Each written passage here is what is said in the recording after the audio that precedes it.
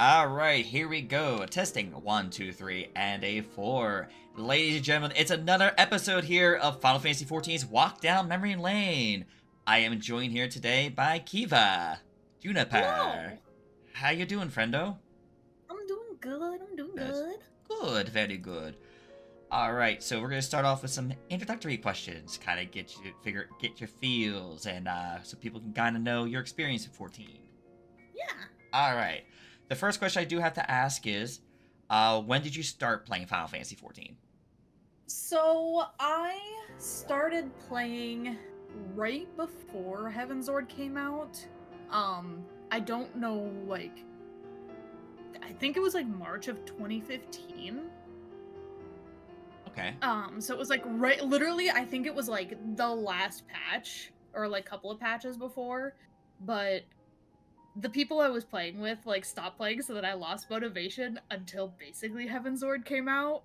Oh, okay. Yeah, that'd be probably around 2.5, 2.55 if you got the last story. Okay. So how did you happen to hear about Final Fantasy XIV? So this feels like a loaded question that's really funny. Yeah, you're good.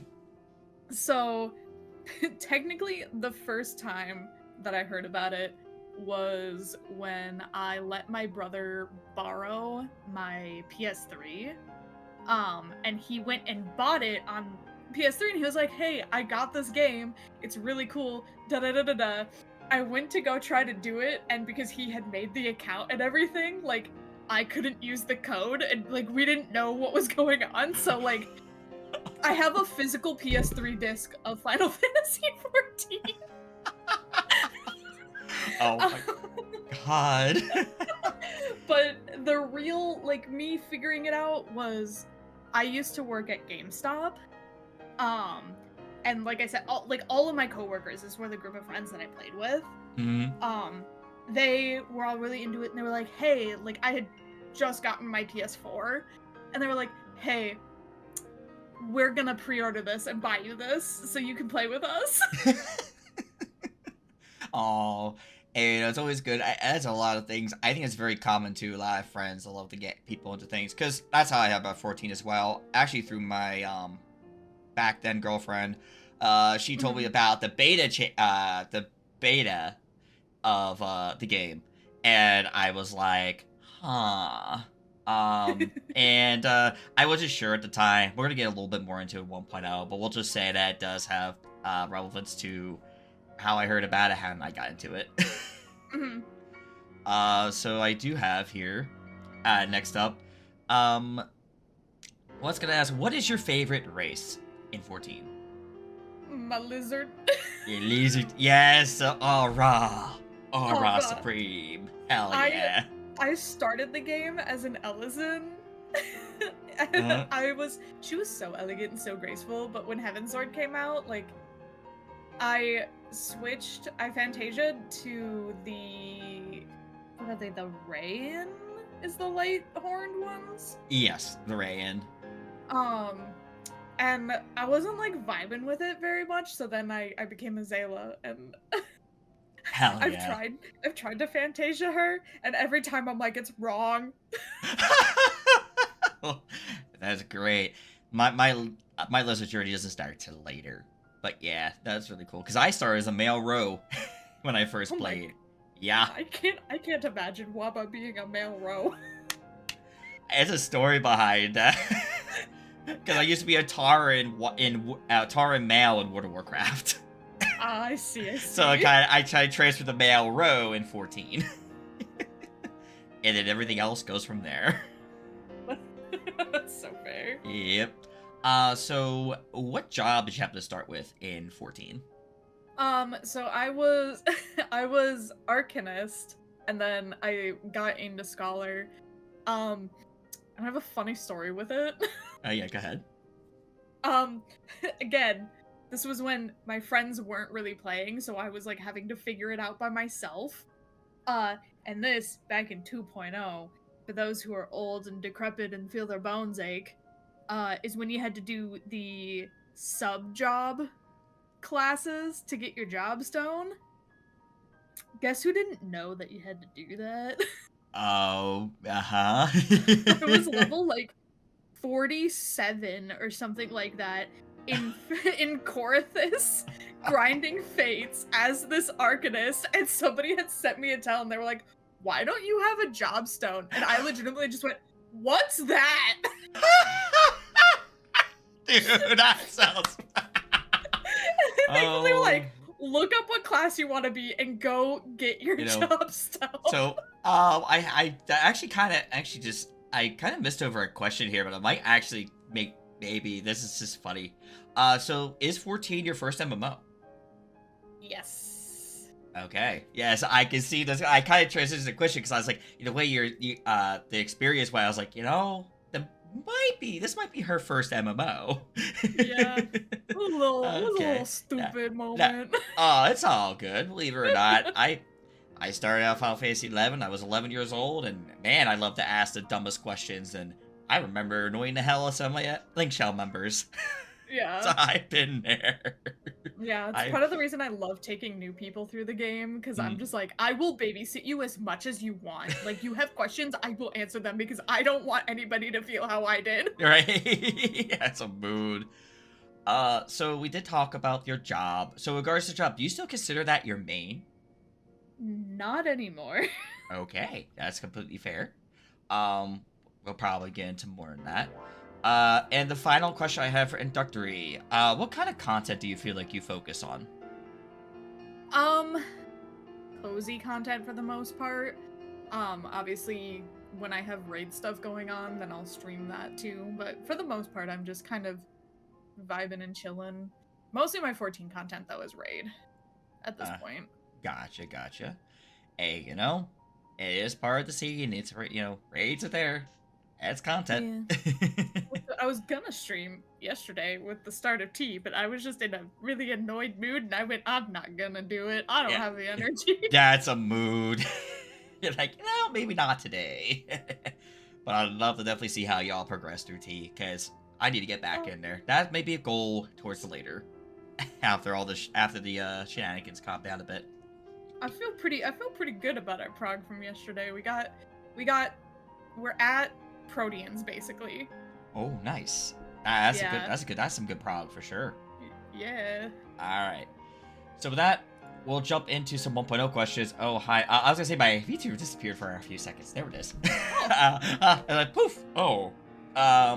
So we're gonna bring this up briefly, because I will mention to everybody here in the audience, 1.0 is where it all started. This is the 2010 release. This is before our so-called A Realm Reborn, to what it is today. So, have you heard stories about 1.0 in general? I've like seen videos and stuff like I don't know what was the name of that one documentary that came out. I watched that. Um and like I've seen like I watched like was it the like final 11 minutes of 14 or whatever before they shut down the The servers. final countdown, yeah. Something like It's that. just makes me have a little bit of FOMO. I kind of wish I know people hated 1.0. There were people that just, I mean, obviously because it was a failure for Mm, all intents and purposes. But uh-huh. like I kind of wish I could have experienced it. So I did play it briefly, and when it first came out, this is about the time, 2010. This is about I was a junior in high school, and I just remember my dad got it, and my dad was like said he was struggling with the game, and he just kept telling me like certain things about it or whatever, and I was like, you know what, let me get on there and I'll play, and I got in there and played. Well, I could understand why he was struggling. And I got to like level 7 Lancer, level 3 Blacksmith, and I immediately was like, nah, if I want to go back, I'll go back to Final Fantasy 11. I think I'm good. I already put too much commitment to 11. I don't need to put this commitment into this game. Obviously at the time, so you're just like, yeah, I'll come back. maybe after like a few years or something. And here I am now. It is like forever content. Yeah. I feel like part of my jealousy is also because like obviously everybody who's a legacy character has the cool tattoo and stuff like that. And I'm like, Yes. I want a cool tattoo on my character. Right? Like, you give that to me, please. I want it. I want this thing. I suffered. 2.0 was its own suffering too. It is, actually, when you think about it. Which, speaking of which, is going to be our next topic. We're going to go ahead and jump into some Realm Reborn. I'm going to give it a little bit of time before we jump in.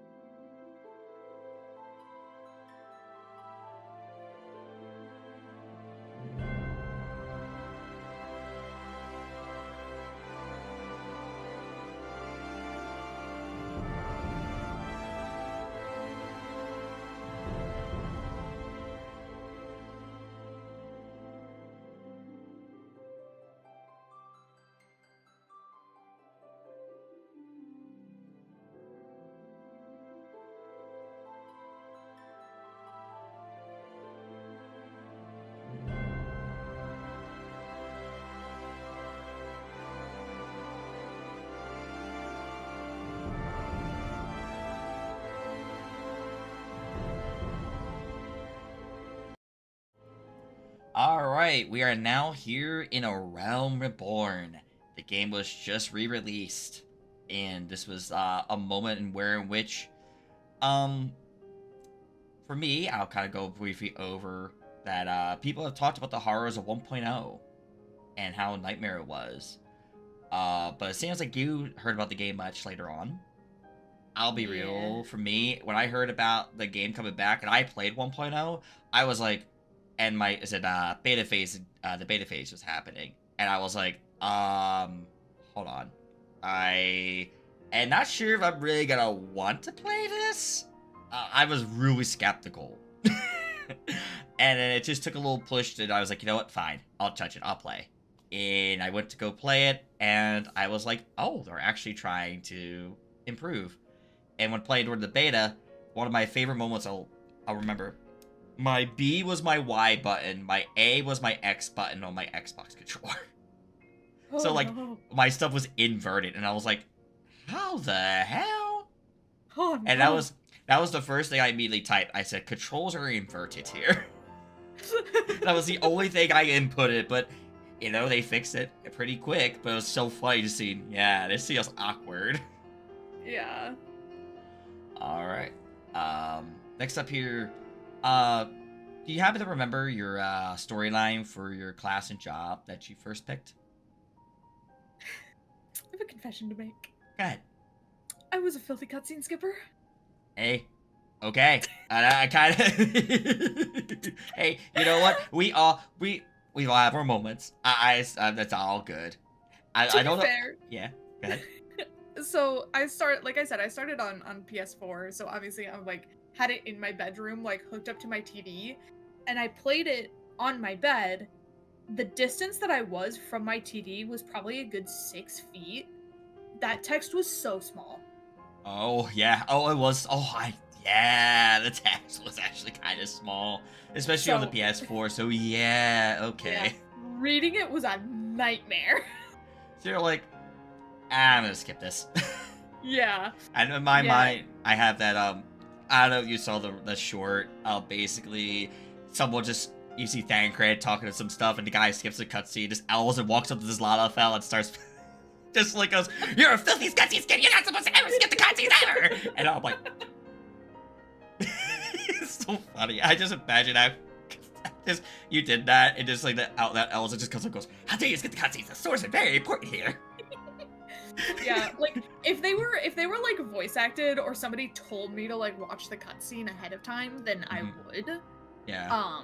Which I mean, I think we'll touch on when we get to Heavensward, because there's definitely a certain cutscene I got told to watch. Yes. But yeah, so like the job stuff, I don't really. I know with Scholar, it had to do with like the Tonberry professor. And that's about all I know. That's fair. Hey, that's completely fair and understandable. I get it.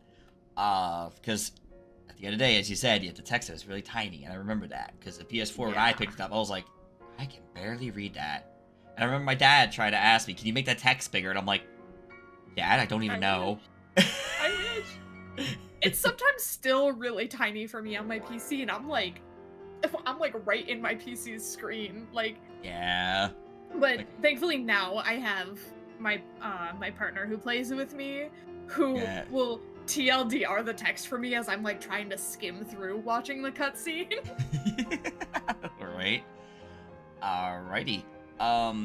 So you are okay. I'm gonna try and look and see. Do you ever have horror stories of people back in the realm of board about how because before Party Finder even existed, because it didn't come into 2.1.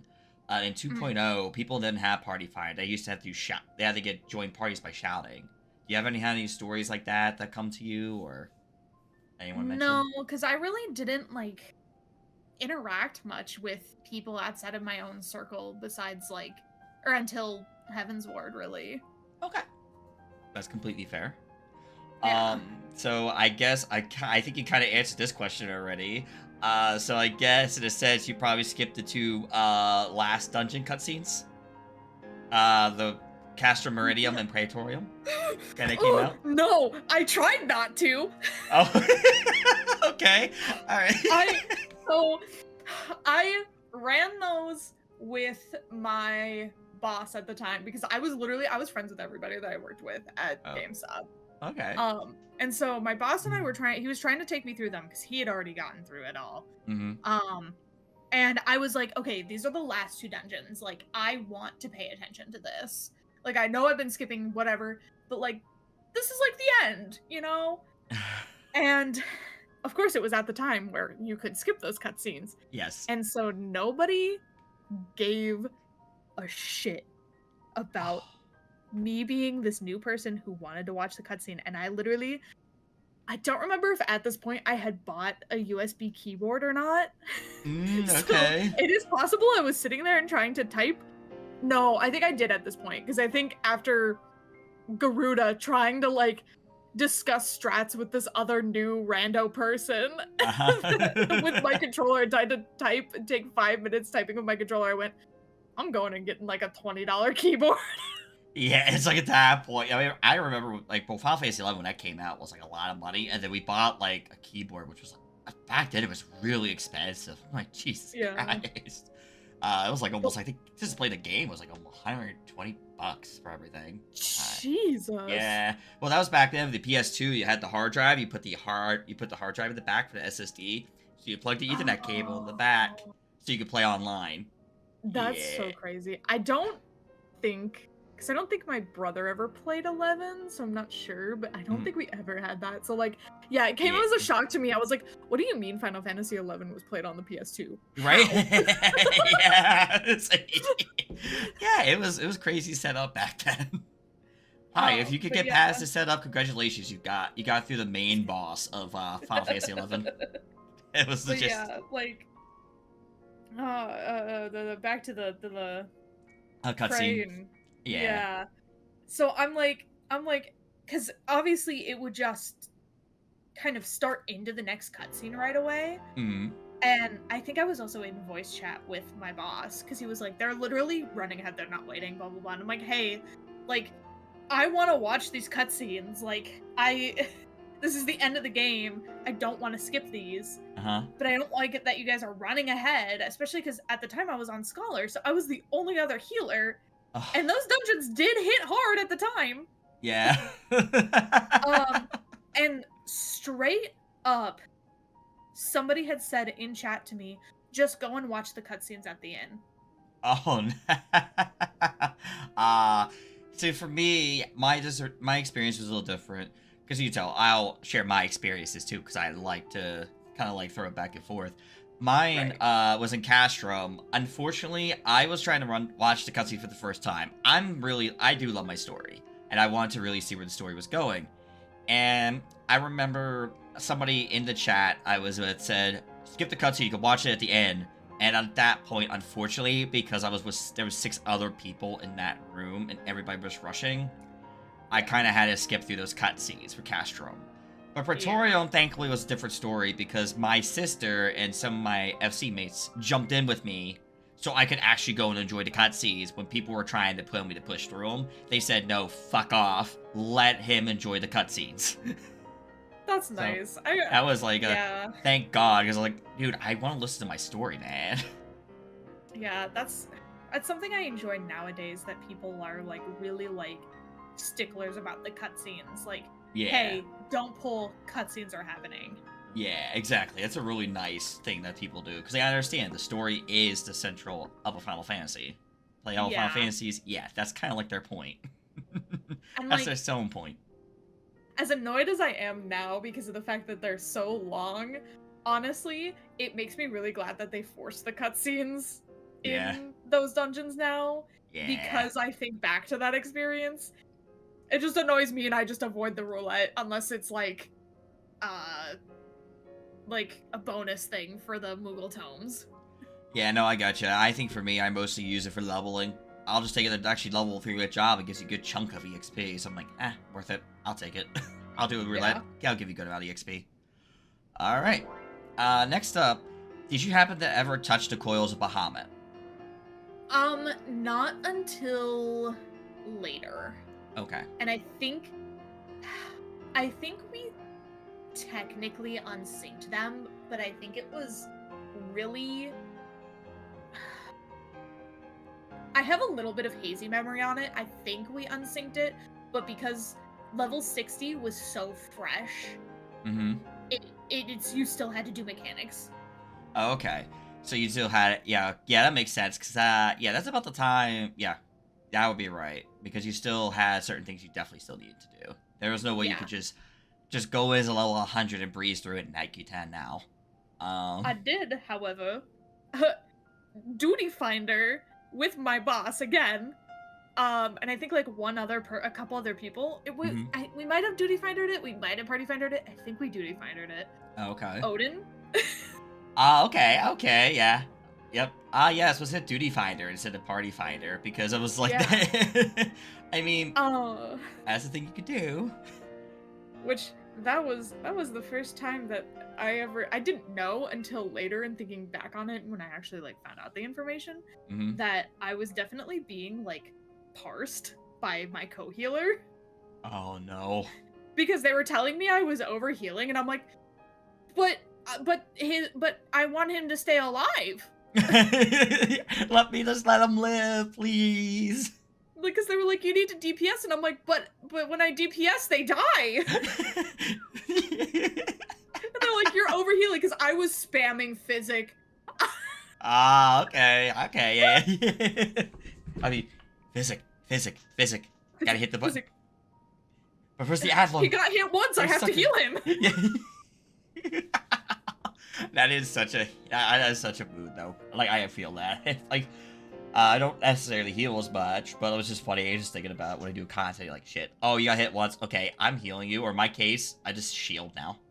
I just like, here's your shield. Go have fun. Yeah. And then DPS. Okay. So, do you recall the story at all, in the coils? A little bit. I know it has to do with Alize kind of going and figuring out what Louis Soir exactly did. Okay. That's correct. Definitely an Alize storyline with Yurion J and such, and just kind of going through that journey. Definitely one of the coolest ways to find out what happened to Louis Soir, though, for a lot of 1.0 players. So that was definitely one of the biggest points. But alrighty. Next up, Crystal Tower raids. How'd you feel about them? I remember liking them at first. Now I kind of find them to be an annoyance. Because I just keep getting them over and over again. And nobody knows what to do, and it's just I remember back in the day when the first one came out, I mean, people were really excited for it, but like mechanics were like the way we handled mechanics was so different. Labyrinth of the Ages requiring 6 tanks, and it actually required all 6 tanks. Oh my god. Yeah, because each one you had to do an ad, and then you had basically like going through it. Oh my god. is right. It was a normal full party. Yeah, it was a normal full party when the first one when they came out, and then they eventually got to where you could then just do one tank each party, and then all like 5 DPS. Yeah. They changed their trader, but yeah, it used to be a full party. I remember, I think it was Labyrinth of the Ancients. I went through on Summoner because I was like learning how to play Summoner. And this was at the time where you had like the pet actions, and you had like, it was recommended to have the macro, I think for Garuda, for Garuda's action, and I accidentally hit it and pulled the boss with Garuda. Oh. And everyone was like literally everyone in Alliance chat, and I'm like, I'm so sorry. Whoops! I hit button. I had my the Garuda was bloodthirsty. That's all it was. Yeah. That's all it was. Garuda's just bloodthirsty. She just wanted to take a bite. Yes, exactly. Now, did you happen by chance, maybe before Heaven's Word came out, touch any of the EXs at all? Like any of the extremes on content? That was again one that we unsynced, but like that we again, like it was so fresh 60 that like we still had to do the mechanics and they were still hard. Gotcha. Yep. I especially remember now on content how crazy it was, and then going through it on with my FC was like, oh, okay, I get it. But I remember when we did farming for those, when we went through the EXs the first time and everything, and we were doing farming. I think it was Garuda Nightmare had dropped first, and I got it, and everybody was like, I think that's the rare mount, and nowadays it's not rare at all, and I'm just like. But at the time, it was super rare, and I was like, this is so cool. Oh, it is really not. If you get that, yeah, it's amazing. It was great to get back then. Obviously, you can keep farming it till you get it now, but back then, it was like, it was amazing if you got it. Hildebrand. Did you happen to do any of the Hildebrand story during your, before Heavensward launched? Most of my stuff, unfortunately, was with Heavensward, but I did do Hildebrand. Okay. Okay, so then we'd have, and, I guess we'll go into, well, let's ask this at least. Do you have any feelings about the 2.0 story? Did you happen to, like, ever revisit the story, even though, you skipped cutscenes when you first played? Yeah, so like I said, I've taken so many people through the story, and like, one thing that I do remember from my time playing through was, I think it was it after the Titan trial where you go back and everyone's like dead at the Waking Sands? Yep. Okay. Yep. Like, I remember, because again, like, I had so I was skipping the cutscenes, and then I teleported back and everyone was dead, and I went, I think I have to pay attention now. I gotta see this foreshadowing that's happening. I'm like, what happened? Why is everyone dead? I'm really sad about this. I don't know what happened, man. I see all these people, they're dead. I can't believe they're dead. So, like, that's always a vivid memory, like, taking people through and, like, following them and everything, and we get to that part, and I'm like, right. Oh, right, that happened, right. Oh. Yeah, I think I remember going through that. I think it's still really a shock. It's just the way they make the twist so good. Because even if you pay attention to the story, it still catches you off guard. Like, oh, right, that happened. God damn it. Yeah. I gotta go carry all these bodies now. Jesus. I think it's been my favorite thing, because I play with my friend Sue. That's who lately I've been taking through. And she is the best at giving reactions. So when she got to that part, she was like, what? Like, freaking out, and I'm just like sitting back laughing so hard. It's so funny because, like, now thinking about that too, I kind of jump in a couple of your streams to see what's going on, because I always interested to see what new people do, and remember some of those reactions. I'm like, oh, this is great. Oh, wait till you get later on. Later on. I can't wait to see more of your reactions later on. Smile. Yeah. um, Yeah. I know so I do have a couple more questions left before we move on to Heaven's Ward. So I think you remembered, we did talk about briefly how we talked about the support job thing. Yeah. What were your feelings exactly on that you had to level another job in order to get your main job that you wanted to play? So obviously at the time I was confused and had no idea what was going on. Hmm? Um, I actually kind of miss it.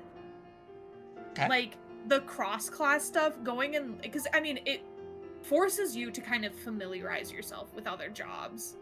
Um, not that I think it's a big deal to stick with one job, but like familiarizing yourself with things, it like forces you to be like, oh, maybe I actually like this better. Because I know for me, I ended up at some point. I think it was. It wasn't until like sometime in Heaven's Ward I ended up picking White Mage. Hmm. And that was a big part of it was because of doing that. Like you had to go and be level 15. Like for Scholar, it was Arcanist to 30 and Conjurer to 15. And so just like it forces you to like experience the classes, it forces you to experience obviously other story if you're like wanting to see the other class stories. Like Okay. like I said with my friend Sue, she's only Dragoon, has not touched another class. Okay. Which I also think it's a bit of a hindrance too when they do, now that they do the like you play as another character in some solo duties. Mm-hmm. I think it's the one that's what was it in like Shadowbringers or whatever, where it's like the really long one where you're like Grahan, Thancred, and like all Yeah. of these, Mm-hmm. and you're forced to play as a healer. Yeah. And ooh, Sue did not have a good time with that. I think she failed like 5 times. Yeah, because you're not you don't give yourself the experience to touch other things. And Yeah. I think that I that's a really good point about loving multiple jobs. That I think would be good to always at least learn a little bit and get used to those kind of feels. Because I know I wasn't really affected by it because I used to do that back in Final Fantasy XI. You leveled the main job, you had a support job, and then you also had other games like if you played WoW, like World of Warcraft, you could jump. You had to make a character that only played one job. You had to create a new alt to play a different job. Yeah. And so on and so forth. So yeah, I think it'd be a nice little tidbit they could do, or try to guess, hey, try this a little bit. We'll give you a treat. Right. Yeah, something like that. We'll probably breeze through these other ones. Did you touch any of the Ally Society quest? Not until much later. Okay. And how about the Relic? Did you have to like show interest in it at the time, or just eh? That was also like, I think I remember wondering where the Z title came from, and like I think I had started getting the Atmas, like I had gotten like the Zeniths and everything of a bunch of classes at some point, but like beyond that, that interest didn't happen until my boyfriend started playing in late Heaven's Ward. So gotcha. Okay, that's completely fair. All right. Alrighty, so we're gonna go ahead and we're gonna wrap up here for the Rumble Born portion, and we'll get ready for Heaven's Ward. Let's go ahead and give a couple minutes. We'll be back.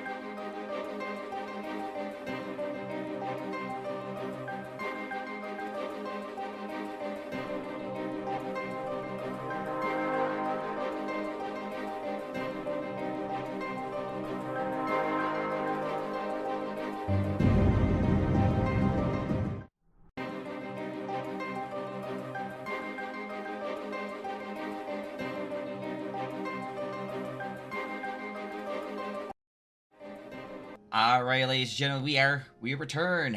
Now we're into Heaven's Ward.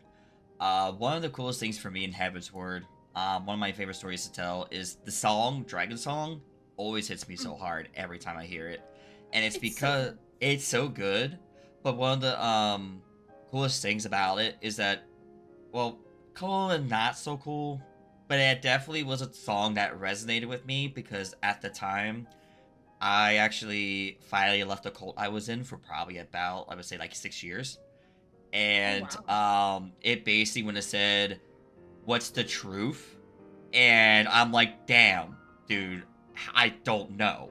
So it kind of sad, but but the song was still beautiful to listen to. But damn, the Yeah. lyrics just hit me because I'm like, "Oh wow," it really made me like feel that uncertainty at the time. So it's one of my favorite stories to tell because I just again the music sometimes can impact you in ways you don't realize. Like, whoa, holy crap, like wow, that was amazing. All right, the first question I do have to ask is: this is about the time you could say you kind of got you started the end of the Rumble Born, and Heaven's Ward just released. They Yeah. talked about Dark Knight, Astro Machinist. Did you happen to go and try out those jobs as soon as they came out? I don't think as soon as they came out because we had to. I think I. What was it? We had to get there. Oh, I remember. Sorry. No, you're good.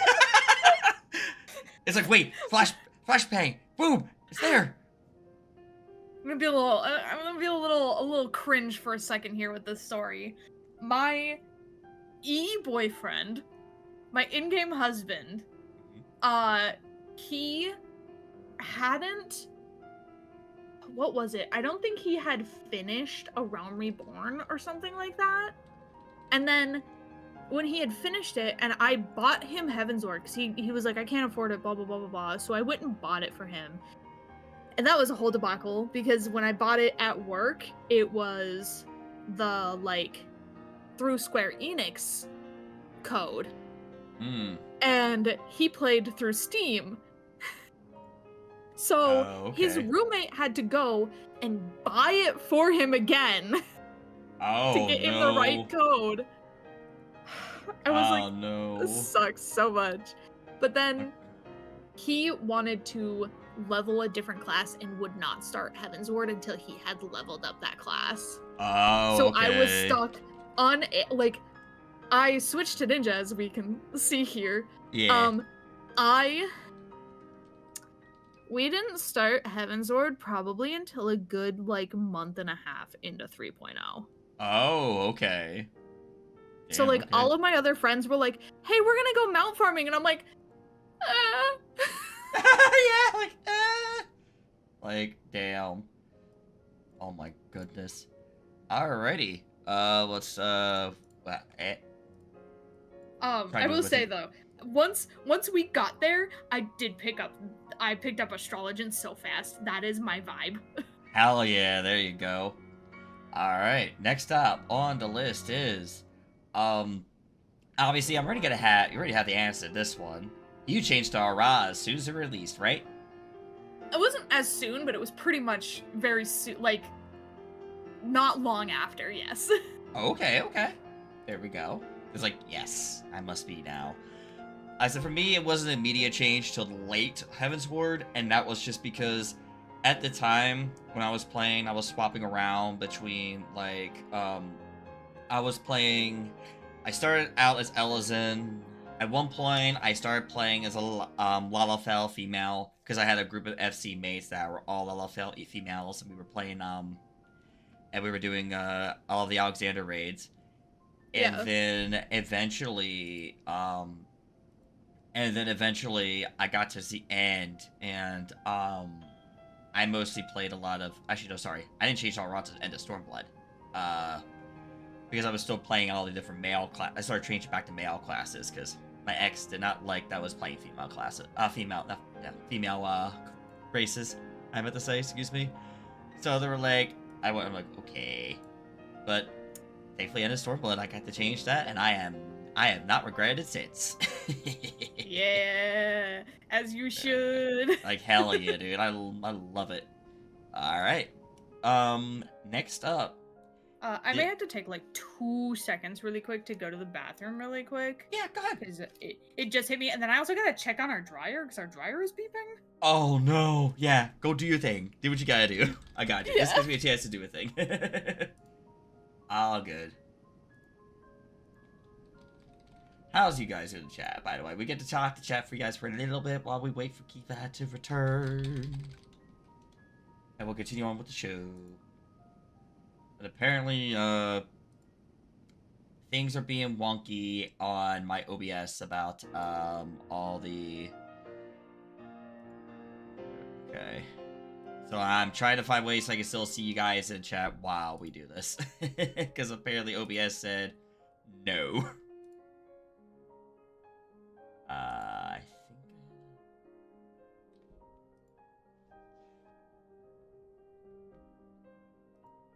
So let me see if I can pull it up real quick.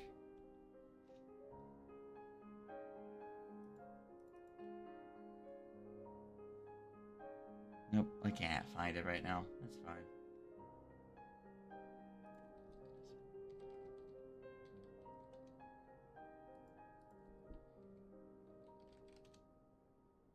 Nope, I don't remember right now.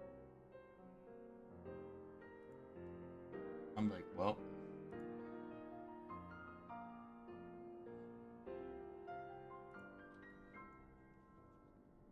So give me a second, y'all. I'll be right back.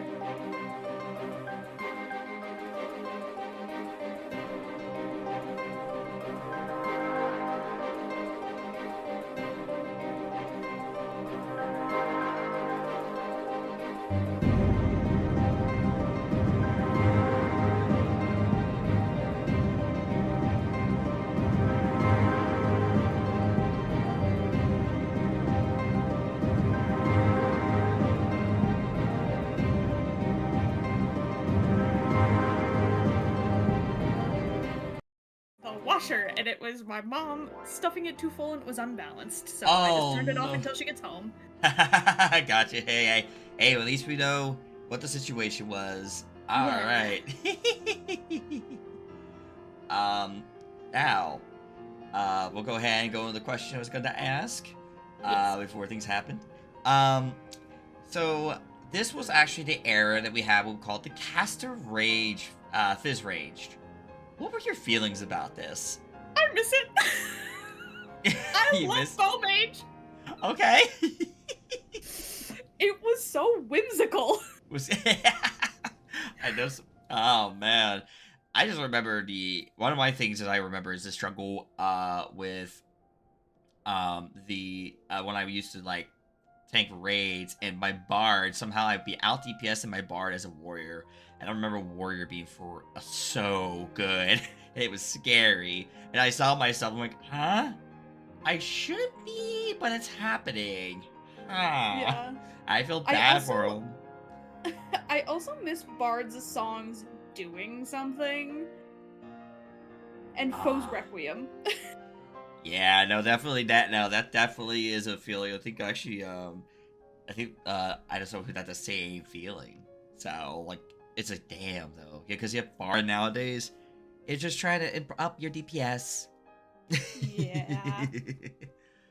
um. My partner, who he actually started at the end-ish of Heaven's Ward. I want to say I finally withered him down and convinced him around the time of the Weeping City of Mach. And he played Bard, and he misses the hell out of Bone Age. He loved it so much. Okay, okay. Yeah, that would be about 3.3 because Weeping Mach was the second of the raid series. So I'll be about Yeah. halfway through Heaven's Ward. Okay. All right. Next up, the Alexander raids. Now, you may not be I don't know if you're exactly familiar or not. Remember the Coils of Bahamut? They only had one difficulty.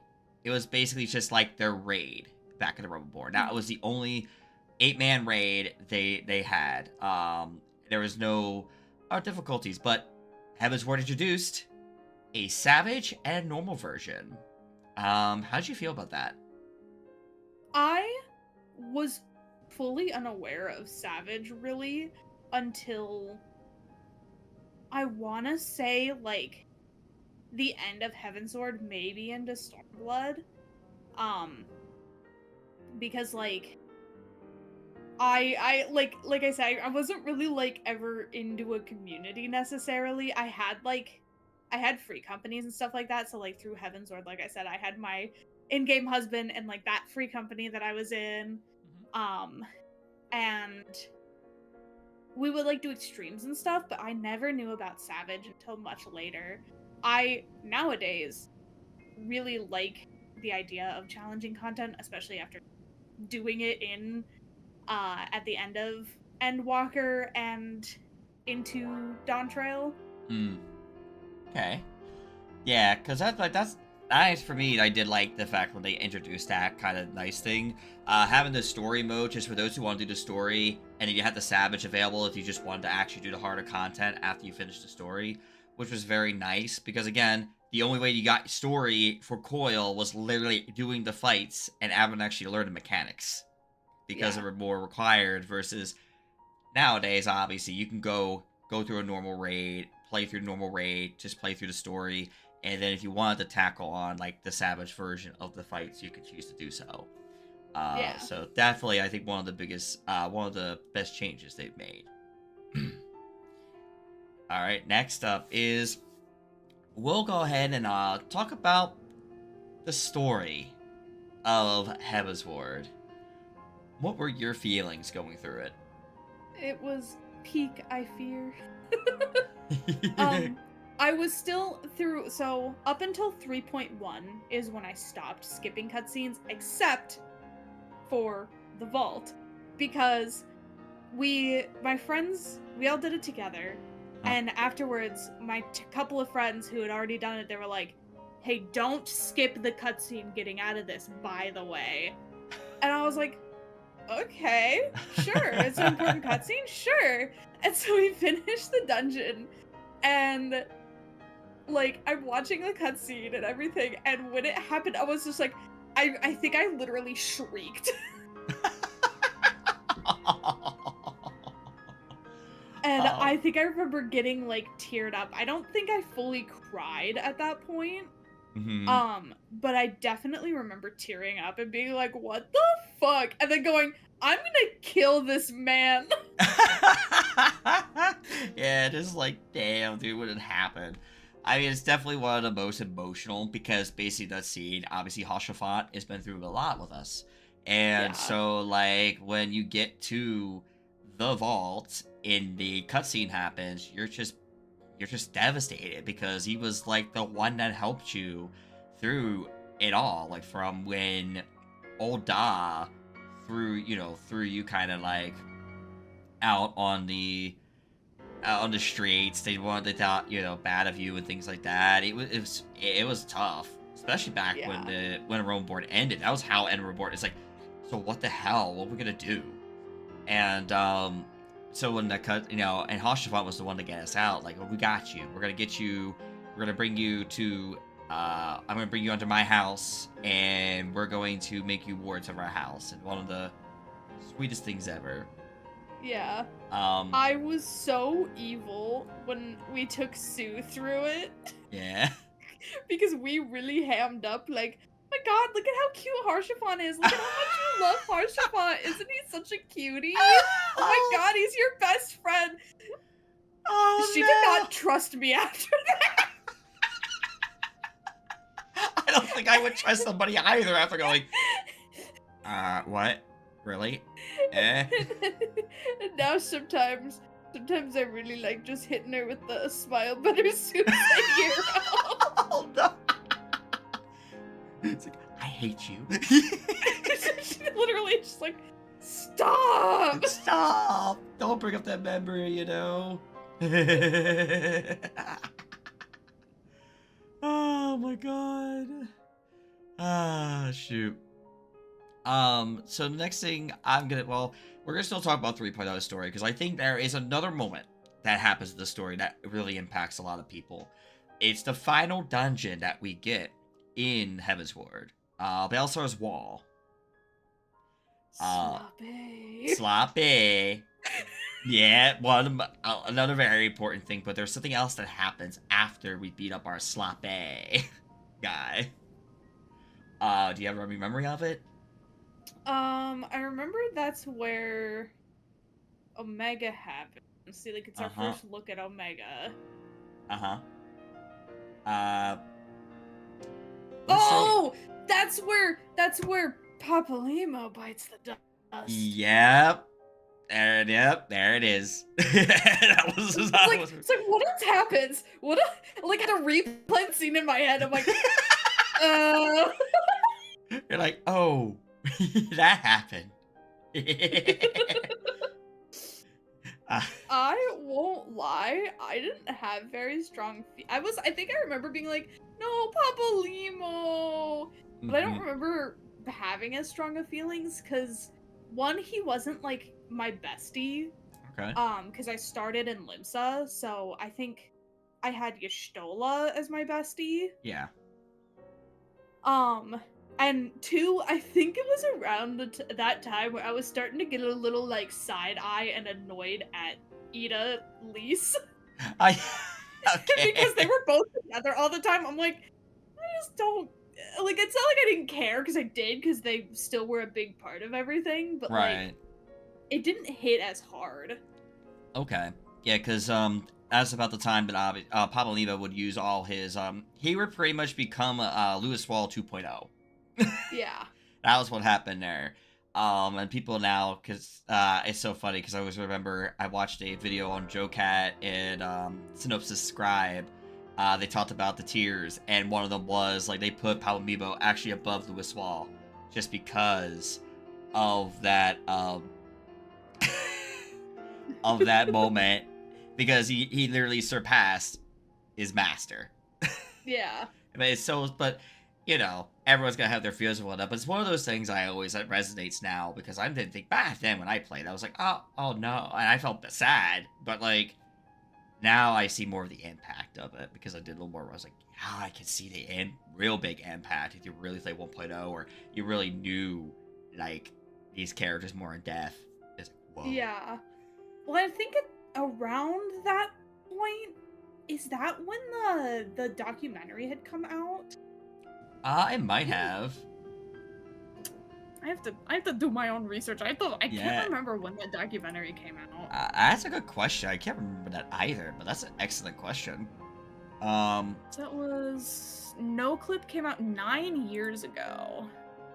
that'd be 2019, so that'd be around, that'd be It's either 2017, 2013 or so 2017. yeah, so that'd be around, actually, that might be around Stormblood. Okay. That would be around Stormblood. Because around, Stormblood, I think, came around 2017, so that'd be about right. Okay. Um, Um. hmm. Yeah, cause like and it's possible I might have done more research because like when my partner got into it, he also got really into it, and so Hmm. like me and him and my best friend, who him and I like literally had lore between our characters. Like our characters were married in our lore. We had Hmm. kids who like came back in time to like try to find us and stop us from dying. Like it was some crazy lore. And um, so I think like hmm. around then is when I like started really researching things. So I like had the like knowing of like, oh, this is the same thing Louis Swa did.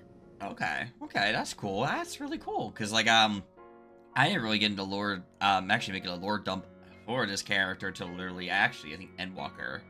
But that's really cool. I love It's hearing not stories her like that. lore anymore, but Yeah, I know. it was. Yeah, but no, that's still cool, like, how some concepts come like that. That's, that's like, Yeah, oh, that's how you found out this story. That's cool. Love hearing stuff like that. yeah. Yeah, we Um, like made alt characters. They used the Final Fantasy 13 weapons, like from the event. oh, that sounds awesome. All right, I do want to ask about the from the story, if you remember, we finally get to fight Garlemald. That was like basically kind of what the hype was. We're finally going to go take the fight against Garlemald. Mhm. What were your feelings through that, if you recall? The story was that. So like kind of happens where it's like basically we kind of were getting like hints and stuff. Like after 3.3 is when we beat up Nidhogg, we defeated Nidhogg, and they start usually building up the hype for the patch around usually Yeah. 3.4 and forward. And so you're kind of getting like little trinkets and hints that we're gonna probably go and eventually start, especially towards the end after you beat Belsar's Wall. You're now going to, oh, we're finally gonna take the fight to Garlemald. Oh, yeah, yeah, yeah. I remember feeling like definitely I think I had like a hell yeah feeling. Mm-hmm. Because that's the thing about the build-ups every time is it's kind of a it's always like a hell yeah. Mm-hmm. Yeah. um but like beyond that, my memory is like really drawing a blank. That's all good. I mean, sometimes it won't click right away. Maybe sometimes memory comes back. Like I ask these kind of questions because I feel like those are moments that we get to those points, and you get excitement for the next expansion. So you're like, uh-huh. okay, I'm looking forward to what's gonna happen next. I know some people theory craft. Others just say, you know what, this story's really good. Okay, I look forward to see what's happening next expansion. I'll wait till next expansion, but I'm excited. A lot of different feelings and such that go through. Yeah. So, now we're gonna go ahead and talk about some more of the side content here. Um, Okay. what are your feelings about the Warring Triad, which is Sophia, Sephiroth, Zurban? I really liked them. Okay. I didn't understand the reference of which it's Final Fantasy 6. 6. Yeah. Yeah, Like because 4, 6, 6? it's 6. It's Like in my definitely 6, head. yeah. Because yeah, my first Final Fantasies were watching my brother play like 7, 9, and 10. And Okay. then the first Final Fantasy I actually played was 13, so I didn't really understand a whole lot of like the pulling past references from other games. Um so I didn't really realize that the Warring Triad like already existed, so I didn't have like that nostalgia. But Okay. just as like fights alone, I thought they were so sick. Yeah, they're a lot of fun. Especially like even fighting one extreme, they're a lot of fun too. I Yeah. also was in the same boat. Like I knew of like all the Final Fantasies I played, and I even knew of 6, but I never really like delved deep into like the lore or anything like that specifically. So for me, the Warrior Triad were more like, this is really cool content. I like this. This is awesome. So I was in kind of that boat of, yeah, that was pretty cool content. I And I found it remember later on. when Square Enix was threatening to be sued by that one band because of theme. Oh yeah, Power. I think it was his Power Man or something like Power Man 5000 or something like that. Something like that, Yeah, yeah. and everyone was like, "Jeez." Now I'm it's like, like who cares? It sounds it cool. was amazing. Sephiroth's theme is great. Sephiroth. It's so good. It's so good. Yes, it is. I agree with that. Um, so 3.5. This is about the time. If you remember, back in, we talked about and Born briefly about Party Finder that started to exist. Uh-huh. In 3.5, they actually added Crossworld to those Party Finders. Did you have any feelings about that when now you could actually party up with more people available to you? Yeah, so around the time that my partner started playing, um, he was not able to get, or it wasn't that he was not able to get in my world. His other 2 roommates also started, because that was like the final thing that got him to try the free trial, was like me being like, play this game with me, play this game with me. And then them also being like, hey, we got this game, you should play with us. Right. So he was like, and I was like, hey, they have this free trial. It's 14 days, and you can do as much as you can play for as much as you want for 14 days. Like, Uh-huh. or I don't even know if at the time it was 14 days. I think it was unlimited level 30 at the time, is when they upgraded it slightly. And he had gone through it in like less than a week, and he was like, hey, so I'm buying the game. He was like, okay, you got me hooked. Yeah. Yeah, like you got me hooked. But so this was before the data center split, where they made the new data center. Mm-hmm. I played on Marlboro when it was on Primal, and his friends were on Hyperion, so that's where he went, and I went, and I'm like talking to my friends, and I'm just like, because this was before the cross-world stuff, I'm like, I really want to play with him. Mm-hmm. So I think I'm gonna transfer. And so I transferred, and so when they added the cross-world stuff, I was so thrilled, because like I was able to do stuff with them again. We ended up like drifting apart. Like, I still appreciate them as friends. Nothing bad happened with them, but Yeah. But it was still like really cool to be able to do that. I ended up I want to say it was around the time of Late Heaven's Ward is where I started getting a sour taste in my mouth for Party Finder, though, at the same time. Gotcha. Because I had such piss poor experiences. Okay. I got forced to learn how to basically solo heal. Not well, mind you. I wasn't great at it, but in my free company, this was back during the time of ye old cleric stance. Mm-hmm. And like it actually being a toggleable stance. Yeah. My FC mate and co-healer would be like, I hope you know I'm just going to have cleric stance on. Great. So it forced me to have to learn how to really heal. Oh, God. And so, like, because of that, it was around the time where Nidhogg EX was still hard, but it was easier to unsync. Or not unsync, but do. Yeah. And it was my, like, weekend, because I was working at Target. And so I'm, like, drinking and being buzzed and playing on Astro. And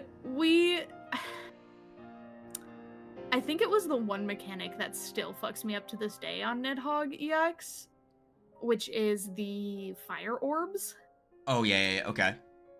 That one just, it always messes me up. I can't, like, picture the mechanic fast enough.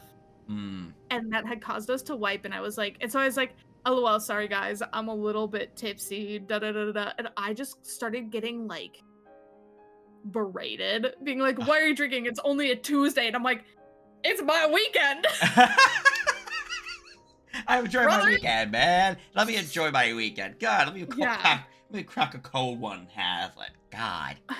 Or just somebody 100% abusing the PF system. I ended up reporting them because we were doing, like, it was either I think it was a mount farm or something, and out of nowhere, God King gets kicked out of the party. Oh. And it was such lucky happenstance that me and him were in the same party, because if it had happened to anybody else, they wouldn't have been able to defend themselves. Because everyone just thought that he had left. Oh. And I'm like, no, he didn't. He was kicked. Why did you kick him? And the person who was leading the party was like, well, my friend wanted to join.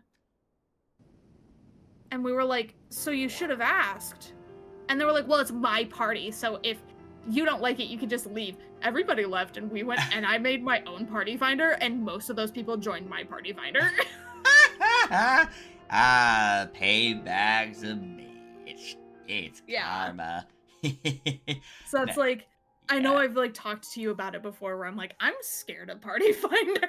Right, yeah. But now, like, that enlightens me. Because, like, I didn't know your history. I just know you were scared of it. But I never asked. Because, again, like, that... It's just kind of like we always just pass by kind of thing, kind of vibe. Yeah. And then, but, like, now to actually, like, hear, like, your experiences and the why, it's like, you know what? That makes so much sense. I can totally understand it, and I can totally get your feeling on that. I know that, Party Finder can be scary. Hi, I dealt that when, tried to do actually, same world, before it was, cross-world. I, was doing a trial for my static at the time, because I did I was doing Savages and such like that. And, they were putting me through trial through Thornton EX at the time, on content, which is scary on content. And I'd never done it before. Everybody else did it. I never did it before. And so they put us in a party finder for, like, just a clear party. And I had to learn how to do mechanics very quickly that day. And I did have someone join my party. And it kind of got me going, uh-oh.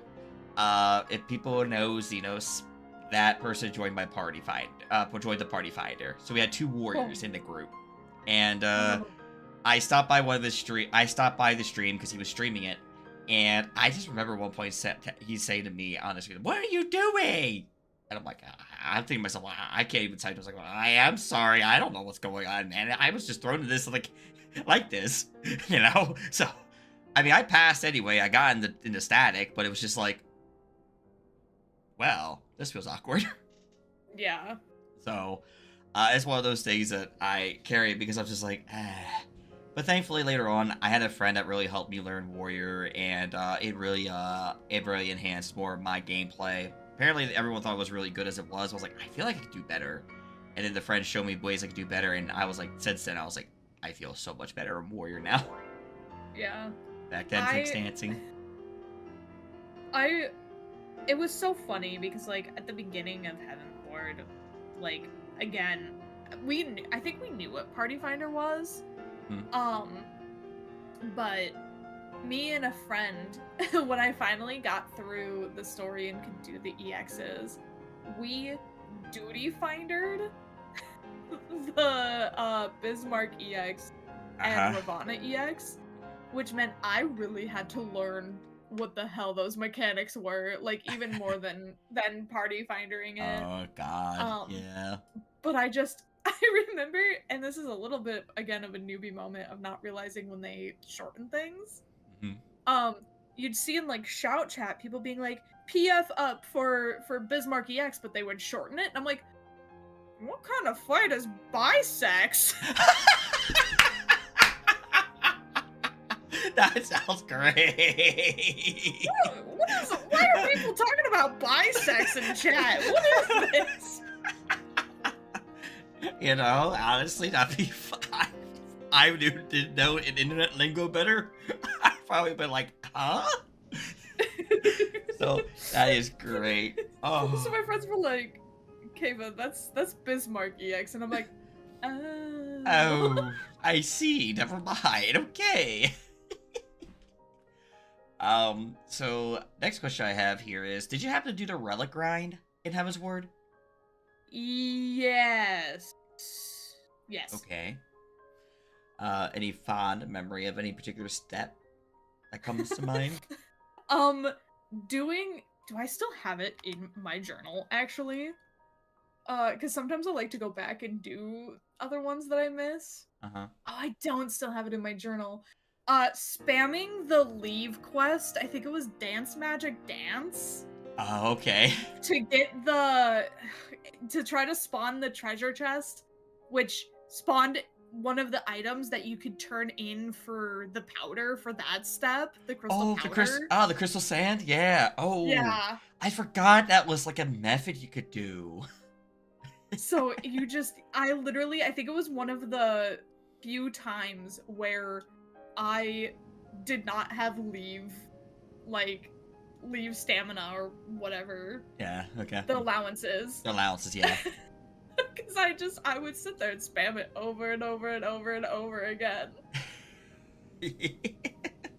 Yes, I mean, that's the best way to do it. If it works, you know? Yeah. Because I totally forgot that was a method. There's one of the methods I think I used back in the day. Considering I almost did 2 on content. I only finished 1 on content. The other one I got to basically the Umbrite and Crystal Sand stage. And I had to stop because basically my group I was playing Scholar for like two raids, like A9S, A10S. I cleared them on Scholar, and then they were like, we need you back on Warrior, and I'm like, oh, okay. Oh. So I went back to Warrior. Thankfully, my Warrior already had like the better grind into it anyway. It's like, oh, I'll just finish Warrior then. Okay. Yeah. I was like, damn. I was excited to play Scholar for a bit. They're like, nope, never mind, go back this way. I said, okay.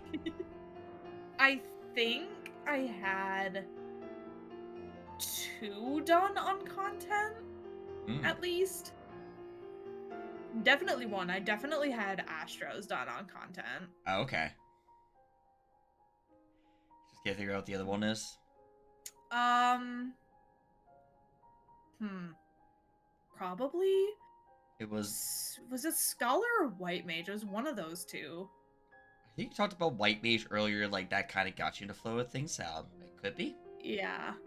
Because it was also when they added the animation where you like twirl and float a little bit with some of the spells. Okay. And my friend was like showing me them and stuff like that, and I'm like, that's so pretty. Oh my god, look at the prettiness. Oh man, yeah, I think most of my memory is definitely hitting it pretty hard, and especially since I was in the raiding scene, I definitely needed to. Yeah. Considering I had, do you have a favorite weapon from that? Because I'll be real, I think my favorite to this day is still the Axe of the Emperor. I think the Axe is one of the really good ones. Trying to remember what the final stages of them look like. I really liked the Astrologian one, I think. Anima, weapons, FFXIV. Yeah, so for me, it was like, well, the Axe the Emperor, but it became the Minos, which I was kind of a little more disappointed when it became more like a basic, but like a little like glow to it. But because that's the thing I missed. I was like, look at this big axe. This is a warrior. This is rah. And then I got back to this basic axe and I went, and it's got a rune on it going, I see. I really loved the hyperconductive steps. The hyperconductive Deneb, that was peak for me. The Astrologian one. Yes. Okay. Yes. And even, yeah, like, honestly, most of the Astrologian ones I really liked. The Sharpened Sphere of the Last Air was really good. Yeah. Okay, yeah, so... Yeah, Canopus Lux, because that was the purple one. I really loved that one, and I did really like the Sindri Lux, because that's the one where it's like the, oh, what is it called? I have that. It's just funny. That was one of the things I finished for Relic Grind. I don't remember what it is either. Because it's like the medical snake thing is like the animation of it. Okay, yeah. Oh, It'll come back. Why can I not think of what it's called? It'll come back. You'll be like, wait, now I remember. I hate that's it. You know, once you do that, you're like, and I'm like, oh, now I remember. Oh.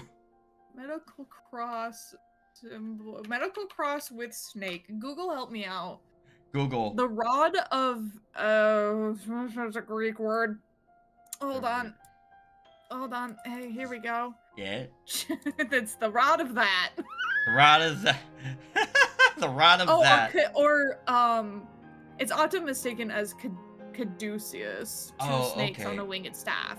Oh, okay. Yeah, that's what it was. Is caduceus. Oh, yeah. Okay, I can see that now. Okay, very nice. So yeah, I always thought that was really cool. Yeah, awesome. Did you happen to by chance do the original diadem? I went in a couple of times. I remember, because I think when it first came out, if you left, you still got penalized for, like, being a leaver. But I was like, I have to go, because I have to go to work. Like, I'm really sorry. Oh, no. Yeah. Because I don't think I was, like, expecting it to take so long to get in or something. There was something where I was like, I'm so sorry, I have to leave. Yeah, I got other things to do. So I guess, like, because for me, I actually experienced it through my FC. We went together, and I remember it was so funny getting, oh, look, a pink piece of gear. And I think I still have that piece of gear hidden somewhere in one of my retainers as a memoir. As I also have a memoir of basically back in the day when you had to choose your stats, leveling up.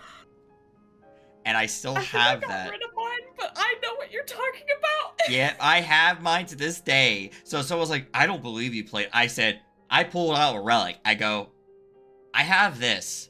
Is that enough proof? You can't get this anymore. It doesn't exist. Yeah, I have my Soul of the Crafter, and like, I still have 77 Maki matter in my Chocobo saddlebag right now. Oh my god, that's insane, dude. So I should ask, were you part of an FC at this point in Heaven's Word? I think you mentioned it. I think you were. Yeah. So, I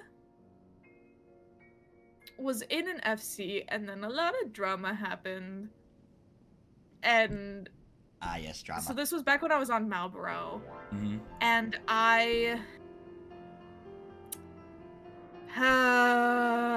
it was a lot. So then I went from one FC to another because I had found some friends and these were the ones that, like, I still hold dear to my heart to this day. Mm-hmm. And then when I server transferred, I think we like joined. It was during the time of doing maps. I think we got into a map party finder with a full FC, like they needed 2 more people. Mm-hmm. And we were like, hey, can we join your free company? Me and my partner. And so we were with them for a while. Okay. But again, a lot of drama stuff happened. I want to say like mid Stormblood. Which it was a lot.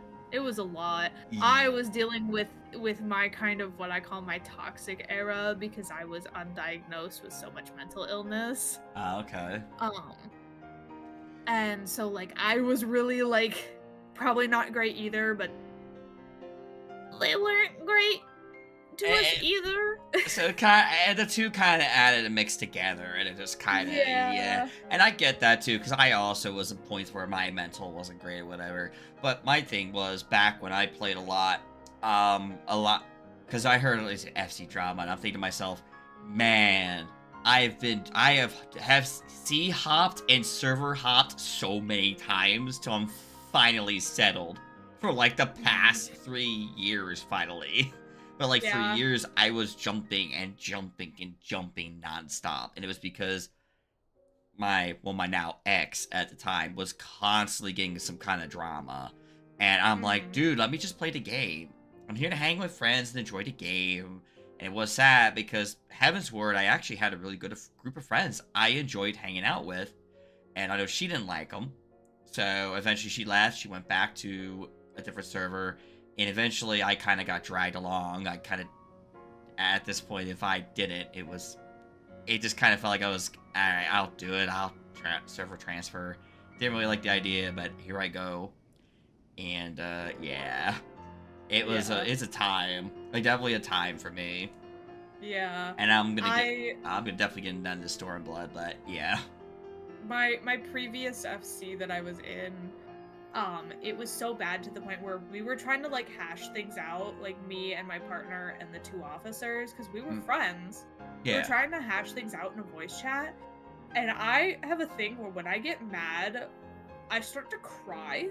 Aww.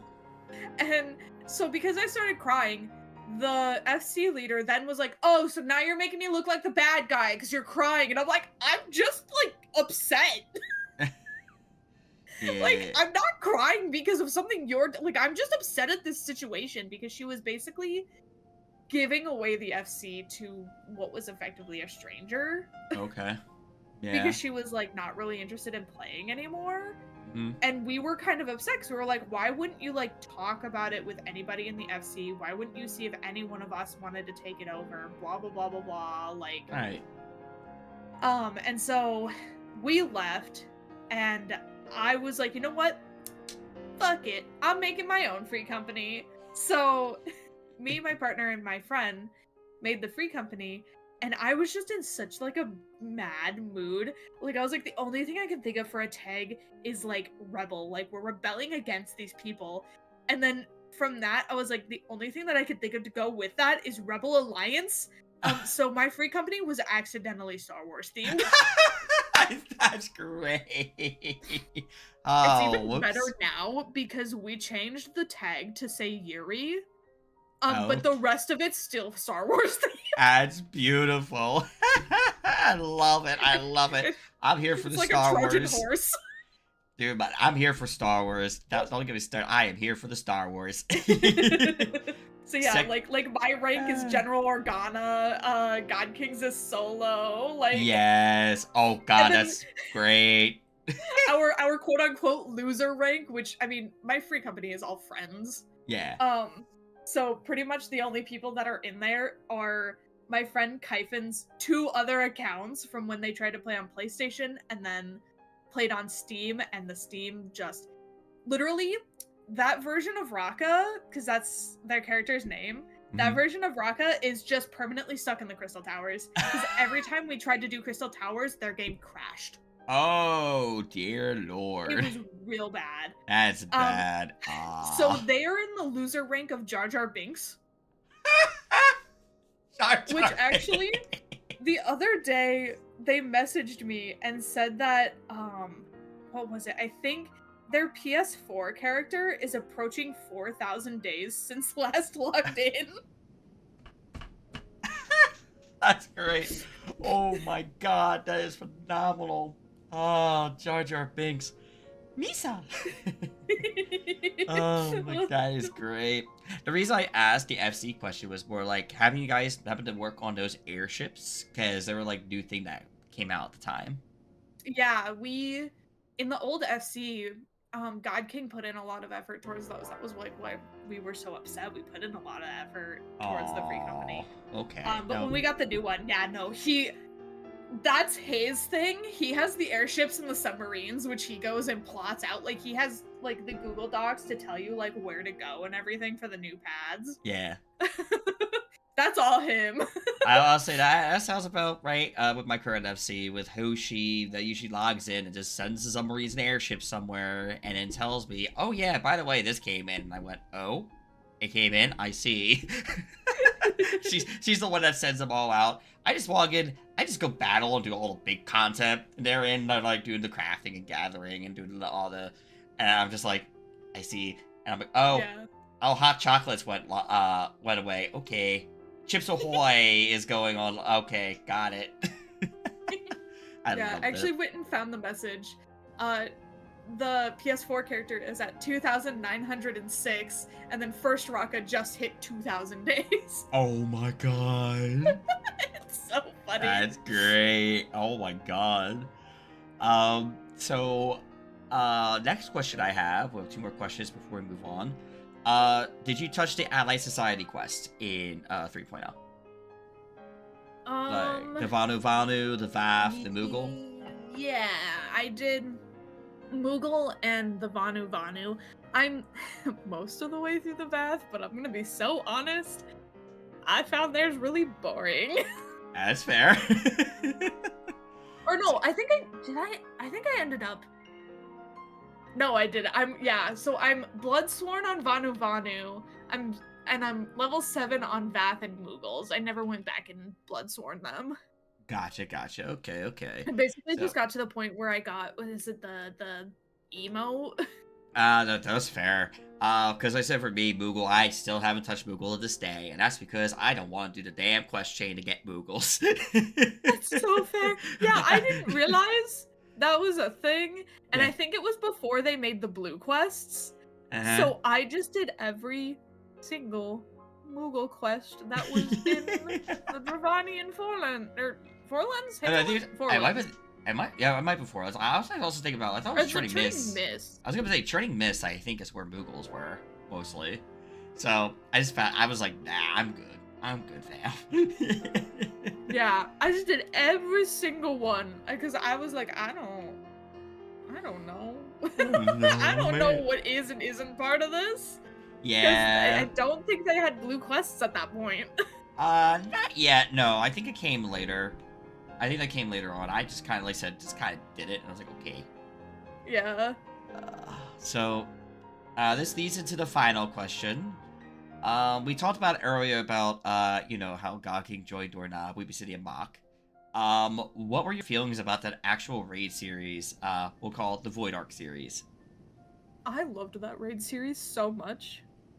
Okay. I literally on my old PS4, if I were to go and like dust it off and boot it up and update it and everything, Yeah. I still have a screenshot from the first day of the Dune Sky raid of just the pile of everybody dead on the floor from the first boss. Yes!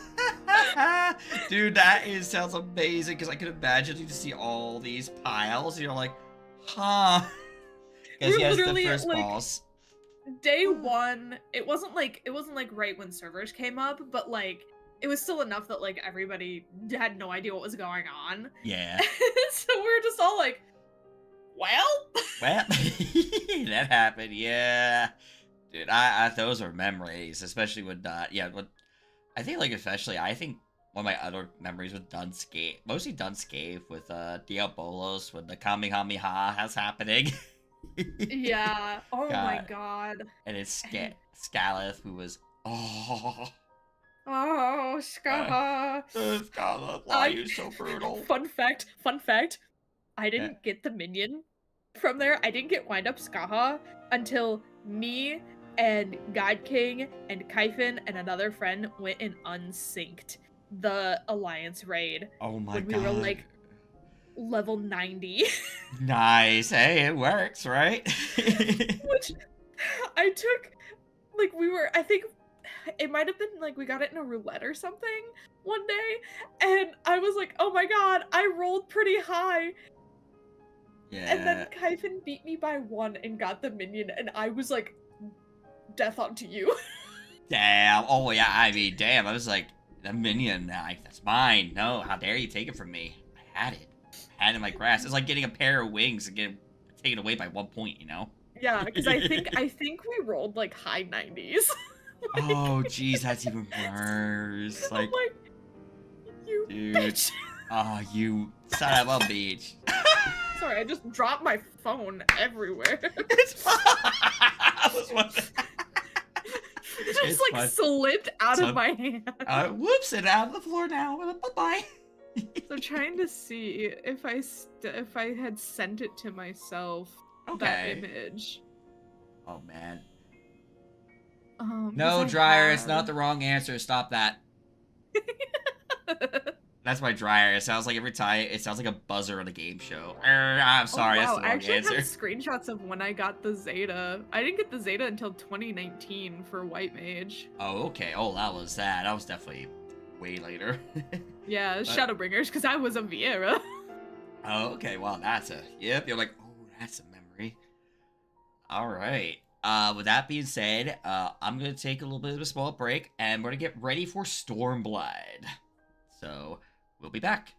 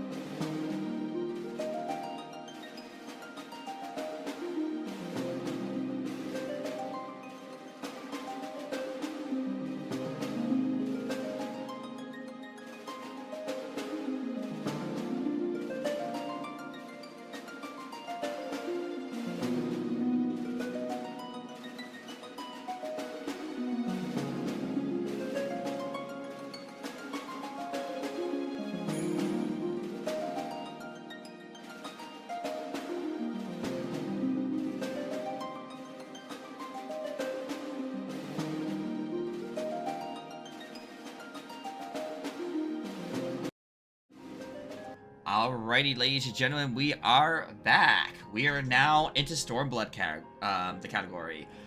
Just for folks that may not be familiar with my history and such with Stormblood.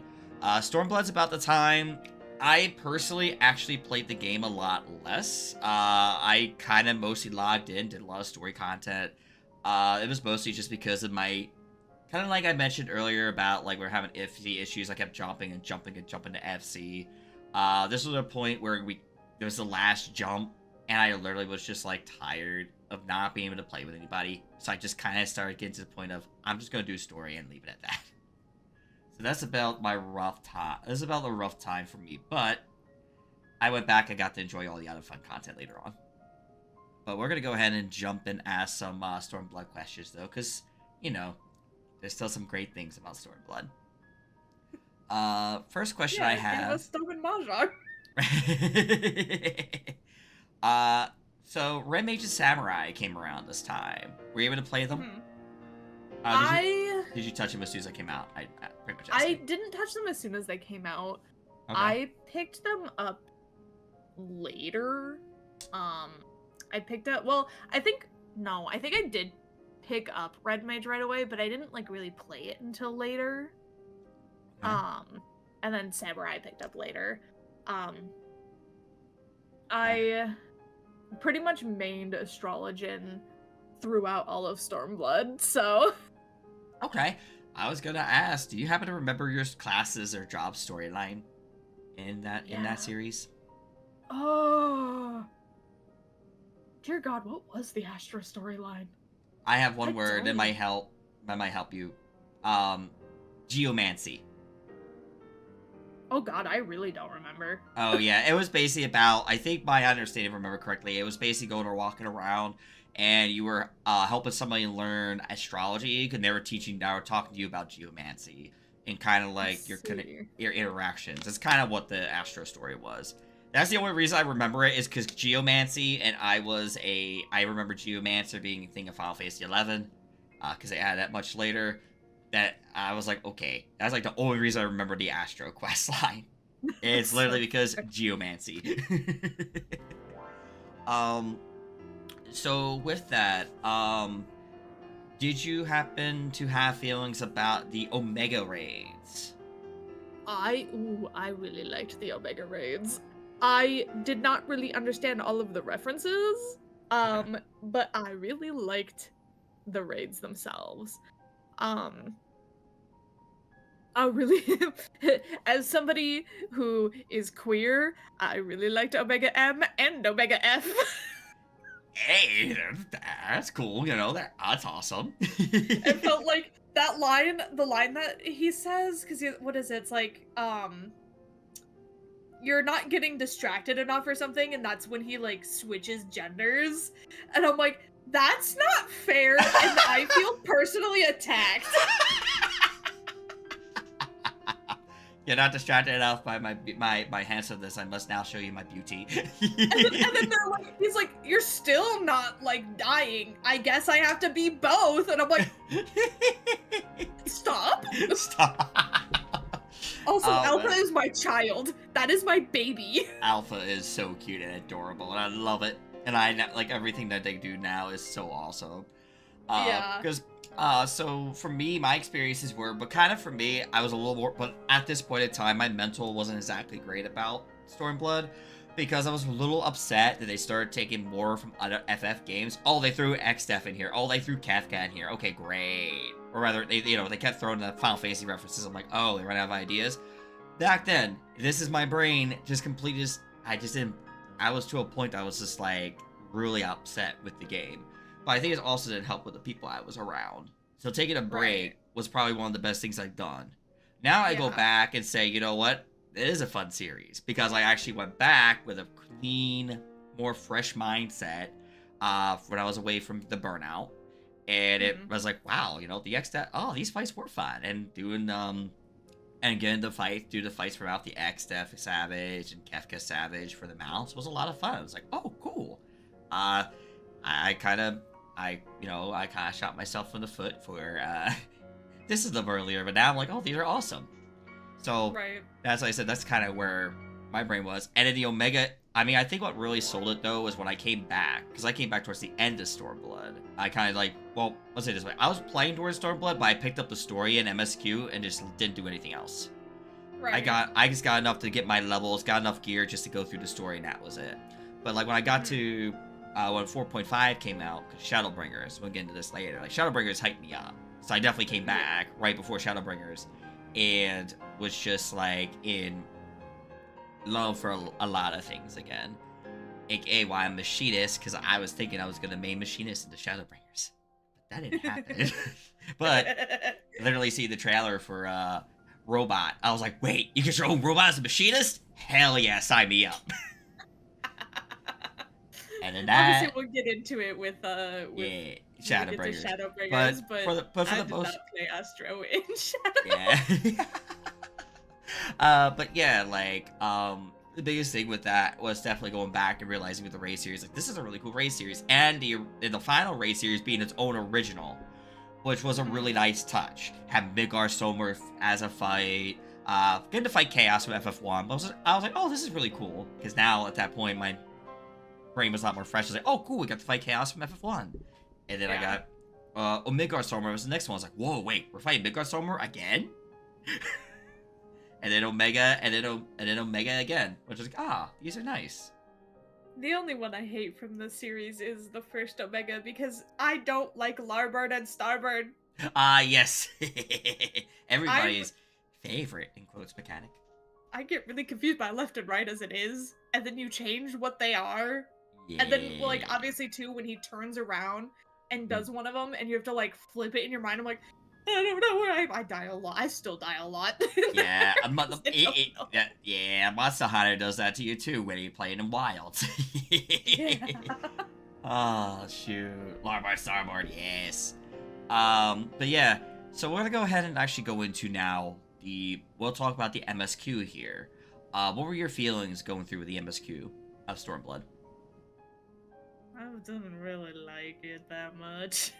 Okay. I'm kind of a Stormblood hater a little bit. I think it's fine.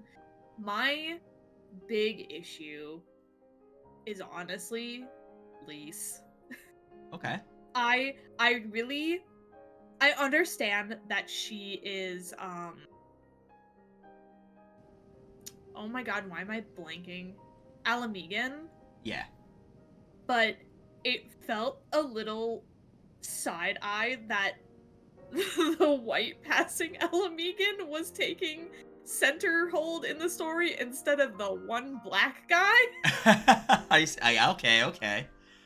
I see. Really just wanted it to be a Raban-centered story because of how, like, the whole time through A Realm Reborn and, like, every time we interacted with him, he talked about how much he missed Alamigo and how much he wanted his people to be free. And yeah. all of this and everything.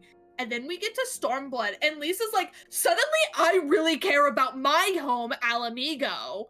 And I'm like, Raban's right there. Alright.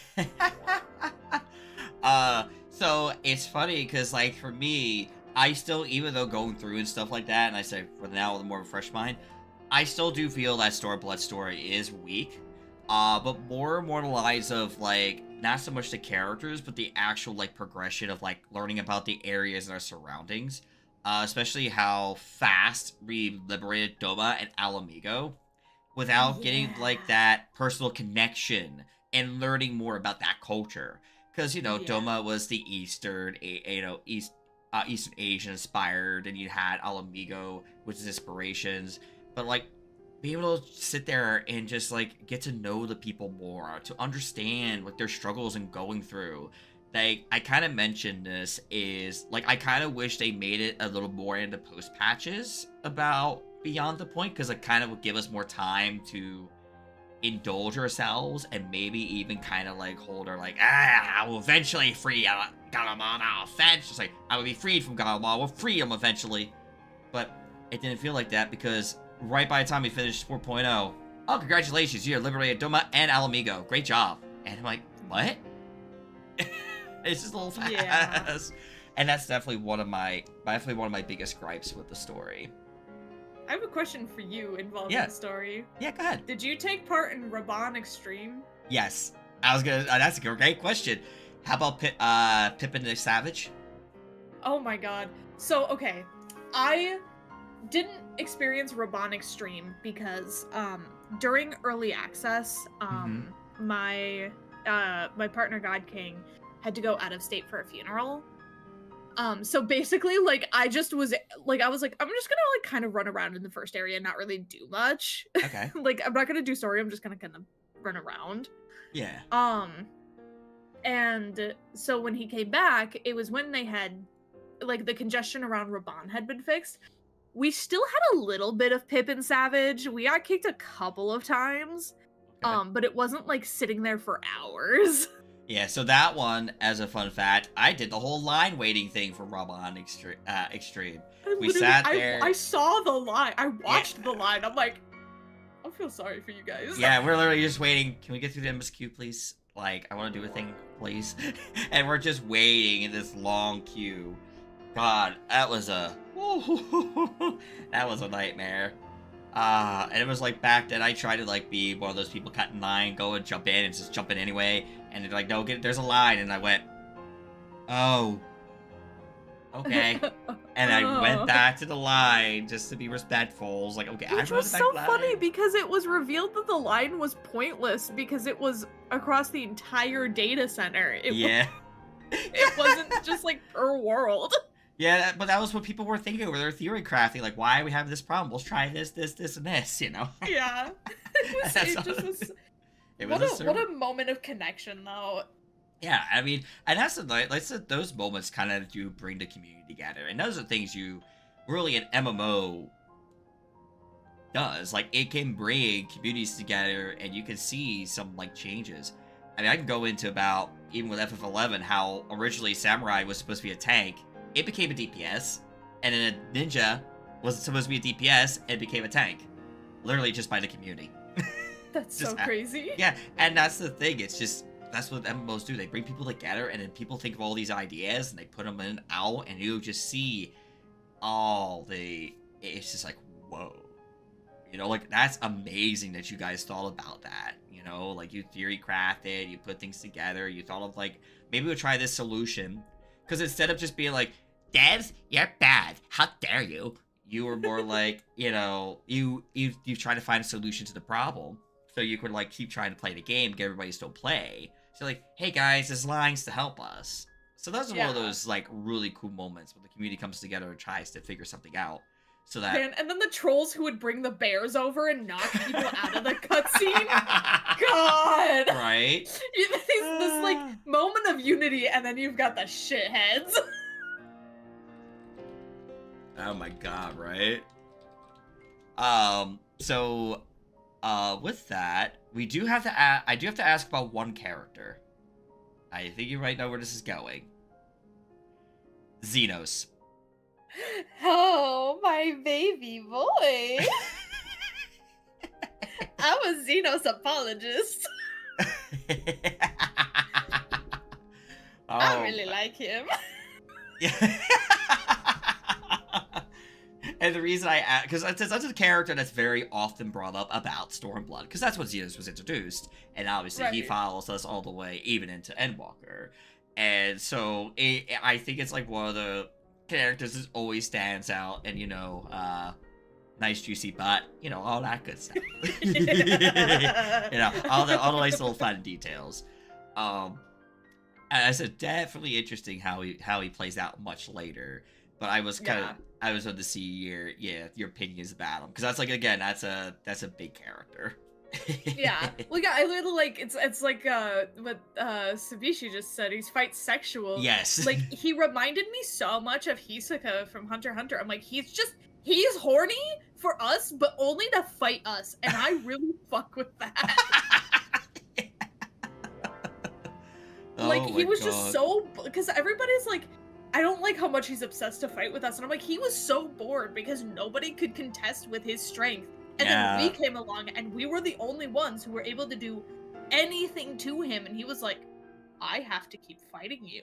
Yeah, I have to come out to you now. You're not escaping me. Like, I don't even think it was something of like, necessarily, like, obviously it was opposition of like, hey, I'm from Garlemald and I'm Garlean, and obviously like that's opposing you. But I think, like, even if he wasn't, he still probably would have been that way with us, because he wanted to be stronger. He wanted to be the strongest. Yeah. And we were literally that hurdle that he wanted to overcome. So that kind of thing, yeah. And that's actually a really cool way of looking at it, too. Because, yeah, he really was, like, literally he was obsessed with fighting you. Obsessed with fighting us, the Warrior of Light, because of how powerful we are. Did you choose to be his friend?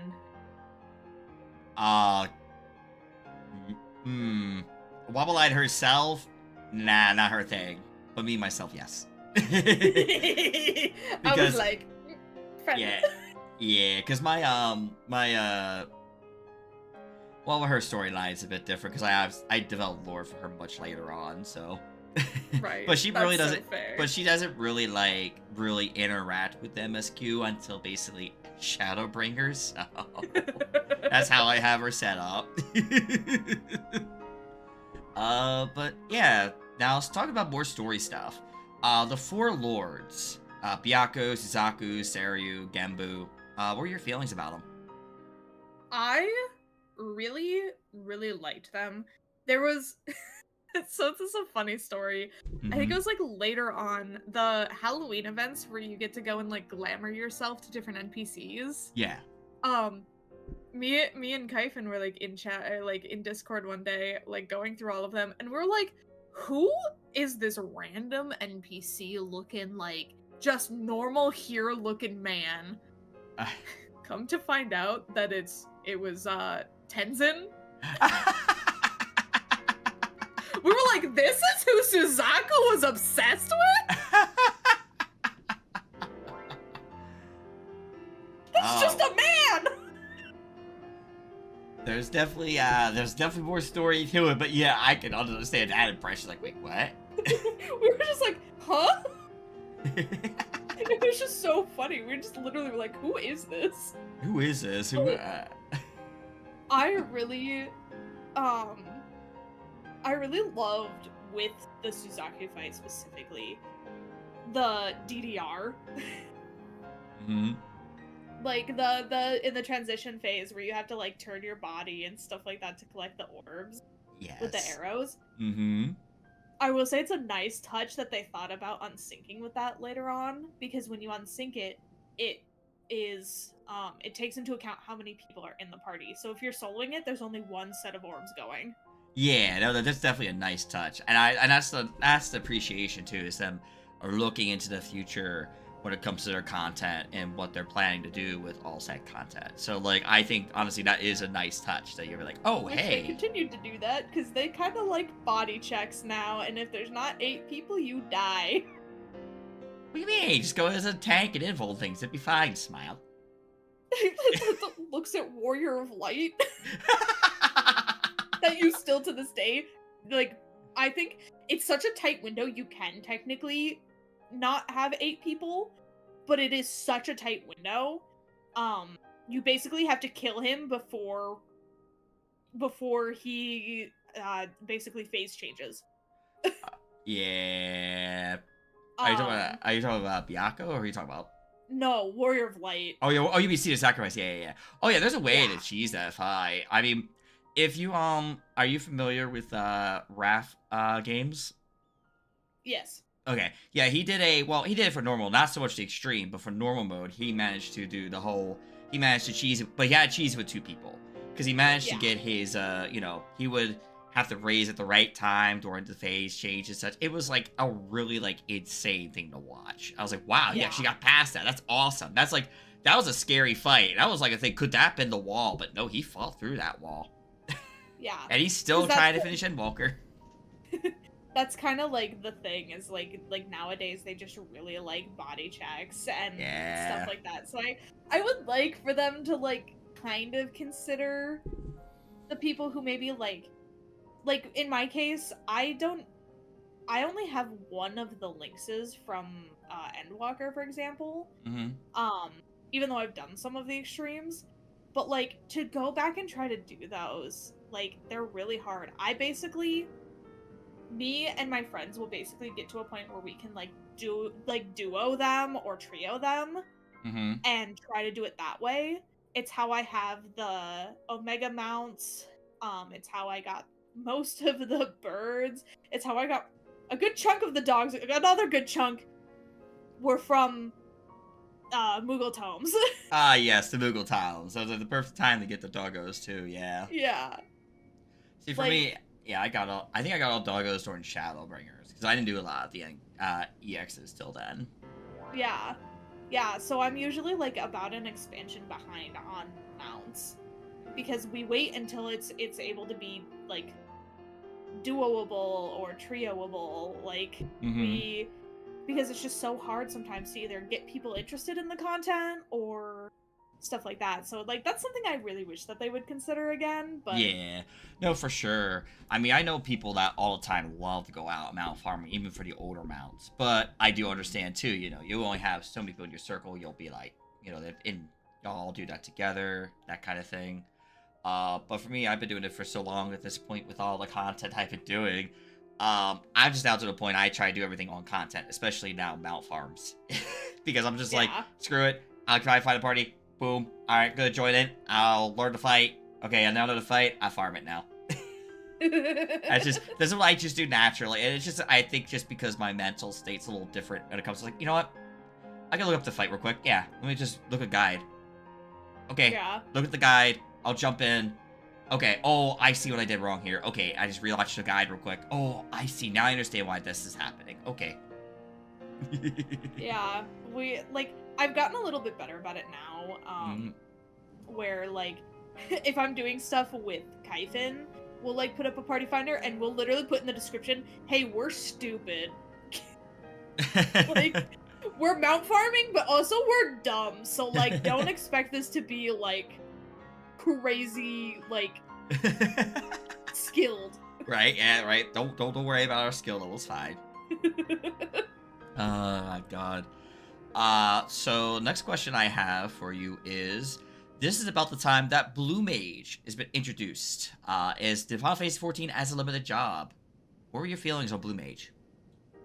I thought it was a really cool concept. I understood, but I was really confused about the whole, like, it being limited and, like, the idea of, like, not being able to queue into things with other people. I was like, this is so weird. Uh-huh. And I think at the time it was, like, a little more strict about how you got the spells from dungeons. I can't remember exactly what it was, but, like, because I didn't really touch it in depth until towards the end of Endwalker. Okay. But, like, I had it and I picked it up and I went and got self-destruct. I blew myself up. I mean, come on. Who doesn't go and get it to get self-destruct? I mean, Yeah. I think at this point, it's kind of been like a thing. Oh, I'm gonna go self-destruct myself. Okay, go play Blue Mage real quick. Go learn it. Okay, good. Congratulations. Now you can self-destruct. Have fun. Yeah, God King was really into Blue Mage. Because I remember he would, like, show off some of the spells, and I'm like, that's so cool. I want to be able to do that, but I don't want to put in the effort. Well, because it's a fun fact, back with 11 it was the same way, but like 11 you had to learn the spells, but the word, I honestly, like between the two, it's like, at least with 14, the system is a little more like lax. You could at least like still learn the abilities in a decent amount of time. But like when I play in 11, yeah, good luck. The mob used the ability, you probably have like at low levels, you have like a 1% chance of learning it. Good luck, have fun. And you have to kind of keep doing it and see your HP just keep dropping low. And try to let them, like, so yeah, but like seeing like in 14 was like a really cool concept to me. But I'm glad they went the limited route, because if they went and tried to put it into the system, you know, Final Fantasy 14 uses a Trinity system. The tank, healer, DPS. And if you try to put Blue Mage in either of those categories, you're limiting the job to its like fullest potential. And so if you try to put it into 14's system, you literally are limiting the job. So having it more in limited context makes more sense for the game. And I think, honestly, for the system, it does just fine. It's not great, but it does fine for what it's worth. Especially people have, like, because, I mean, I still level it all the way to 80, but I don't even have some stuff done for it. I just say, I have everything in cap. You know? Yeah. I don't have, like, all the spells and stuff like that. Oh, is my controller, like, dead? That's so fun. Oh, no. That's okay. I could just plug it in with the cord and then charge it later. It's fine. Yeah, because, like, I have it, like, leveled up. I don't have all of the spells and, like, what is it called? The, like, solo content, the mask, whatever. Oh, Carnival Mask? Yeah. Yeah. Yeah. Like, I'm not anywhere near being done with that either, but It was really funny. We went to go try to get some spells for me especially that like I didn't have or Hmm. ones that none of us had. And one of those included I think it's Glass Dance from Shiva. Oh, And okay. we were like going through. We're like, what the hell? Where is this freaking move? It's I think it's literally in my highlight clips where we're like I think we were probably at least an hour into doing this fight over and over and over again. Oh, And God King no. just goes, "We're in hard." That Oh. move drops from extreme. Right. Oh. Literally, it sent us into a laughing fit. That's great, but also like the worst thing to feel like, oh, I had to do the extreme? Fuck! It was just like one of those where like Kyphon just didn't go down far enough, just probably saw Akafa Amphitheater and went, yep, that's the one. Oh my god. Oh, that's But yeah, great. no, I really like Blue Mage. I really love the aesthetics of it. I know that that Savishi mentioned that it looks better in 11. They think so. Yeah. I really like the like it's almost like a red magey feel, but like blue. Oh my, yeah, right. Yeah, I definitely feel like I really liked how they went with it, and I think a different approach to it. Yeah.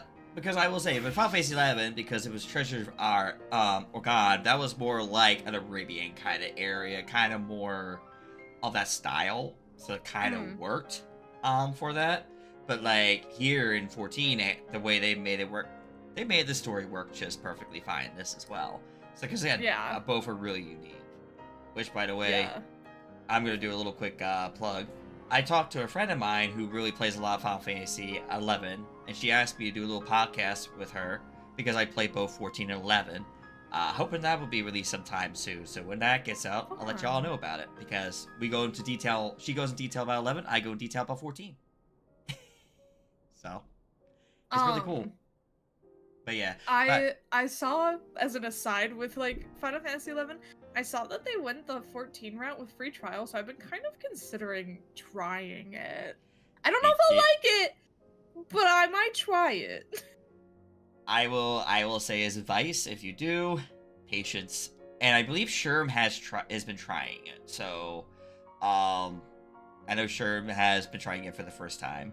So Yeah. if anything, so patience is definitely a thing y'all definitely need with 11. I will say that right now out of the gate.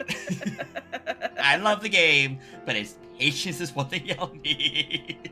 That's so fair.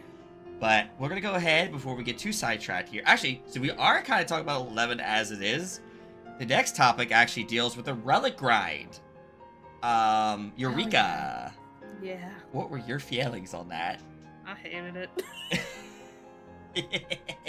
I hated it. So I hated it. But like that, I mean, definitely from my understanding, Eureka, because I didn't do it at the time of release and such. Apparently, they tried to use a similar leveling system to Final Fantasy 11. Because back when Final Fantasy 11, they did it where you leveled up very slowly, but you could die, and when you died, you lost experience and pinch chances of de-leveling. So yeah, I can understand not liking that at all because yeah, that was how things were back in 11, and especially you could be like working for hours. I think sometimes it take an hour, maybe 2 hours to finally get to like let's say I start at level 1, I make it an hour, maybe 2 hours in, it'll finally get to like level 10. And if you died, you lost the XP, and if you weren't like, especially you had travel, you didn't have mounts or anything, and you didn't have mounts throughout the period, so you had to be careful not to get aggro and stuff like that. If you got aggro, you died, didn't have enough experience into your level, chances are you de-leveled back to like level 9, and you need to be level 10 at least to do stuff in like the next zone with a party. So it's like, yeah. So yeah, now I can understand definitely not a lot of people enjoying that system. Thankfully now though, FF11 is definitely not like that now. They definitely changed that dramatically. They made it where you'll lose the XP to like level 30 now, so after level 30, and even then it's very small. So that's the thumbs up I gave the game. Like, yeah, cool. definitely way to entice people.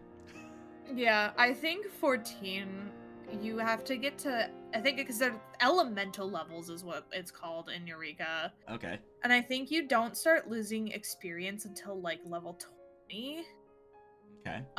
But I think it can, and I think it's, you lose more if you return versus if you get raised, you still lose a little bit, I think, if I'm remembering correctly, which I could be Okay. wrong, and I'm sorry if I'm wrong. Okay, well, no, that sounds about right, because that's what you did in 11 as well. If you got rezzed, your EXP loss was subtract. It wasn't as bad. But if you did return, go back to home point, you did lose pretty much the full 100%, like like let's say if you're supposed to lose like 3k, you lost all that 3k when you went to your home point. But if you got rezzed, you maybe got 25% of that back, that kind of thing. Yeah. But for me, a lot of my distastes, because I didn't even really get to that point of Eureka until much later. We went back in to try to do things when it died down. It was too popular. It's kind of the same issue as to what every single instance area that they've done. So like even in I can't remember what the one in Shadowbringers is called. Baja, and even now with Occult Crescent, where when it's brand new, the fates and stuff, they just die before you can even get to them. Oh, okay. And this was towards the end of me being in that free company, and I was getting so mad because I couldn't, like, I was still playing on PS4 at this time, because I didn't start playing on PC until I got my PC in 2020, like we talked about before you started your stream. Yeah. So, if anybody knows PS4 lag.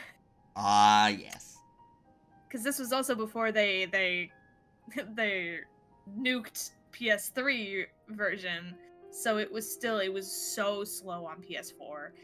And I couldn't keep up. I couldn't keep track of where people were. It was really bad, and I would get so upset because we were supposed to do it as a group.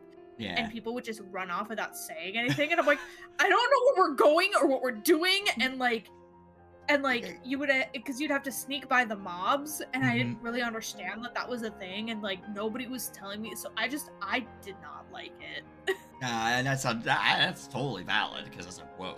And with being the PS4, God, can you imagine? It was so bad.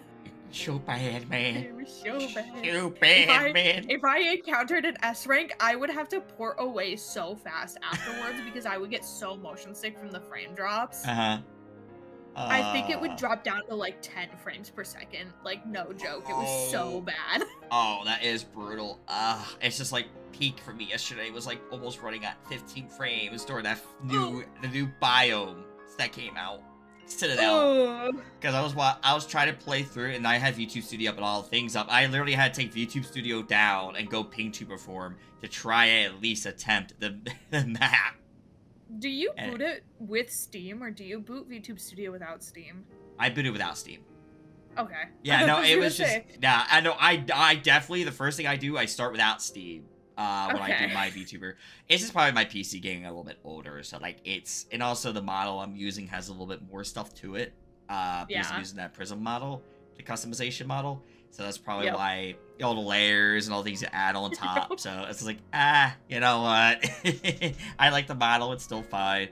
I have my 2.0 model, but I haven't used her because I gotta figure out why our eyes are so crossed. Oh no. Like, it goes like I move my eyes, and like the eyes seem or like item up and down. So I don't know if it's because I wear glasses while I'm like doing it or whatever it is. So it is something I'm trying to definitely look into. I want to find out what's going on with it. Also, yes, the Behemoth and Odin Fates, they were so bad on PS4. Oh god, yeah. I remember one time, this is like kind of going back to 2.0, there was one time I think I was like porting somewhere to do a quest, and I happened to port in when there was an S rank happening. I had no idea what was happening. I just followed everybody, and I didn't know what was going on, and I don't even think I hit the boss because I couldn't see it because there was too many people, and I'm pretty sure I died. Dude, that's rough. I remember so bad. That is so bad, because I think my memories have been okay. Like, I think I was still lagged pretty bad, but I used to play also on a laptop. back in 2.0 for quite a bit until I got the PS4 version available. And even then, I've still struggled. Yeah. But we're going to go ahead and move on. We do have a few more questions here. Swimming and diving were being announced. What were your feelings? I thought it was so cool. I was like, oh my god, we're getting more that we can do. Because, like, obviously, Heaven's Sword introduced flying, and then we got diving, and I was like, this is so cool. And obviously, as a major fan of Final Fantasy X, I don't know if people can notice that my eyes are Yuna's eyes. Yeah, oh, yeah, they are. I was hoping for Blitzball. I'm still hoping for Blitzball. I think I can remember.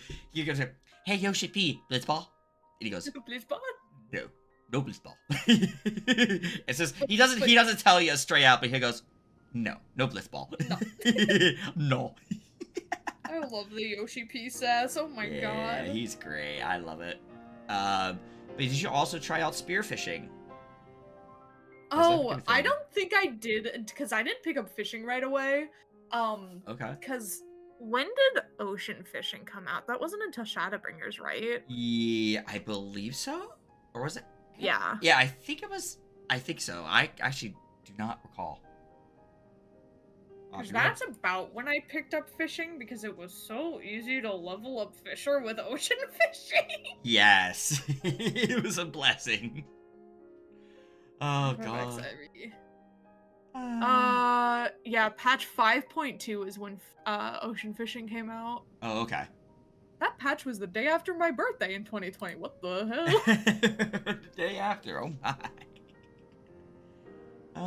Shoot. I think there was a live letter that happened around on my birthdays at one point we all talked about, but that was like, I don't even remember what year that was at this point.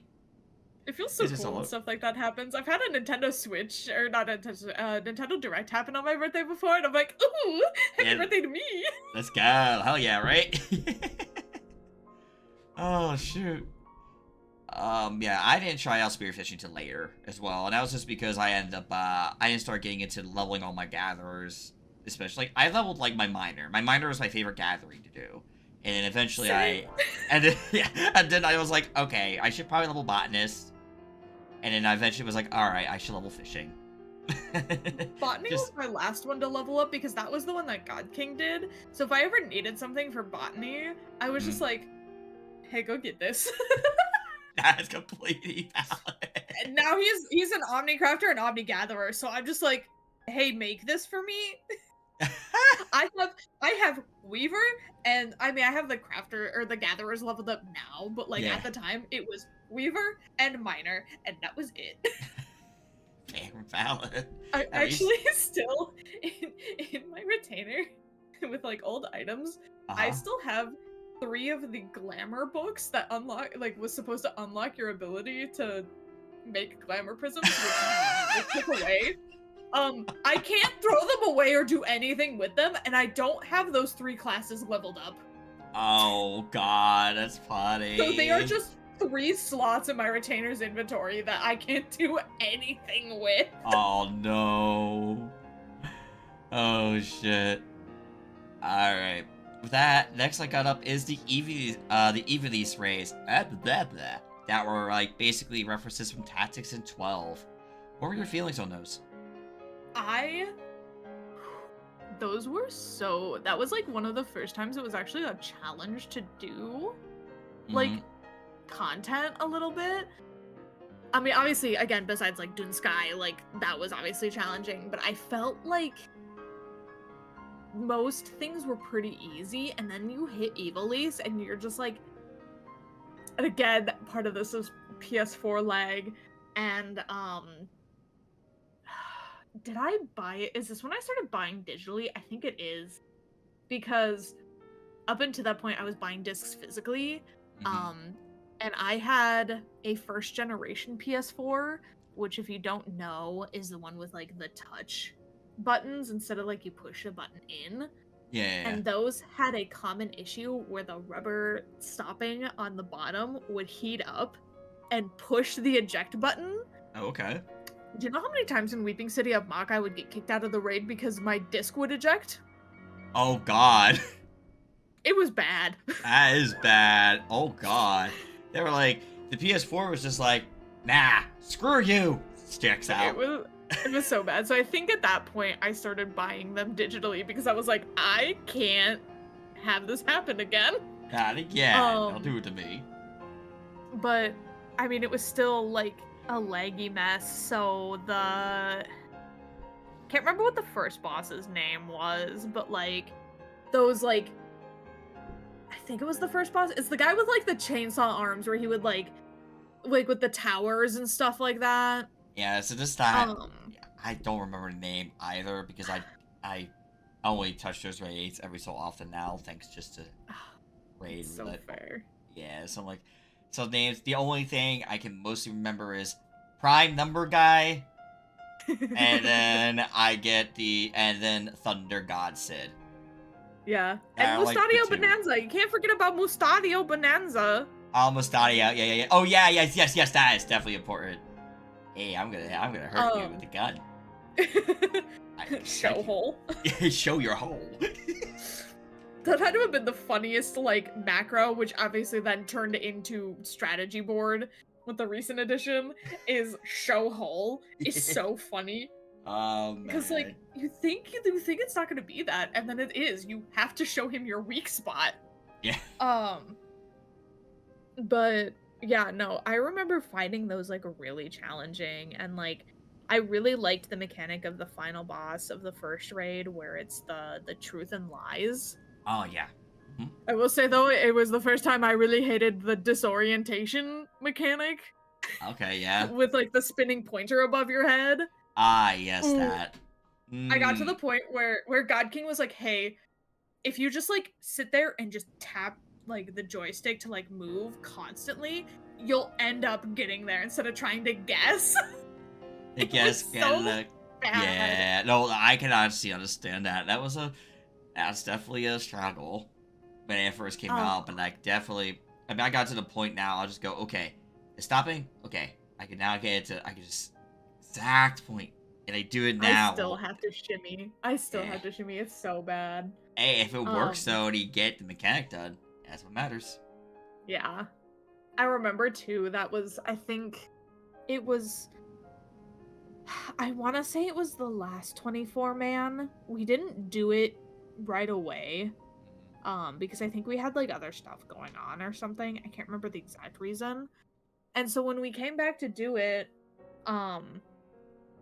we were like wiping and stuff like that, and people were getting mad at us, and I was like, sorry, we're new to this. And they were like, it's been out for like 2 weeks. And I'm like, okay, well, not everybody can play everything on day one, you bitches. God, I hate people who do that. I'm like, dude, you gotta realize, people got lives outside of this game. Like, come on. Yeah, like, I think we were, like, busy with, like, work and other things and stuff like that. And so it was just, like, we just didn't have time. Because we obviously also had to do story and everything. Like, yeah, there's so much other content that goes on than just simply the raid itself. Yeah. But no, I really liked those. I never played Tactics or 12, but I really, really, really love Fran. Yeah, Fran does. So when she showed up, I was also like at the time in the camp of people that were like, so does that mean we're getting Viera? Oh man. Yeah, so like I said, I went through it much later, and I really did enjoy the series. Though I never really necessarily finished. I played Tactics briefly, and I did play 12, but I didn't finish either. I got like to a certain airship, and I fought a judge I could never beat. But I also had the problem of I never grinded enough. Because I was bad, especially back when I was a kid, and I played a lot of the RPGs. I was just trying to beat the story. I didn't care about the trying to do like all the extra grinding, all the extra stuff. I wanted to do was just play the story. So I would flee from every random encounter. I would do all that stuff, and it was the biggest mistake. And I learned. Oh my god, me. I was learning that so fast. I mean, I could go about it in Pokemon, where I literally just leveled one Pokemon and said screw the rest. I've done that.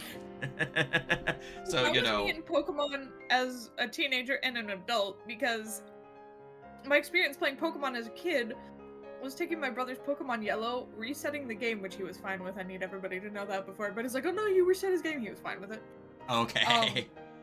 Resetting his Pokemon Yellow, playing with Pikachu in Pallet Town, getting bored, and then resetting and doing the same thing again, over and over and over again. That was me playing. Oh my god. That's funny. But yeah, next up. Oh my god. So, I'm about to ask this is, I always feel it's always interesting to ask people about this question because this is when they introduced the story skip and level boosts. So when they added in Stormblood, this is about the game, obviously level 70 was the cap, and there was a lot of, content that was coming out. What were your feelings about them adding it at this point? And what's your current feelings about them today? So, when they added them at the point that they added them, I thought it was really great because, like, I mean, I bought one. Okay. I bought one for Black Mage to get it because at the time it was to 50. And it was also at the time where you could only buy one per, like, account at all. Right. And so I thought it was really nice, especially to boost, like, a second job or, like, an alternative job, and you don't want to go through the grind from level 1. I will say nowadays, I think it's a double-edged sword, where I can see the benefits to it, but at the same time, I think that if you buy a story like if you're making an account and you buy a story and a job skip that, like, and it has to be a new account because, like, alt accounts, yes, it's a little different because I understand the need for it for, like, plowing through content if you're trying to make an alt for raids. But, like, new accounts, people who do that, I think, and even then with jobs, I think you should get forced into a room where you can't leave until you learn how to play the class at least at a basic level. Because okay. It kind of made some of the dumb people come out a little bit, and I'm saying this with love as somebody who just wants people to. I don't think you need to be savage level or ultimate level with your class, but at least know your rotation and know what your buttons do. Because I remember this is, like, later on where I started gaining more of an understanding of other jobs and stuff like that. I remember there was, like, one time where, like, there was, I think it was, like, somebody on Monk or something. They were just not hitting, like, the right buttons at all, or, like, you just see them hitting all of the buttons. So you'll see, like, a Bard in the middle of a pack pull hitting Peloton over and over again. And I'm like, this does nothing when we're aggroed. Please, stop. Yeah, so I'm pretty, you're pretty much hitting it now. I think the best advice, I mean, we're gonna get that much later too, but yeah, definitely, when I saw adding it this early in the game was a bit weird to me, actually, to be honest with you, and that's just because I felt like the game was still young, but that was just, again, my perspective, because I've seen, like, other MMOs add it much later down the line. So when I saw that, like, they were adding the story skip and double boost right around Stormblood, I was like, uh-oh. Like, I wasn't, like, a fan of it. But, like, one of the biggest things I always tell people when it comes to that is that I'm always okay with it as long as, like you pretty much said, if you use it to alt, you're trying to boost your level, you're just trying to get them to get ready for raiding, that's fine. I've done that. Like, I've done it to at least update my, get something to, like, level 90, so I could just easily just go in, get to 100, and, have it ready to do raiding. But if it's your first character, it's your first time, I really recommend going through and actually playing the game from the beginning up, because I made that mistake with Guild Wars 2. I accidentally boosted a character all the way to 80, because that was the boost at the time. You got one free boost to 80, and I boosted a character to 80, and I didn't even know what I was doing in Guild Wars 2. And it was my own fault because I literally boosted thinking, oh, I'll just get all the abilities and stuff. It'd be cool later on. And I was like, I don't feel great about this. So I jumped back, I played a new character, and I started from all the way up, and now I have a better understanding of the game, so now when I play my other character, go back to it, it's like, oh yeah, I know what I was doing here. Versus what I did the first time, which was boost a character to 80, because I literally just wanted to play Path of Fire and get my Raptor, and get him out. Right. Which was, again, not the smartest decision I made. Yeah. But that's okay, that's what I've learned, so it's like, okay, don't do this in future games that you play. Yeah. It was So- always so funny because you could always tell who was a boosted character at the time. Mhm. Because I think it was in Shadowbringers because they had the Shire gear because it was at 60 at that Yeah. point because it was always like 20 or so levels behind. You could always tell who boosted because they had all augmented Shire gear except for one accessory was something different. Yeah. I'm like, Yeah. boosted Yeah. this class. You And I boosted this know class, you huh? did. You hit this, you hit this button.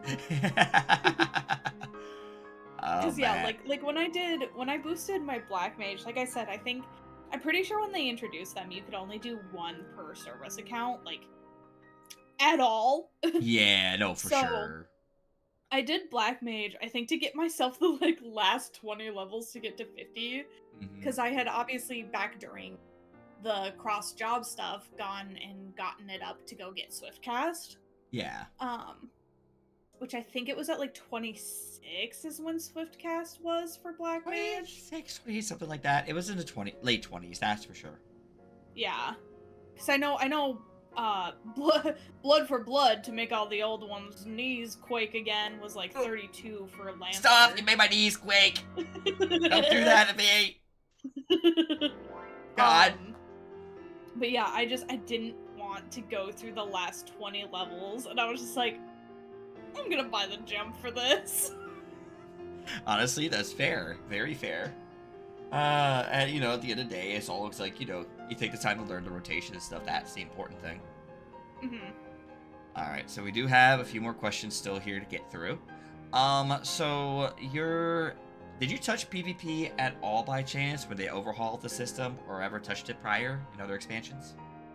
I had dabbled Okay. in it, with like front lines and stuff like that. Is the overhaul's not that happened in Snowblood? It's not what we have now, is it? I know they did some changes. I didn't really double check because I did say that's what they said the system was overhauled. I was like, okay, when did they overhaul it? Because I do know it happened at one point. Guys, I still remember Heaven's Word, PvP still having PvE abilities and being that Yeah. asshole who could like home gang someone off a cliff and kill them. Yeah. Yeah, that's what you can always do. And you're like, yes, it worked. And like I could your live, you gear would die. mattered and everything like that. So Yes. if you were like a level 1 going in, you were screwed. Ah, you were done. Yeah, it was GG's. Well played. Auto roll. Had to go. On a But yeah, roll, I used to do back when it was like your class, like your job. I did front lines because I remember liking the snowy crystal one quite a bit. And then back when can't remember which one it is. That was of front lines. Shattered. There's Shattered. There's Seal Rock. There is the one I miss, a Slaughterhouse, but that's no longer around. It's the one where you like it has the big middle area with the like Allegan constructs and stuff like that. Oh, That one was so fun. Oh, that would be Seal Rock. I know they brought it back. Yeah, Seal Rock. Seal Rock. I Yeah. know they brought it back. It's so It's doing great. that one. Mm-hmm. Okay. But yeah, because I think at the time when you had like your moves or whatever, there was I can't remember which jobs did it, but there were certain ones like you would use like a pushback skill and push somebody off of the cliff. Yes. It was so evil. Oh, Fluid Aura. Oh, White Mage was funny. Fluid Aura. Yeah, it was Fluid Aura. It was Fluid Aura. Yeah, you just said, hit the button, push, and you see from fly off. You're like, yes, I did my job. It was so funny. Oh my god. It's great. Yeah, I know I play a little bit now later. Mhm. Um, Kyphin really loves playing Fortnite and being a menace on Sage. They'll I like see. message me and be like, "Daddy did really good in PvP today." That's awesome. Um, I guess as we are on a little bit more topic here, did you try out Rival Wings?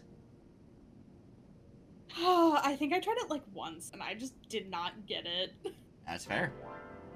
Um, Allied Society Quest. Have you touched them? The Kojin, the Anata, the Namazu?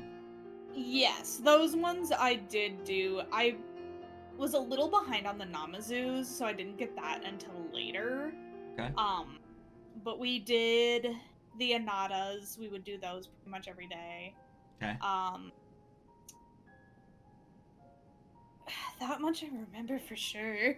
But Okay. like, I I really liked how much we like. Oh yeah, I'm 9 in all of them right now. So I must You I must must have been I must have fucked with it a little bit. you must have quite a bit somehow, in some way. Somehow. Oh yeah, no, I did. I remember really loving the Kojin because that's where you get the manta ray. Mm-hmm. And I was like, I like him. Except for I really my least favorite quest of theirs is the one where you have to go and dive into the chasm to go and collect the pearls Yeah. because I have that fear of the deep sea. Oh. So I would get nauseous. Oh no. I Every see. time I'm like, I don't like this, I don't like this, I don't like this, I don't like this. Oh no. That's a oh dear. Yeah. Alright. Next up, have you touched a Monster Hunter World collab quest, the Rathalos? Yeah. I thought that was such a like wild collab. At first I was like, what do you mean? Monster Hunter is collabing with Final Fantasy.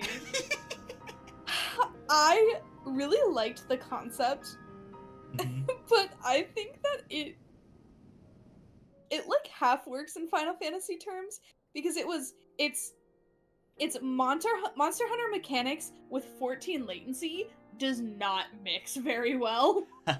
Okay, yeah.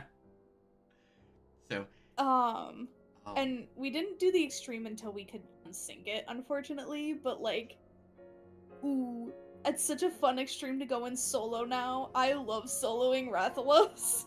yeah, no, I'll definitely for sure. Like, I mean, I didn't get to do it till the EX till much later myself. So, like, most of them you go in for solo and for fun. Especially when I did it for like, sometimes I just go in, help someone. Hey, you need a mount? Yeah, come in. I'll solo it for you. It's fine. Make it work. So definitely, that I think a lot of people will do that nowadays. Just go in, take their friend through, and just try to, if they want the mount, just like basically just keep farming the EX and just solo Yeah. it. But it's still a lot of fun. It's still a fun fight. The last thing I'm gonna ask here is the extremes. Did you happen to do those on content, or did you have to do those later? Um I had to do I think all of them later. Let me double check. Okay. We have Susanoo. Yeah, all of these were later. That's fair. Um I will say though, because like we were talking about the like Suzaku and all of them. Yeah. We have beef with Suzaku now because of how long we unsynced ran that over and over and over again to get me the mount. It took so long. Yeah. Oh my god. I don't remember if I have the terms anymore, but I think it was like well over like 30 runs of Suzaku. Oh, To jeez. the point now where if we get it in a roulette, we're like, no, not Harkin, or getting it in Wondrous Tales. I'm like, we're gonna go Harkin now. Jesus, my god. Yeah, I 'cause did like, have an absolute gamer moment with grinding it though. uh-huh.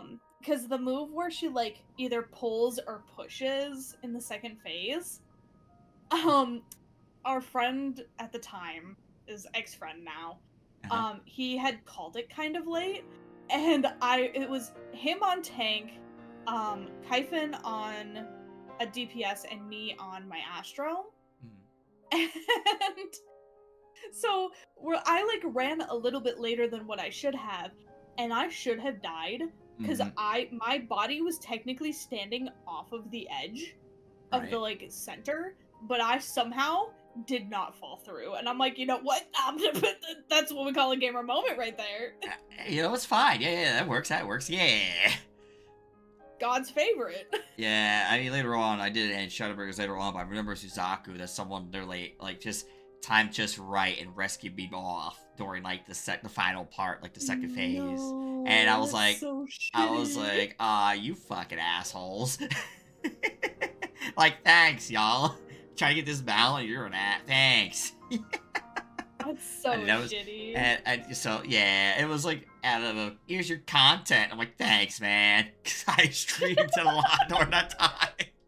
I think I still have clips of it up on Twitch because I literally do have like moments from like before I did ping tubing and even VTubing of like Mhm. those exact moments because it's just like whoa, the insanity of like all the things that I've been through for that. Yeah. But we are on a wrap up here from Stormblood, and we're getting to get ready for Shadowbringers. We'll Huzzah. yeah, we'll be right back, and I need to get more caffeine.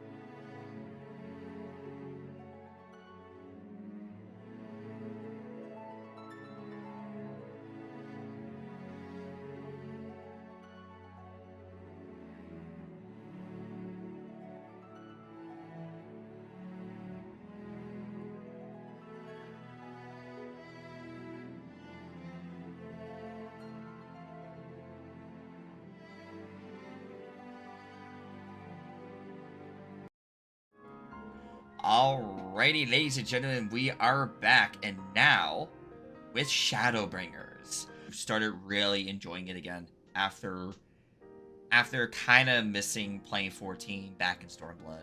So this is kind of like been a very big moment. I met a lot of cool people. I started actually getting to know Zyros and got to know a lot of friends during this time.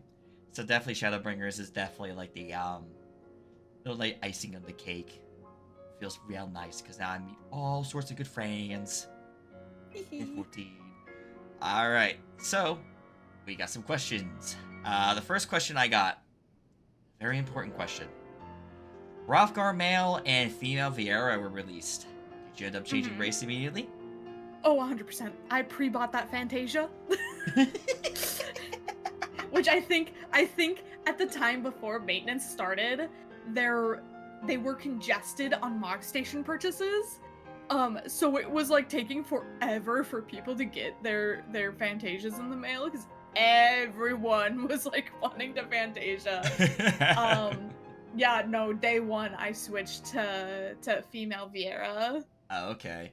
Yeah, so that's actually I kind of forgot to mention it in Stormblood, but Stormblood that's actually when I went full fledged female Aura, and I have stuck with that look since. The only time I've changed is if ever someone won a giveaway for a Fantasia, and I Fantasia'd Mhm. for like a month, and then back to Aura and never looked back. I tried. I tried in Dawn Trail. I did a Fantasia thon because we were getting the free ones. Yeah, yeah.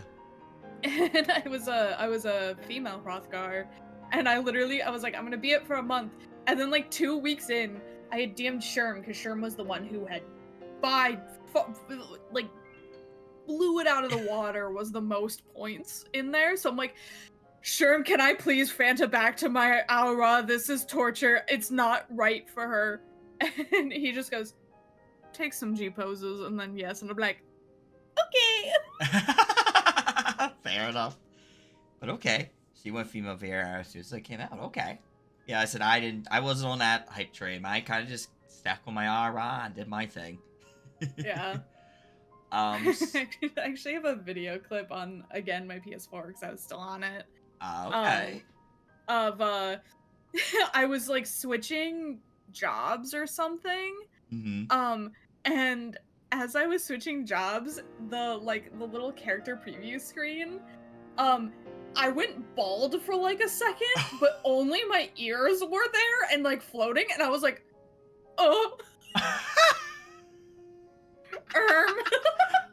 Well then.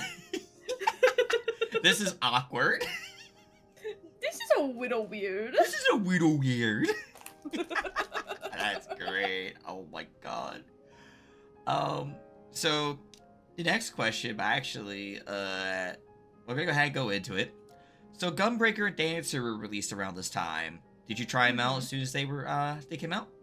Yeah, I switched to Dancer for a good chunk of Shadowbringers, because this is where they overhauled all of the jobs, and I couldn't stand what they did to Astrologian, because I didn't like that they took away the, like, cards do abilities thing.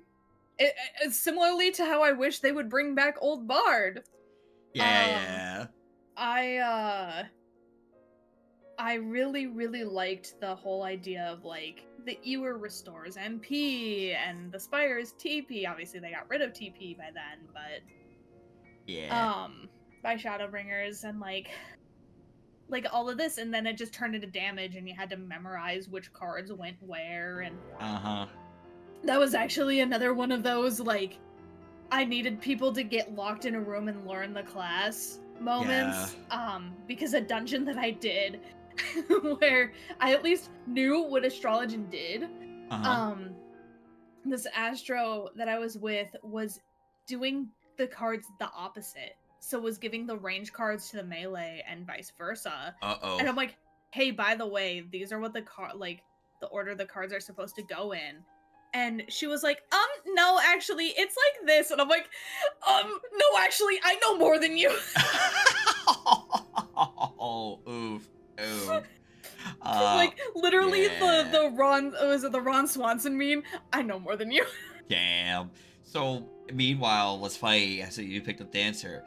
For me, it was more like I remember I mentioned a while back. I thought it would go basically like Machinist because of robot. Yeah. Because at the time, I had to pick up Gunbreaker. And at the time, I didn't think I wanted to pick up Gunbreaker. I'm like, oh god, it's another Squall. And then I pick it up. I loved it. And I was like, I guess I'm tanking again. Here we go. I am playing Gunbreaker for the entire expansion, and I did. Minus the first, the second tier of Eden, which I had to play Dark Knight because I had a friend that was really adamant about Gunbreaker. I was like, okay, I'll go learn Dark Knight. But I did play Gunbreaker a lot in Shadowbringers and tend to be my favorite tank.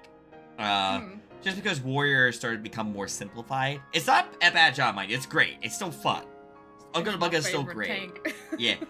But Gunbreaker, the reason I liked it more is because a little more complexity in its rotation. And I like the complexity a bit more. So I like the classes that have a little bit more, when it comes to tanking, a little more complex. Because I'm used to tanks that I played tanks that do get complex like that. So, and I remember Paladin being a 1-2-3, and I was like, eh. And then they try to change it and have his word, and I'm like, eh. And it's like, and it's Stormblood barely touched it, and then I saw Shadowbringers. I'm like, not too bad, but I think I'll stick with I think Gunbreaker would be great. Yeah. Yeah. I just remember feeling so gutted about like a lot of. I understood wanting to make it simplified so that because like this really is like a beginner MMO, I would say.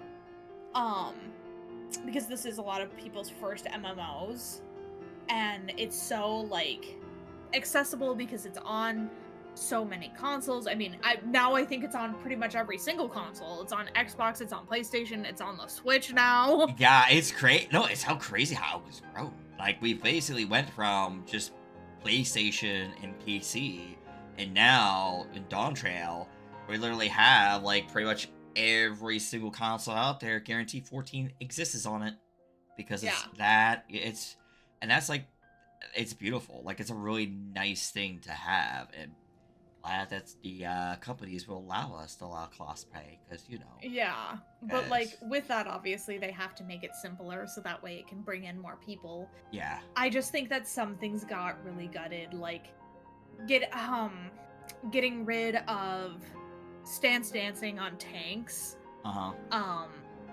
And then I don't think it happened until the end of Shadowbringers, but eventually getting rid of the stances for Astro, obviously because of the fact that they added a new shield healer. Yeah, because I made it basically yeah. Oh, that was the thing that a lot of people missed. It was such a core identity of Astro, and I liked it. Yeah, the whole idea of being able to go, all right, you need a shield, I got you. Oh, you need a region, I got you. And it said, nah, you're just now a full-fledged region healer. And you're like, okay, I'll go sit in the corner now. But no, yeah, and that's like the unique. As like some of the things, unfortunately, when things do come, because yeah, Shadowbringers was another pivot point where a lot of things did change. And it's funny that you mentioned about the removal of TP, because I was actually going to ask that next, was actually about your thoughts about the removal of TP from the game, aka tactical points. I think overall it made sense to do, because like, I mean, they basically, when they made it so that sprint didn't consume your TP, I think is about when it was on its way to being in the grave. Mm-hmm. Because I mean, that used to apparently people didn't know that this used to be the thing when it would drain your TP, is casters would spam it to help the limit break gauge charge, because it would charge the limit break gauge because you were using up a resource. Right. And so like that just kind of made it a useless bar for all casters because we didn't use anything that used TP. Right. Unless you use sprint, as you said, sprint, that there's sprint button. Yeah, but I mean, even then, when they got rid of the TP requirement for sprint, it was like, okay, well, yeah, what the hell's the point? Yeah, nah, I agree. Definitely a removal that was definitely needed, and honestly, I think was a good direction to start with, to make the game a little more accessible for folks. Because I like the idea. I always found like Final Fantasy XIV to definitely be the most accessible when it comes to MMOs, because there's, again, as we pretty much talked about, being able to play on the controller, being able to play on like, keyboard, mouse, play different systems, just having that ability is really nice. So having us start that direction is really good. Yeah, I remember when they added I'm like stimming and messing around with it. The third, like cross hotbar. Yeah. The one that you could like have above your hotbars. When they added that, I was like, oh, that's so good. I'm to a point. Yeah. Sorry, go ahead. It's the most accessible part. Whenever people play, and I know they're gonna play on controller, I'm like, hey, turn on these settings like immediately. It's going to save your life. I think I've watched videos of, I think it's Mione plays on controller, and he manually switches hotbars, and I don't know how he does that and does like high-end content, because I would get so lost. I do that too. I switch manually. You're crazy. For me, I've learned all my main abilities to be on the first hotbar. Anything I barely use, I'll swap to my second hotbar. But since I'm on PC on my right side, it will tell me when my cooldowns are ready to use the other abilities again. So, that kind of helps me out. But yeah, no, it's still like, there's people like, what the hell are you doing? I'm like, well, it's just how I play. I just got so used to it. I think I tried to do it. It was like, this feels too awkward for me. I'm gonna go back just to switch into my hotbars manually because I know how to do that.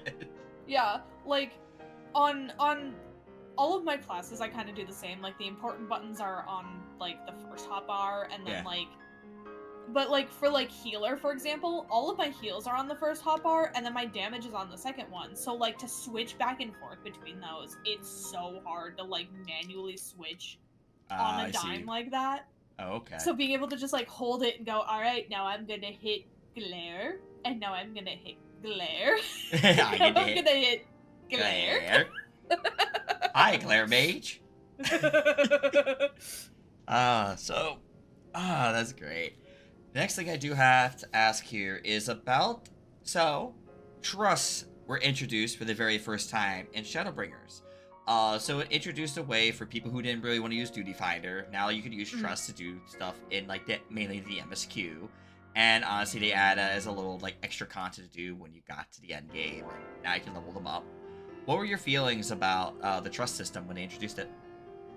I think it's a really good system, because I mean we kind of got a taste of it in, is it Heavensward or Stormblood where they added the Squadron?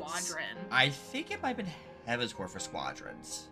Which I gotta say as an aside, rest in peace to the Squadron like glitch where you would just spam like engage or disengage and it would reset the cooldown, so having the archer was the most powerful because they constantly had barrage.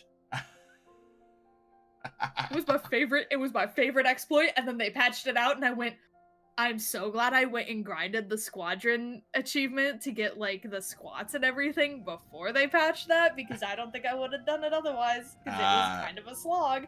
Yes. Leveling your Squadron through the dungeons. Yep, that was a thing. But with Trust, I thought it was really, really good for them to add, because I know that there's a lot of people who, like, yeah, they don't have friends, they've had really bad experiences with Duty Finder, with people being really rude and stuff like that, or being trolls, or obviously if you're a lone DPS main, it cut out the like 35 to 40 minute wait times for dungeon queues. Yeah, I think that's exactly a good point. Considering that, yeah, I mean, at the end of the day, Trust, I still obviously thought it was a really great system to add. It was a point, I thought it was still early on, but like at the same time, like, now thinking about it, it's actually pretty good. And it was really nice. It definitely was a nice addition to the game. I think it definitely was needed. And now people could go in, and it's, obviously, it's only for currently in Shadowbringers. It was only for Shadowbringers content. It wasn't available yet to the other prior content, but it was still a nice start, Yeah. Because that's when they got a taste of it. Next up, now remember we had to do our own class quests. We had to level them up normally and things like that, like through our own individual classes. They instead made it now into role quests. So all tanks had the same quest, all melee had their own quest.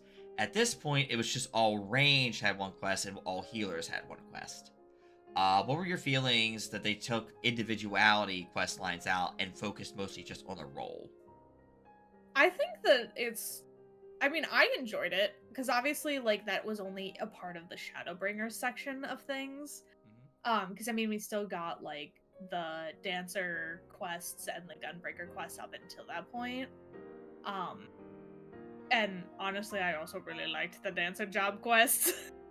It was the dance scene at the end was so pretty. Yes, my favorite. The role quest I really liked, especially because of how much it played into the story later on, and not even later on, just in general, because it played into the Warriors of Darkness and like the person who was actually the cause of the flood and like all of that, and like I thought it was so. I liked that was streamlined, especially because me and God King were both DPS at that point, so we could just do them together. Oh, cool. There you go. That's always a very nice touch when you can do it together. Yeah. Plus, the Shadowbringers role quest gave me Giat, and I love her. I would go to war for her.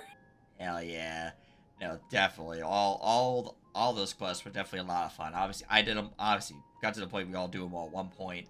and you get your really cool big story at the end for doing them all, which is really nice. A nice little touch. Yeah. Yeah, and I think that's kind of another thing where it really incentivizes you to play other classes, because otherwise you're not getting that extra little bit of lore. Yeah, that was always funny when you think about it. The 1.0, apparently there was a character, I think she was like, you find out that she was part of 1.0, and you could actually see her in the trailer. So she made that, yeah, you really, and she became part of the main part of that story, and how she becomes what she becomes. Oh, that's so cool and creepy at the same time. Yeah, dude, I was like, what the fuck? Because you look at, I was like, you know, I actually took a look at her the other day, and I looked at I was like, oh wow, they kind of do look alike. Like, damn, okay. But yeah, no, all of them are really cool and really good, and I also feel like, at the same time, it allows the development team focus on one story to make it really good, versus having to spread it, I think at that point, to 22 different jobs, and having to make them individually great, which is kind of like, yeah, I think it's a little too much. Yeah, like, obviously it's really nice to have, like, the new jobs, they get their job quests up until you need to do the role quests, because obviously all jobs are, is it 10 levels or is it 20 levels behind? I always forget. No, it's only 10 levels, because, no, wait, yeah, no, because it's 20, no, it's 20, because you do, because the class is going to start at 90, but you have to go through the old expansions. You go 91 to 100 Dawn Trail when we get the Evercold classes. In this case, it would be, you had to go through, like Gunbreaker and Dancer would have to go through the Stormblood content to get to the Shadowbringers content, Yeah, so they started at level 60, right, yeah. Okay. Yep, so you're right on the dot. Yeah, so like getting those, 20 levels, but every 5, obviously, of the quests, like, it was just so cool to be able to do that, and like I feel like the quality of those was so high. Like I said, the dance cutscene where it played the FF9, I think it's the FF9 music. It was a Famila Alamco. It's a name. Is it I think it's Italian or something like that. I think it's Italian. It's like Famila Alamco or something like that. I can't say it. I just go, I know the name. I can like spell it out kind of, but like I can't say it right. Everybody going. But like that, I feel like I remember the Gunbreaker also having something really cool, though I didn't pay as much attention to the Gunbreaker quest because I wasn't as interested in it. And basically just leveled it up to have, like, I just needed to level something up because everything else was maxed. Right. Like, here, let's do this. Was this the first? I think this was the first expansion where, because that's where you got Seto for getting all your classes leveled up. Yes. All your battle classes specifically. Yeah, and so like, I was like, God damn it, that's even more motivation to level things up because I want this cool mount. Yeah. Really cool mount you can get. Oh. Alright. Next up, New Game Plus became a feature. What were your feelings about that? I think it's really cool. I especially find it really nice now with, like I said, going through with Sue. We go side by side now. So like I'm literally replaying through the story again, because before I thought about doing that as an idea, I would just stand around and wait for her to get out of the cutscenes, and I thought that was boring for my end of the content. And so to be able to like take her through and do the story alongside her and be able to like answer her questions right away, because she would ask, questions about things, and be able to be like, oh yeah, this is what's going on, and stuff like that, be able to like react at the same time instead of sitting there and being like, oh, this is the part she's reacting to. Right, yeah. It's so nice for those, or to like, even if you want to go and refresh your memory. I mean, obviously there's also the idea of like going through the story with like your current race or your current gear or whatever, even though there's obviously the in-journal for that to see the cutscenes, but... Right, yeah. Of course, everything now, is all... And it's, again, I think it's a really nice thing, I think, that definitely added, and I think it was much needed for people who may want to replay without having to make ults and such, and trying to get to the point they wanted to. Alright. Next up, the Near Alliance raids. What were your feelings? Oh, oh, I loved them. I really loved them. I really like when content is challenging without being like extremely difficult for normal content. Okay. Because like Shadowbringers is where they really upped the difficulty of things. They said if you're not doing your job, you're gonna fail. Yeah. Because I specifically remember, can't remember if it was a free company member or what it was. Or no, it was not a free company member. It was like somebody who I just knew and was playing with. She would like bitch and moan and complain about playing the game and playing healer and being like, I can't do this. I'm too bad. I keep dying in the first dungeon. And I'm like, you have to heal. You have to use your skills. You can't just like sit there and spam holy the whole time. You have to actually pay attention to these health bars and actually heal. They can't do it on their own anymore. Right, yeah. And like, and she basically was like, I'm gonna quit because this is too hard. And I'm like, okay, bye. Yeah, at that point, okay, that's your business. Okay, thanks, bye.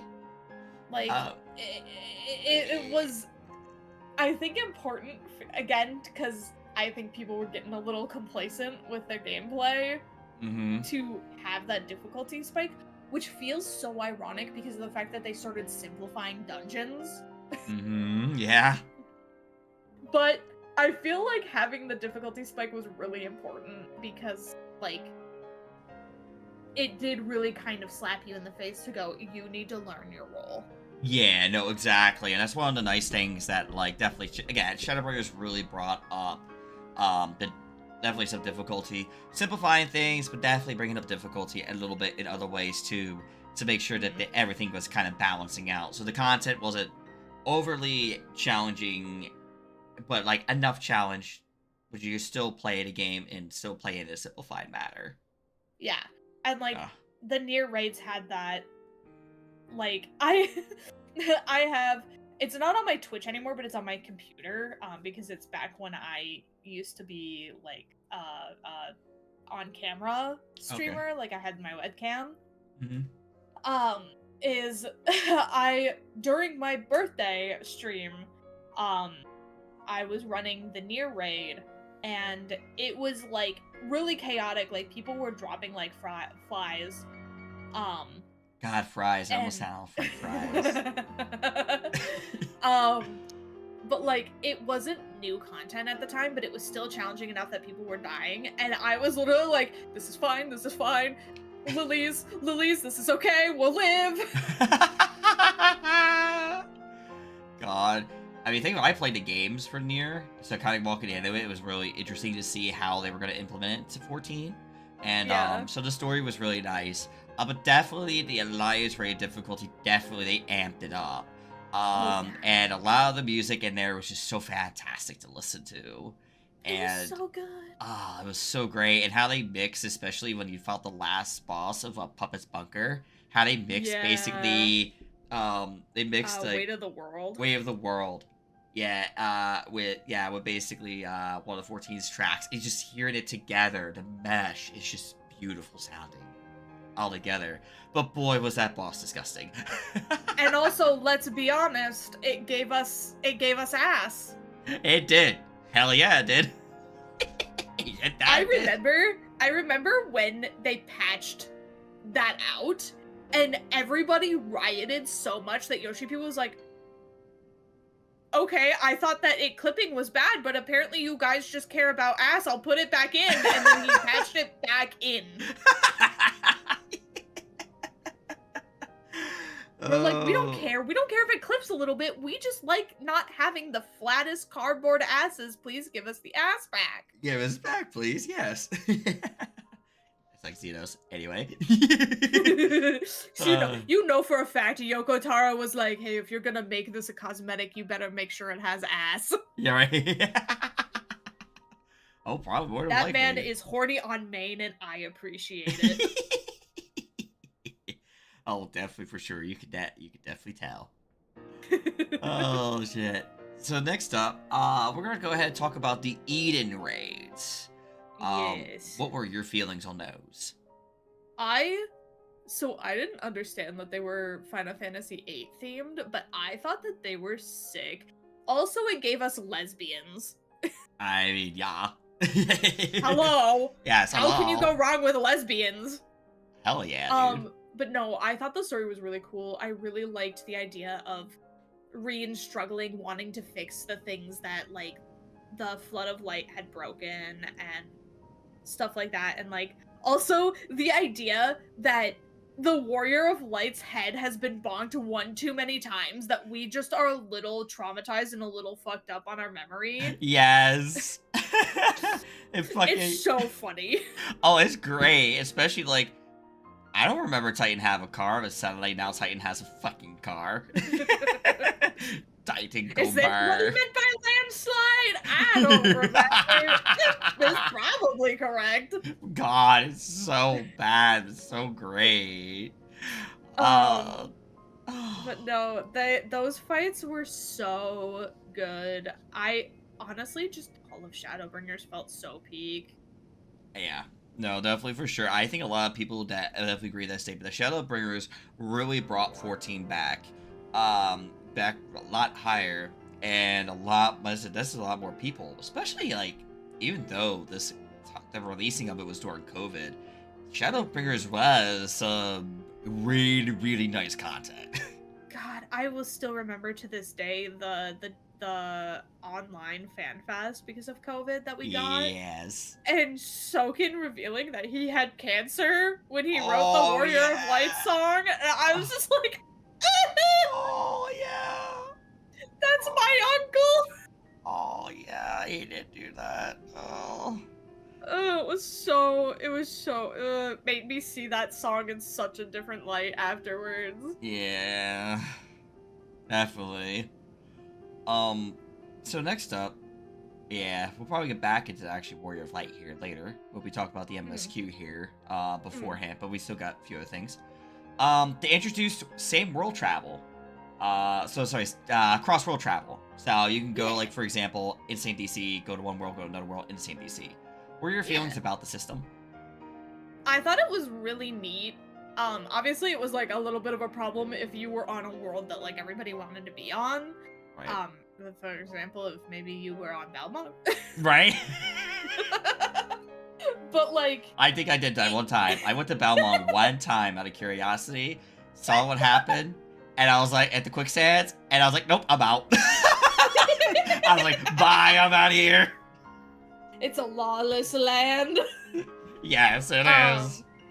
But no, yeah, like being able to be like, oh yeah, like we can see each other. It's so cool. We don't have to just like hopefully get get into a party together and then like we'll see each other in the duty. Like no, we can go and visit each other and like hang out and stuff. I really like the push that they are making to have unity even if you're not able to get on the same world. Yeah, no, I think there's definitely a nice touch for that. Definitely, for sure. I think definitely was a big. I think that's what they're really trying to push here, and that's and obviously we're gonna talk about more some of this stuff later, but definitely a step in the right direction to try and get more people together. Yeah. Next up, we have Restoration of Ishgard. Do you feel like it helped people get into crafting? No. No. Hey. Well, I mean, at least from my perspective of things, because I did not like it, man. I liked the new diadem. Okay. Because I really liked the laser. Yeah. It was so fun to like shoot the laser at things. Right. And it was good to just mindlessly do, and by that point, like I had but obviously with first diadem I did not have my partner to keep me company, and now like I did. And so we would just like throw something on like the other monitor of his PC, and we would watch things as we were like going through and doing that. Oh, that's cool. That's always very nice. Yeah. But as for the restoration, I just was so not into crafting that it just did not me. That's fair. Absolutely, no, that's fair. Because I know some people it help, but it probably doesn't help others. It's Yeah. not for everybody, you know? Yeah. So next up here, the Relic Grind for Baja. What are your feelings on that? It is the same with Eureka. It did not. Okay, that's fair. It just. I don't even think I got to the point of what is it with the first one? You go and fight the queen or something. Oh, the Derberlium something. It was I know which one you're talking about. I can't. I didn't even get to that. Honestly, that's understandable. It's like it's not. It's another one of those not your cup of tea kind of things, you know. Yeah. As I did like that they gave an alternative option to do it, but I didn't like that it was just because what was it? You just went and did certain roulettes. It might be roulettes. Was it Fates? Or was it Fates for the memories? I'm thinking Fates because usually they like to go to fate grinding. I believe. I just as somebody who really I think I'm in the minority with this. I really like the multi-step process of like go and light grind and go and get these materials and do this and do this and do this. I really like that because it's different. Whereas every single step was literally just like go in and grind this one thing over and over again. Go and grind this one thing over and over again. I'm like, yeah, I don't care for this. That's fair. Very valid. I wonder if I still actually, for want of a memory, specific fates in the following locations. Yeah, so it was fates, and it was only in certain locations for the memories. Yeah, okay. That's about right.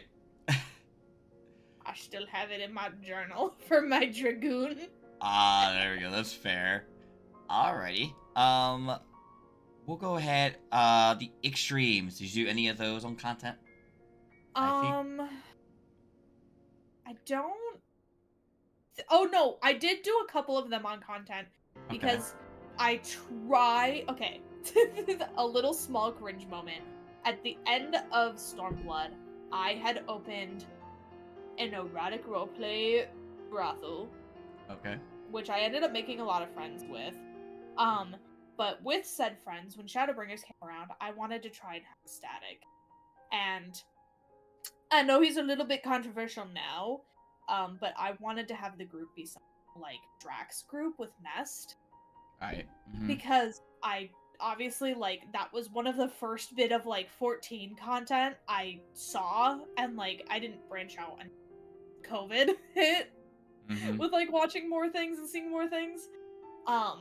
And so I was like, I want to be able to, you know, casual like this and have fun and banter and da-da-da, but still clear content.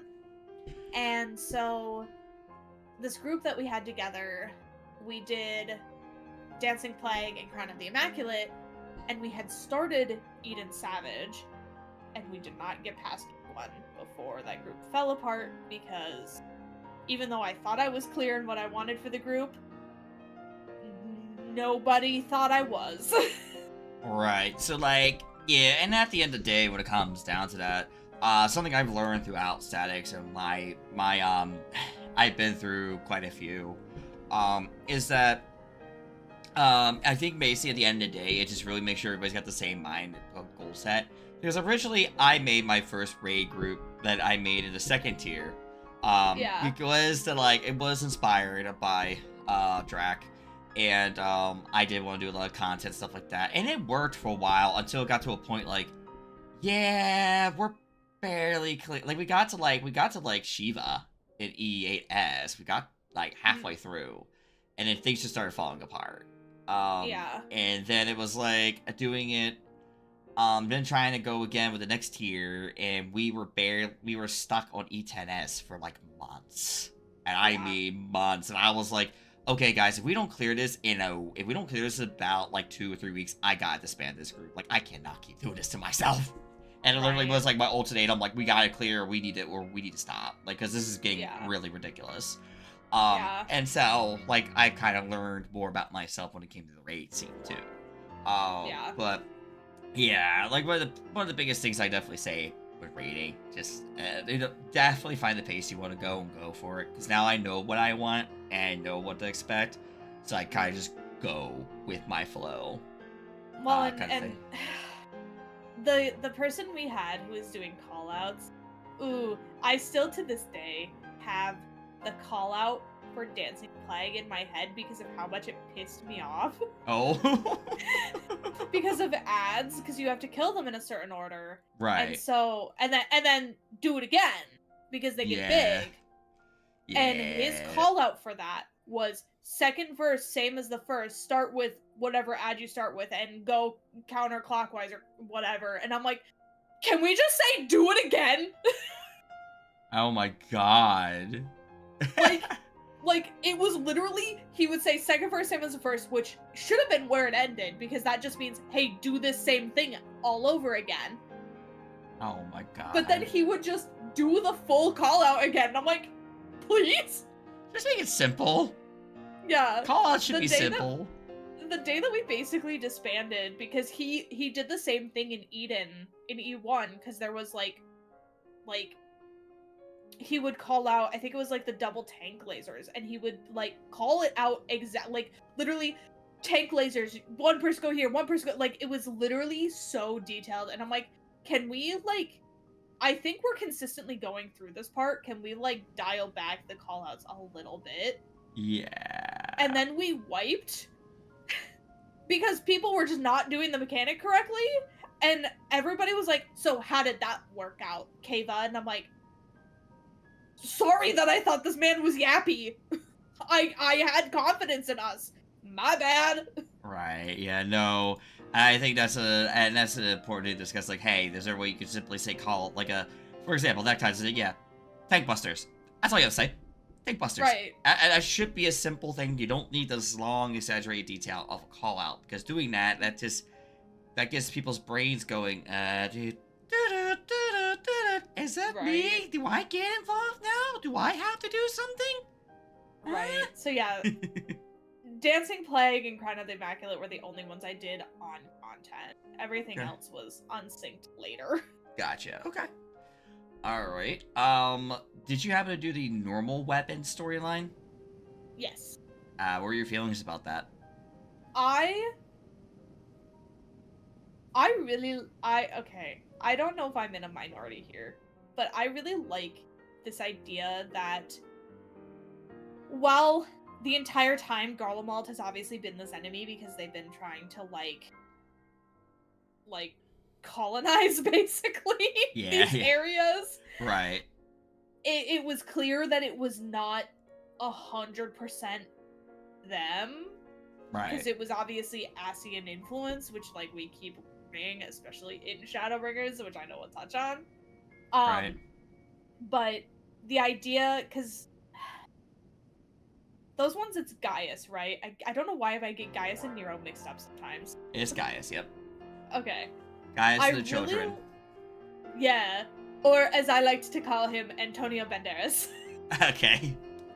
Okay. He looked eerily similar to Antonio Banderas. That's fair. No, okay, okay. But I really liked this whole idea of like he wanted to try to fix for his mistakes, but then obviously the mistakes still kept happening because his children were like being basically brainwashed otherwise. Oh. God, I'm trying to remember which fight it was. I think it was Ruby Weapon. I remember crying because I did not want those, like, I did not want them to die. Oh, yeah. Mm-hmm. I was just like, oh my god! Yeah, that was brutal. Like all three of them when they went through was brutal. Yeah. If you remember Sapphire Weapon, the lovely, you pilot a Gundam. Oh my god, that was so cool. It was so epic. I thought that was definitely fun. So with that, we'll go ahead and finally we're gonna wrap this one up with the story. The Yeah, 5.0 and MSQ. What were your feelings on it? oh my god! So, okay. It was really funny because I had zero idea who Grahatia was. Because again, I was a dirty cutscene skipper, which did include the Crystal Tower cutscenes. Okay. So I had literally, I'm like, who is Grahatia? Because I kept seeing online people theorizing that the Crystal Exarch was Grahatia. They're like, this is absolutely Graha because of like the Crystal Tower storyline. Da da da da da. And I'm like, who? Who? Who? I think I remember. I can't remember what his YouTube channel was, but there was somebody who did like. He had like a really calm voice, and he did like this story recap of different things. So he did a story recap of the coils. He did a story recap of the Crystal Towers. Like that was how I got to know the lore. Was him basically telling the story and like showing bits of like the cutscenes and stuff like that. And like parts of the fight. It was like really cinematic and really well done. I can't remember what his YouTube channel is. I think the only thing is, was he a Dragoon player by chance? I think so. Because I know who you're talking about, and that name has also escaped me. And I'm like, I know this person, and I haven't seen him in like forever. Shoutouts to him and his like lore videos because they helped me. I think it started with E. I think it's E. Hold on, Crystal Tower, FFXIV lore. I'm trying to think.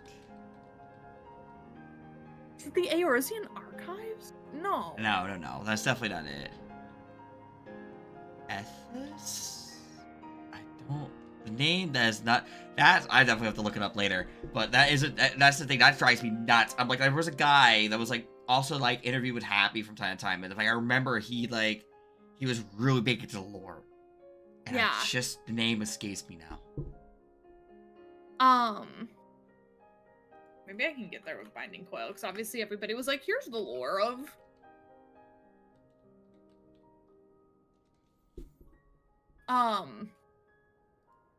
Ethos Asher. Yes, it is. Yes, that's the name. Oh my god. Shoutouts to him, because he helped me understand the lore of the Crystal Towers. Because it was so in-depth. Yes, he was so... His last video was 4 years ago of him doing the Boja story. Oh my god, no, come back! Aww. He must have really went on hiatus or something happened. But I was like, yeah, because I haven't heard his name in years. Damn, that long. Holy hell. Wow. But, yeah, his last video on Twitch is from 6 years ago. No! Something must have really happened, or something happened in his life. No, now I'm curious, because his Twitter is locked, so I can't even do a deep dive. Oh, wow. There's something must have really happened. Something must have happened, but... Yeah. No, so, like, I was, like, genuinely, I'm like, who is Grahatia? And so I was kind of, like, surprised at that reveal.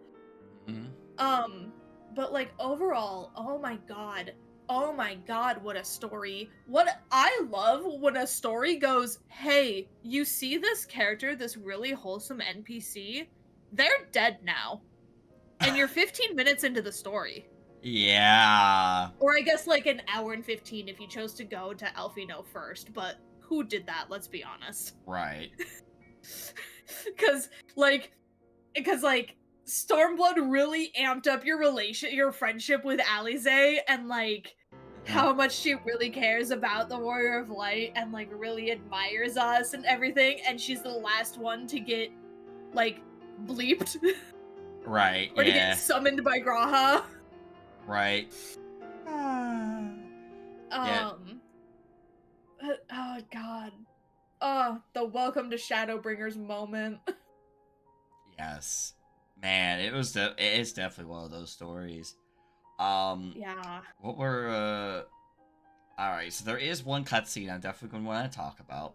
What were Uh-huh. your feelings? It happens right after we defeat the Warrior of Light. It happens with the Exarch. I What had were to your take a 10-minute break because I couldn't stop sobbing.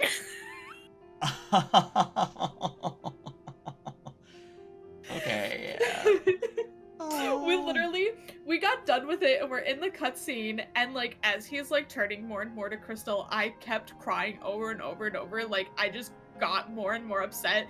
And God King, like he turns around and he looks at me. I'm just literally bawling and he goes, "Do we need to take a break?" And I just am like, I literally had to take a break so he could come and console me.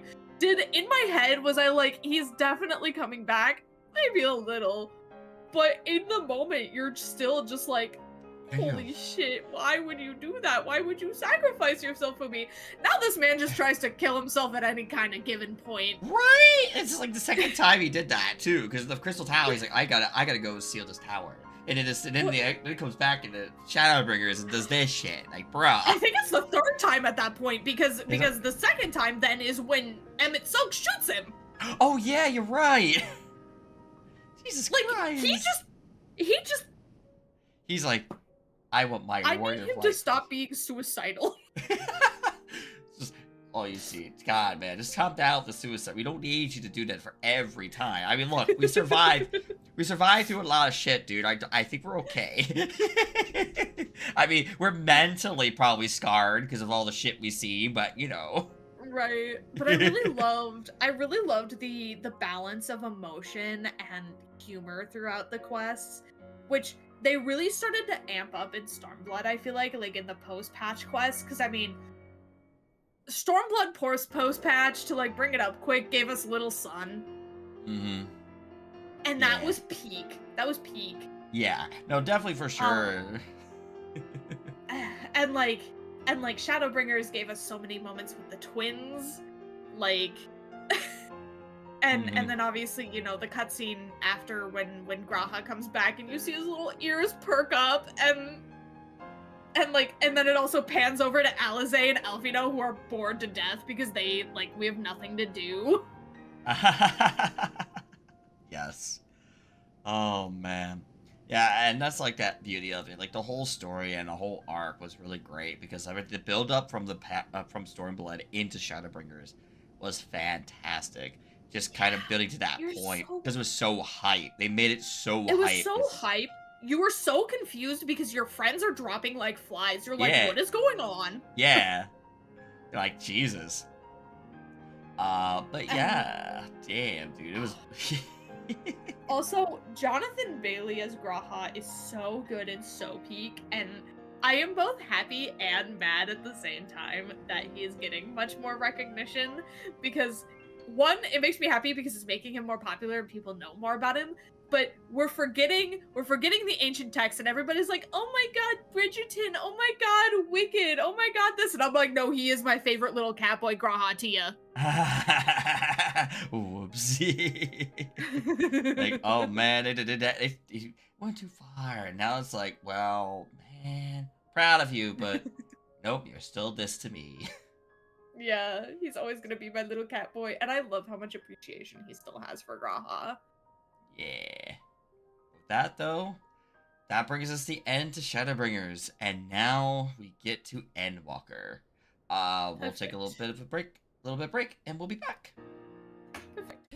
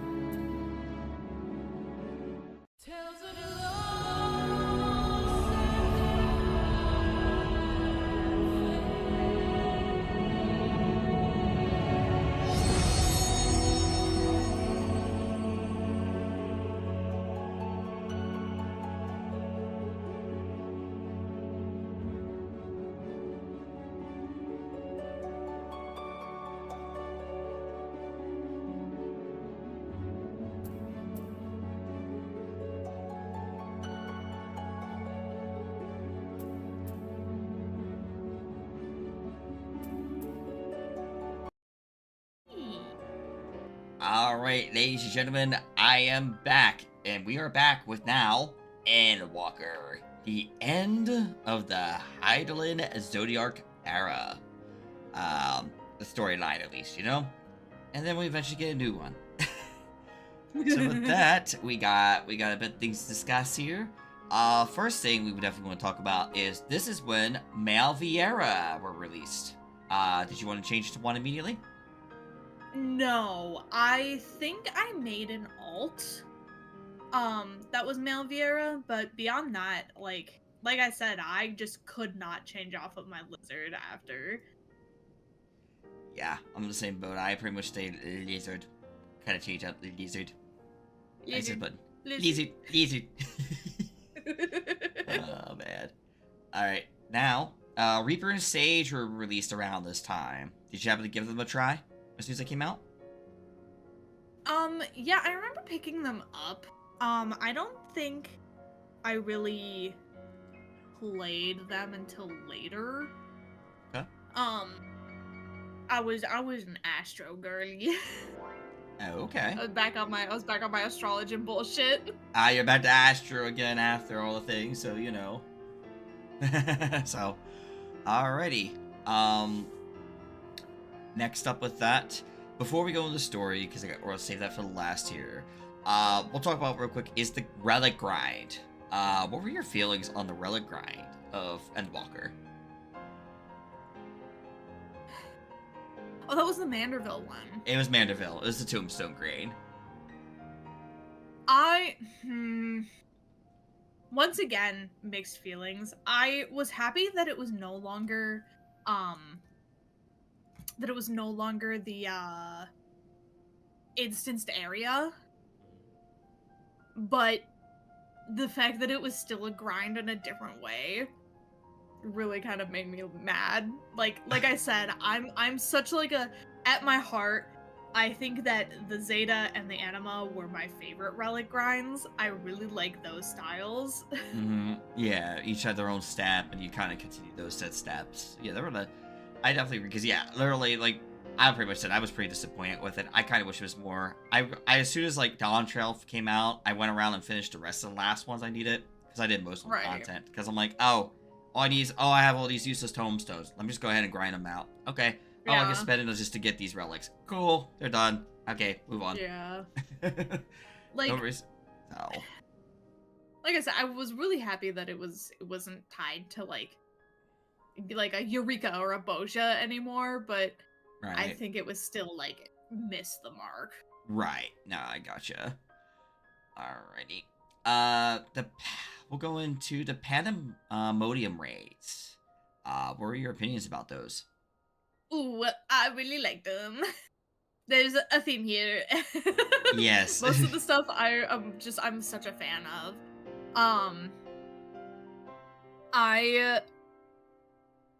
I really liked that they were difficult. I liked that they were unique in some ways. The designs were crazy. Yeah. And I liked the lore that it played into, because obviously we were back in I'm blanking on the area.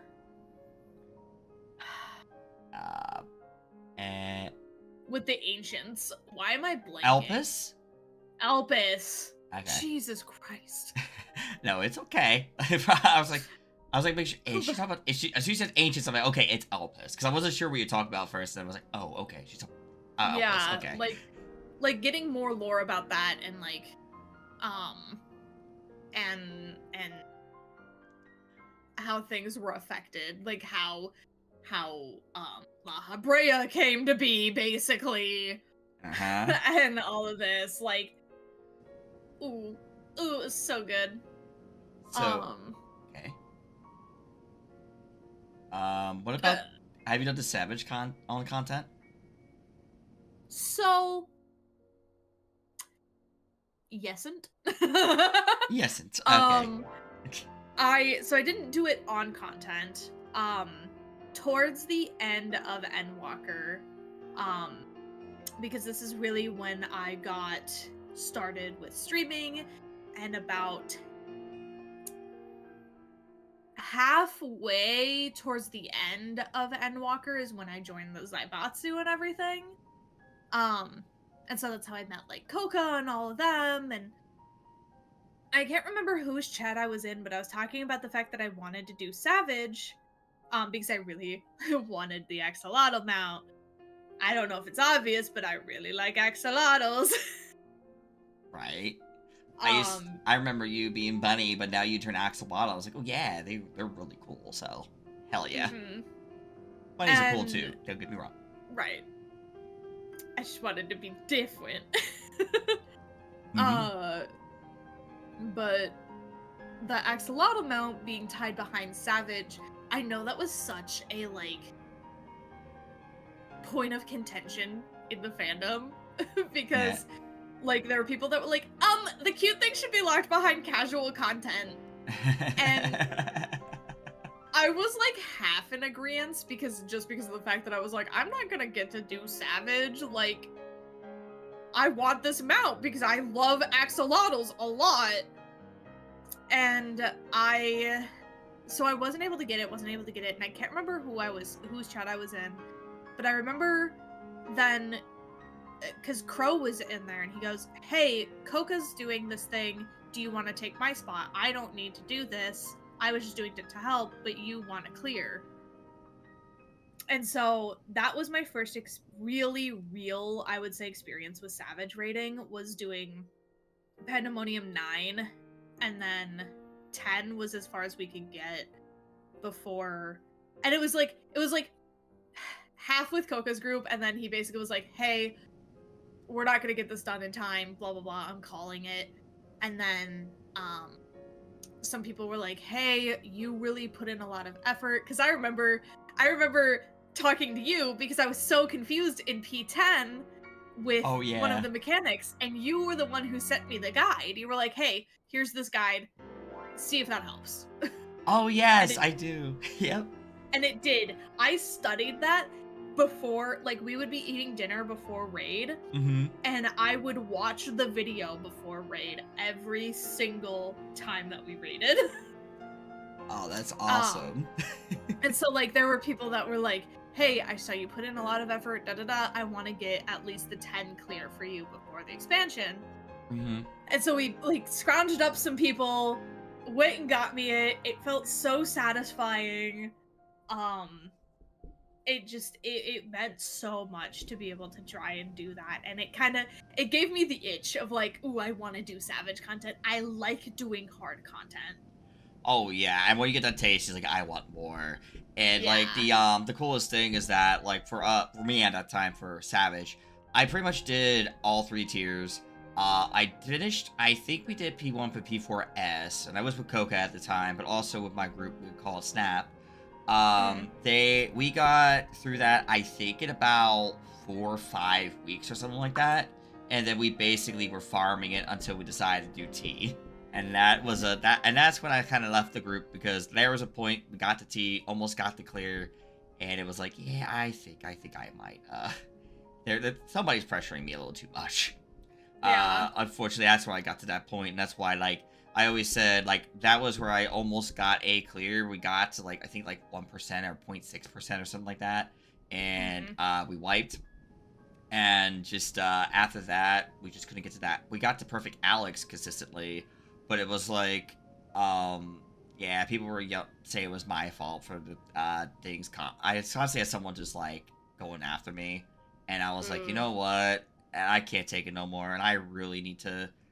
I need a break. I'm about to burn out here. I need a break.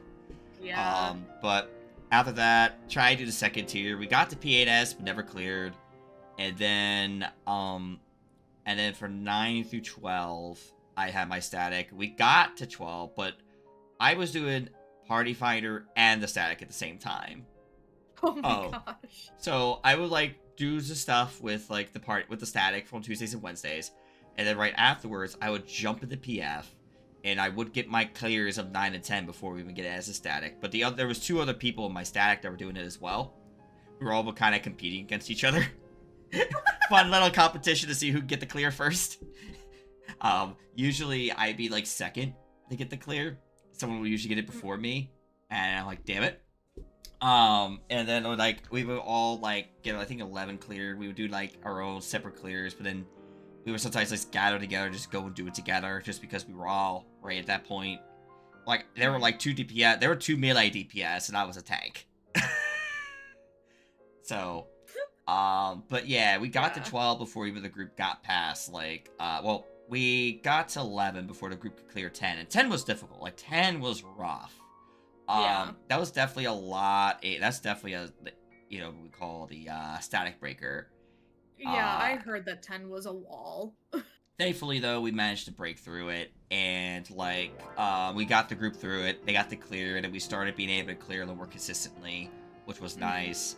But sadly, that was the last time I thought about really joining statics. That's why I tell people, if you notice a lot, I'm not in a static. It's literally because I've been in so many statics since I Rumble Born, and I notice my mentality tends to change and fluctuate. So instead of putting myself in that situation and constantly needing to raid with people, the same people all the time, I'm like, all right, I'll just party finder it, and I'll be around to help people. Yeah. And that's much better for me, because now I can go do PF, and I mean, I did that, and we'll talk about the Dawn Trail, and that's when I really started hitting PF pretty hard, was Dawn Trail. Yeah. But I did start at the end of Endwalker. Yeah. Well, and for me too, with clearing 12, that didn't happen until my birthday this year. Yeah, which was an awesome birthday gift. It was such a good birthday gift. It was supposed to happen the year before, because of a promise that was made and broken, and then a whole bunch of stuff happened that I won't get into. Right, yeah. And so, like, my static, H3, or hot dog, hot dog, hot dog. Yes. I you know, like, when I joined, I was like, oh, these are our raid days, and I went and looked, and I'm like, hey, my birthday is on one of our raid days. I'm like, if we're not progging, could we unsync and get the axolotl? And like, when the day was approaching and everything, we still hadn't cleared 9 for Arcadian, and I was just like, hey, I know I talked about wanting the axolotl. I'm like, I don't want to impede on prog though, so like, I'll leave it up to you guys. Like, it's whatever, we can figure out a different day where we do it, yada yada. And literally everyone was like, no, we can sacrifice one day, you're getting this axolotl. And I like, when it happened, when we finally cleared, I started sobbing. Because it was a healing moment for me. And honestly, I'm really glad they did, because you got a good group of people, a good group of friends that definitely do it. Because I know pretty much most of the people in that group, and they're really good people. So I'm really happy for the fact that you could get something like that for your special day. That was abandoned, and now you got closure on that too. So axolotl story. Yes, you did. Because like just being able to overcome the trauma that came from before, like, and honestly, like, just being able, the group of friends in H3, like, it just was so healing to be able to find them when I did, because it happened around the time of the drama of which I will not speak of publicly. Completely fair, as one shouldn't. And I just, like, being able to find such great people just was so needed in that moment. And I'm so happy. I love Coca, I love Omega, I love Choco, I love Nilla, I love my melee partner Tywin. Oh yeah, because that's just beauty about it. Like right now, this is about the point where I meet a very great amount of people, great friends too. I mean, we go into detail. I know Nilla's raided with me in a couple of statics. But at the end of the day, it's just like one of the coolest things. Just like meet all, and this is like I said, we're meeting more and more new people every day, and some awesome things. And there's people that'll stick around, and there's people that go. We've talked about that, early on. Yeah. Like, some people just stay. Life's different. People go different paths. It is what it is, Yeah.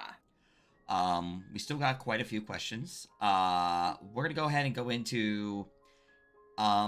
Did you do any of the variant dungeons? when it came Yeah, out. oh my god, I loved. Okay, so I only did the like normal modes. I didn't do any of the, is it Criterion is what it's called for the Yes. extreme? There's I Criterion didn't and do any of Savage. those. Yeah. But doing the normal modes, yeah, I really liked those. I thought they were so unique. Mm-hmm. The idea of like different branching paths and everything. Um and the fact that you didn't have to be like a full party. You could be we were two DPS when we Mm-hmm. did them. So I think God King would go as Reaper and I went as Dancer. Okay. For those, which did prove to be a small problem for one of the endings where you have to kill the wolves in a certain order.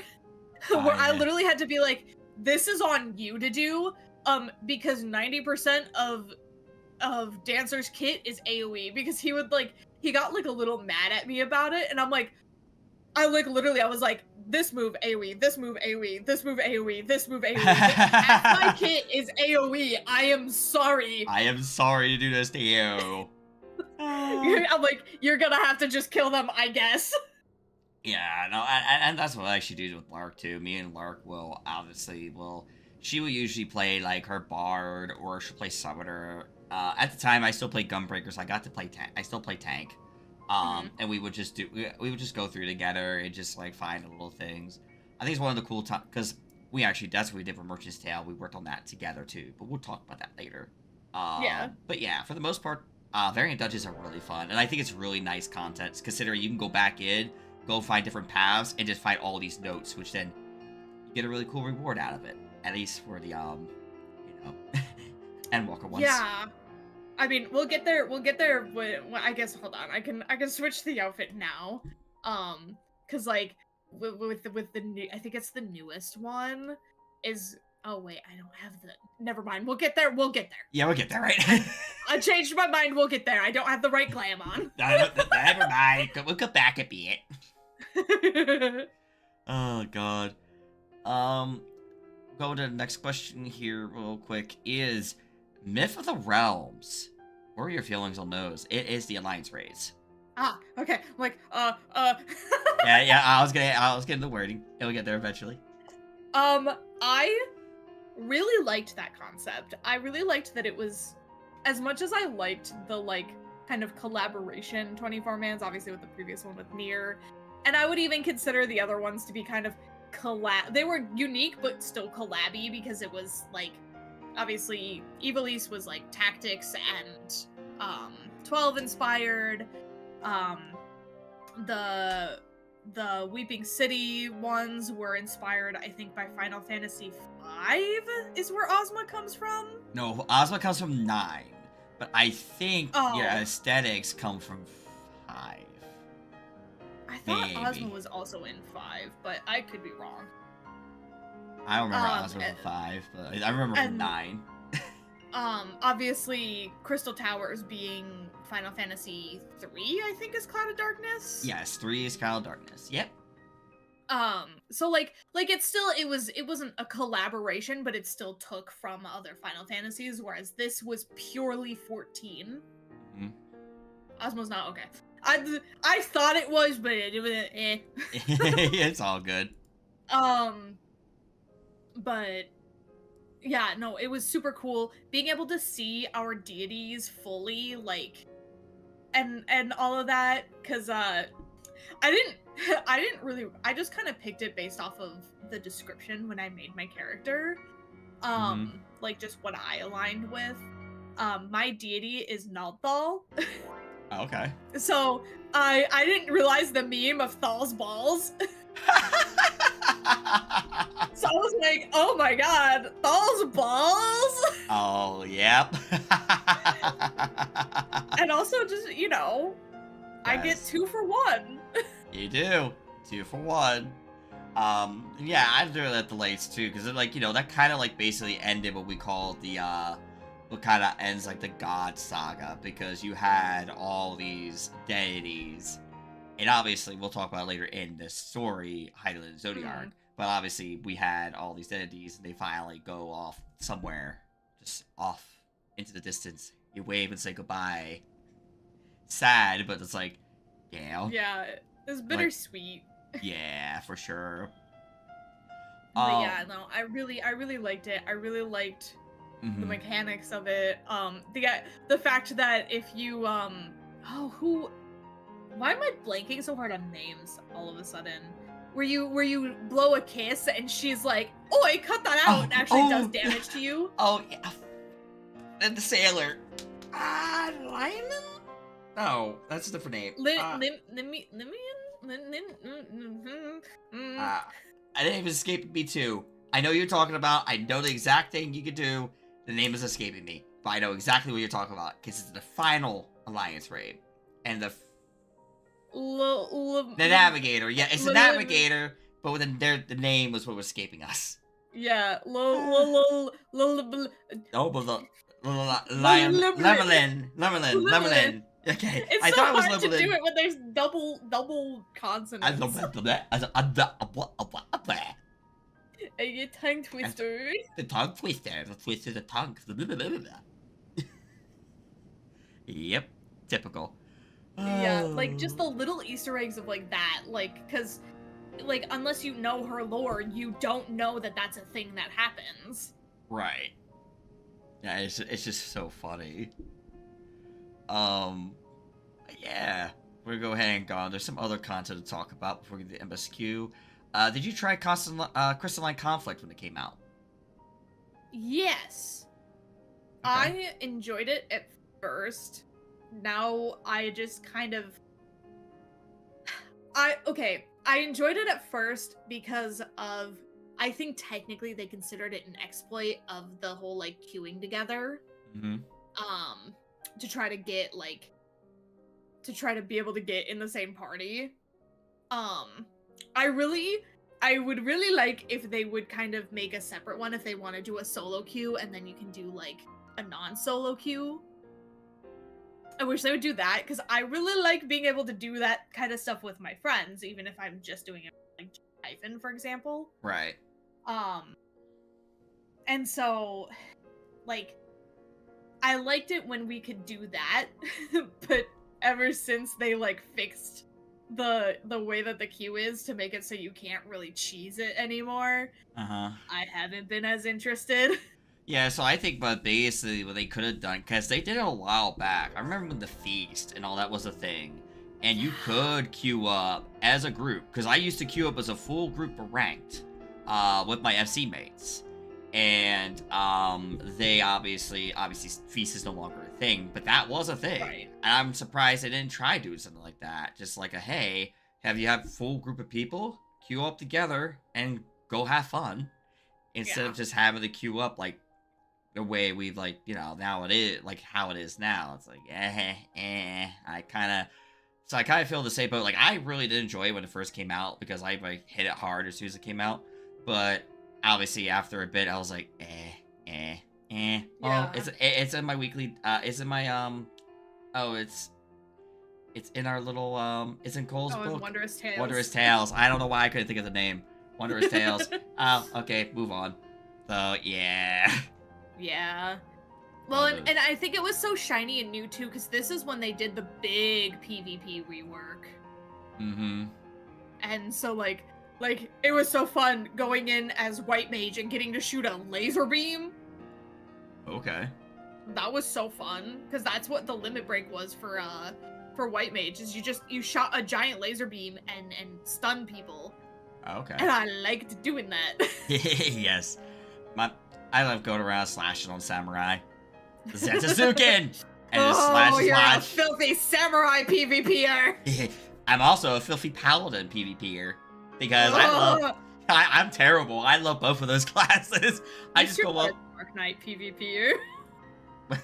Because my favorite thing to do is go up and be annoying. Oh, someone's about to get a kill?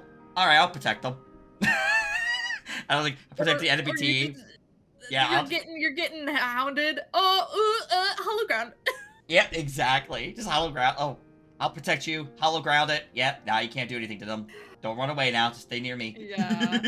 Now my go-to for PvP with like doing front lines is to be on Astrologian, because I really enjoy I think it's Gravity has a double effect, so it's a double cast in PvP now.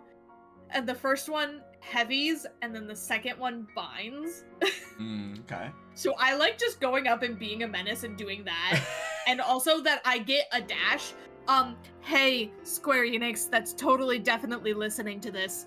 Can I have a dash as Astrologian in Evercold? That'd Please? be great. That'd be great, wouldn't it? You gave it to White Mage. I want mobility that's more than just light speed. God. Right. Alright. Next up on the list here, we'll go through a couple more and then we'll jump into story. Island Sanctuary. Did you try that out? I did.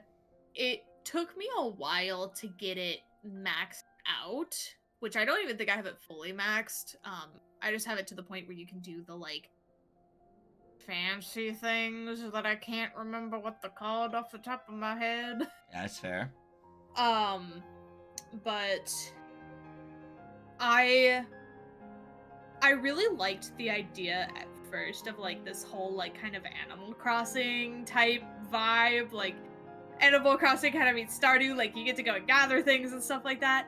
Yeah. It got a little bit boring for me, which is why I stopped. But then I picked it back up again because I think I wanted mounts or outfits or something. Something that you couldn't buy off of the market board. Probably, I know outfits you can get. There's certain outfits you can get as through Island Yeah. Sanctuary. Because it's okay. And I think, it was the minion too, because it was the otter, the Baron otter. Yeah, yep. Mm-hmm. And I was like, oh, he is so adorable, and I need him. How do I get him? And God King was like, you have to max out your Island Sanctuary, and I went, fuck! Well, I gotta go back in there, I guess. Oh, God. Oh, next up here, Fall Guys came to the Gold Saucer, Blunderville. Oh my God.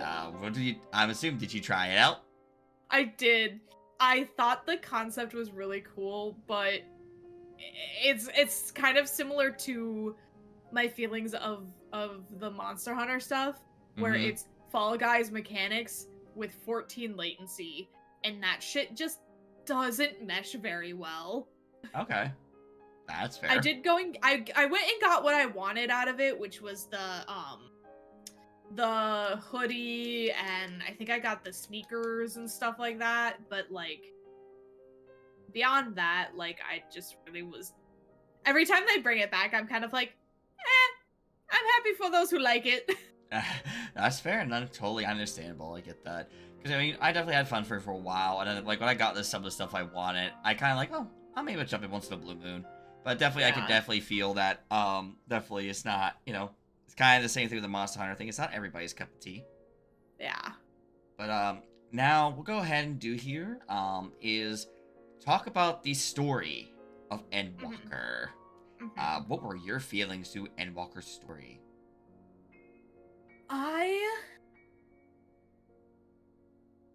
I was so intrigued by everything that was happening. I remember at first, because we start off with going to Charlian, right?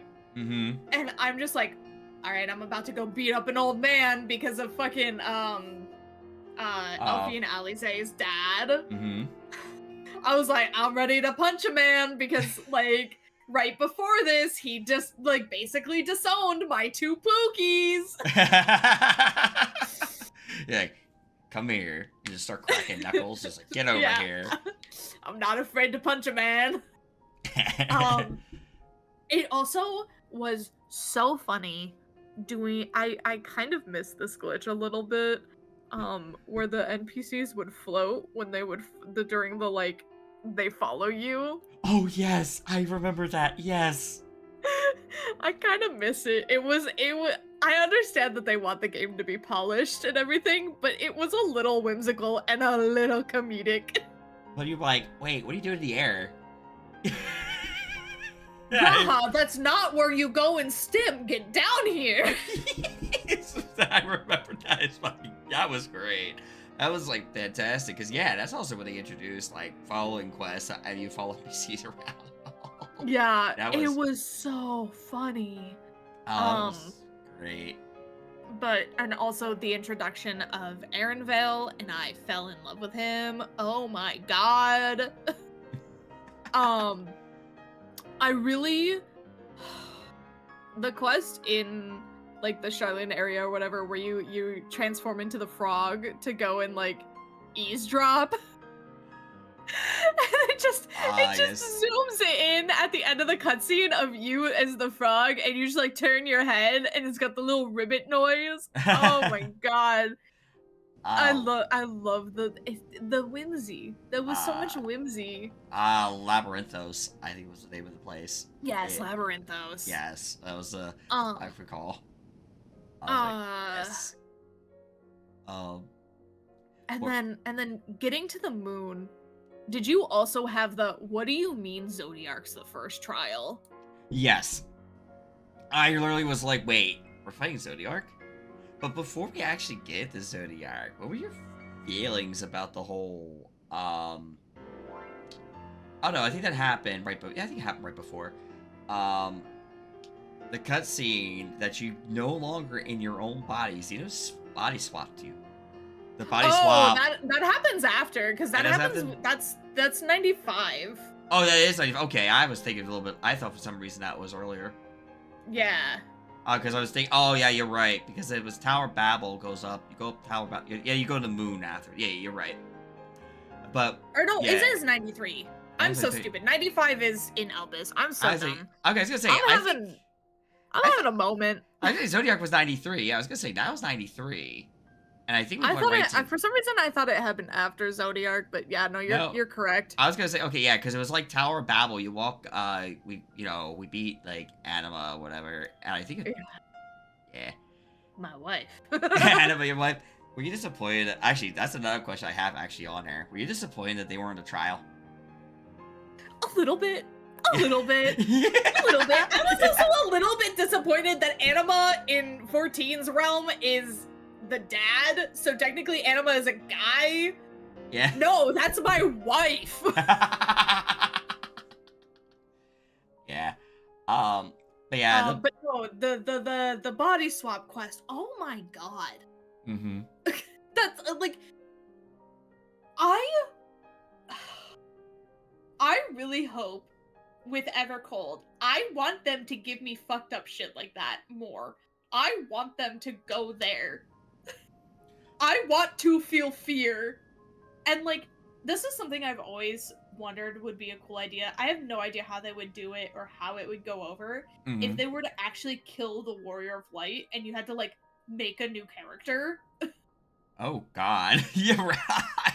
God, that'd And be like. and like in that moment it felt like that could have been real. Like you like it really felt like you were not going to be you anymore. Yeah. And the fact that you kind of, yeah, you just end up being some Imperial soldier and you're literally having to, like, be extremely, like, cautious. You could have just, like, burst through and get, like, I got all this power. I am the Warrior of Light. Yeah. And you were like, oh crap. I actually gotta be careful here. If I get hit by this, I might die. Oh, that's over there. Oh. So, I always bring it up because I think it's one of the coolest things they've done in the game, where they literally take you out of being like this monoxide. Your character is just taken away from you, and now you're stuck in some kind of random body. Yeah, I really need to continue playing with Sue because we're getting close. We're about to. We just entered Garlemald, and so we're getting close. And I really, I can't wait for her reaction to that. Oh, that sounds great. Because I know it's gonna fuck her up so bad. Yeah, dude, that's just gonna be, oh boy. And just more Xenos content, and Fan Daniel being a little tee-hee, too-hoo, little jester man. That's Van Daniel. One of my friends, he kept misreading Fan Daniel's name, and so he only calls him Fandango. Yes, it's Fandango. Hey guys, it's Fandango. But yeah, no, like, I just, Oh, it was one of those moments where Xenos really felt more evil, Yeah. and I just ooh, ooh, No, ooh. I really did feel like Zito's definitely got more development here too, and you really saw more of the side. It was really like I said, that was like a whole like whoa kind of moment, you know. And he It was was still so good, but he's still so obsessed with you with everything, and he's still just like, and just eh, toying with us. Cause yes, like I feel like he did that with the full confidence that we were gonna make it, but he was still like, but I want to see you suffer a little bit. I just want to see a little bit more suffering here, you know. Um, So we know obviously talk about Zodiac, which was crazy. That was the first trial. I was like, wait, what? And Yeah. then later on, we get Heidelin. Yeah. I was Well, and, like, and even before that, going to Elvis and yeah, and seeing Emmett Selk again and getting properly introduced to Hythlodaeus, because like I kind of forgot that we meet Hythlo in Shadowbringers, uh huh, because obviously he's just an ancient, so he's not like speaking to us. We don't know what he looks like. right. And so getting to see him, it was so funny. The moment he popped up, I literally looked at him and went, I have a wig that looks exactly like that hair. I know what I have to do. I know what I must do now. Yeah, and then us and Alpus, we fought the knot, and like the Mhm. way that seas will play out, and you know she was like only testing us. Oh my god. And uh, that's with Endwalker is where we started this trend, because like me and God King obviously do all the story together, which includes all of the content. yeah. We started this trend now where with the final trial, we will or at least like the final trial that we can do it with, because obviously the final one they do force you to queue. Uh huh. Um but the X9 Mm-hmm. we will disband the party and go do it in trust. Yeah. Ooh, it just made it even more cool and cinematic to be able to do it with your friends, like your companions, like they're helping you. This is what we've all do, because like obviously before that you're like um you're just like obviously summoning your friends, which I like that they gave a lore reason why how we summon Yeah. 7 other versions of us. Yes. But like as it stands with like with doing that, it was so much cooler to be able to be like, yeah, I'm gonna go in here with my companions. Well, definitely having the ability to do that, and again, it's like the coolest things that he tried, testing with, and that was really cool. To see Yeah. the ability to be able to do Heidelin with different Yeah. people. And with Elpis meeting Hermes and baby girl. Yeah. I also I might be a little evil when we get to Elpis.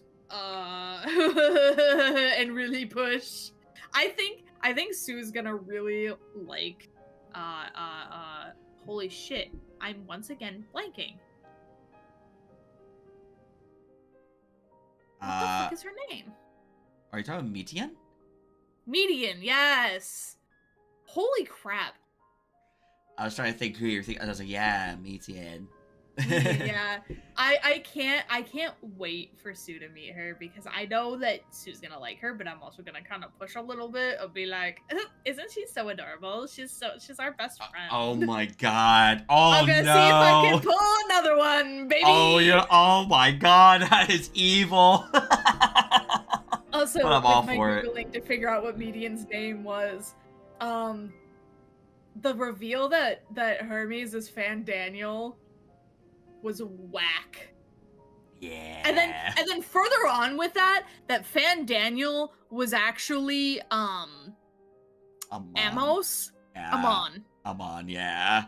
It was like, whoa. I was like, what do you mean? I mean, What do you mean? I mean, technically, he was in a sense around the. I can kind of see it, considering like the Allegan Empire and such. Yeah. Yeah, because Yeah. it's crazy. Also, give me like 2 seconds before we continue on this conversation. I gotta let my mom know about the washing machine. Yeah, go for it. Oh, man. But yeah, guys, we're here at the end walker. The walker of end. So much ending of walks. So many things Okay, happen. we're good. I just had to shout at her. She's down here already. You're good. I'm just making dialogue with my hand. That's all. I'm just like I'm like that NPC in the background in a different like video game, just making conversation. But yeah, no, I could die. That is evil, but I am all for that. I love being a little evil sometimes. You gotta have a little bit of evil. It's just like Voltaire's song. So being evil. Yeah, and then But yeah. I also won't lie. I know it's not everybody's favorite, but the idea of Xenos coming in and saving us from Endsinger, which I guess even before that, just it again, logically I knew they were all coming back. Alright. But in Ultima Thule, Yeah. when everyone started disappearing and sacrificing themselves, Mm-hmm. ooh, it messed me up, especially because if I'm remembering correctly, Estinian is first. I know that's gonna really fuck Sue up, by the way, because Estinian is her girly. Yeah. Estinian's my too, so like when he was like the first to go, I'm like, I don't know that I can continue. Oh, it was rough. Just going above, and then just like eventually, as they all disappear, you slowly start walking up, and all you see is these silhouettes around. You're just like, is this really it? Like, yeah. Is this really like the end? It was really that dread, that doubt just got to you because of all that happened. And then you walk up, and then you go through the final. You finally go ahead and go through the final dungeon. And you then eventually do get to meet Endsinger. And out of nowhere, of course, Xenos comes in to save the day, and it's only because he wants to kick your ass. It's literally, he's like, I'm the only one that can kick your ass. He's literally, it's literally the idea that he's like, hey, you can't freaking die. Right. You can't let the world go away, the universe disappear, because we still haven't fought yet, you bitch. Yes, literally. And then we finish Endsinger, and then we get our final fight with him. And, dude, that final fight is so great. Yeah. The ending of it is fantastic. You see him, this red aura with his fist. You're coming up with this blue aura on your fist, and you just punch each other, and you just see him just fall. A test of your reflexes. It was so good. But and, man, even the 89 dungeon, like the T-scope. Yeah. Ooh, that really.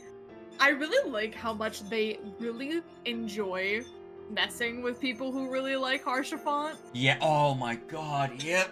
Oh, that hurts so much. The smile better suits a hero. Yep, it comes back. And you see everyone, even, you see all the people you've gone through things with. And then you obviously fight, Liviad. And then you fight Rattan again, Cape Westwind.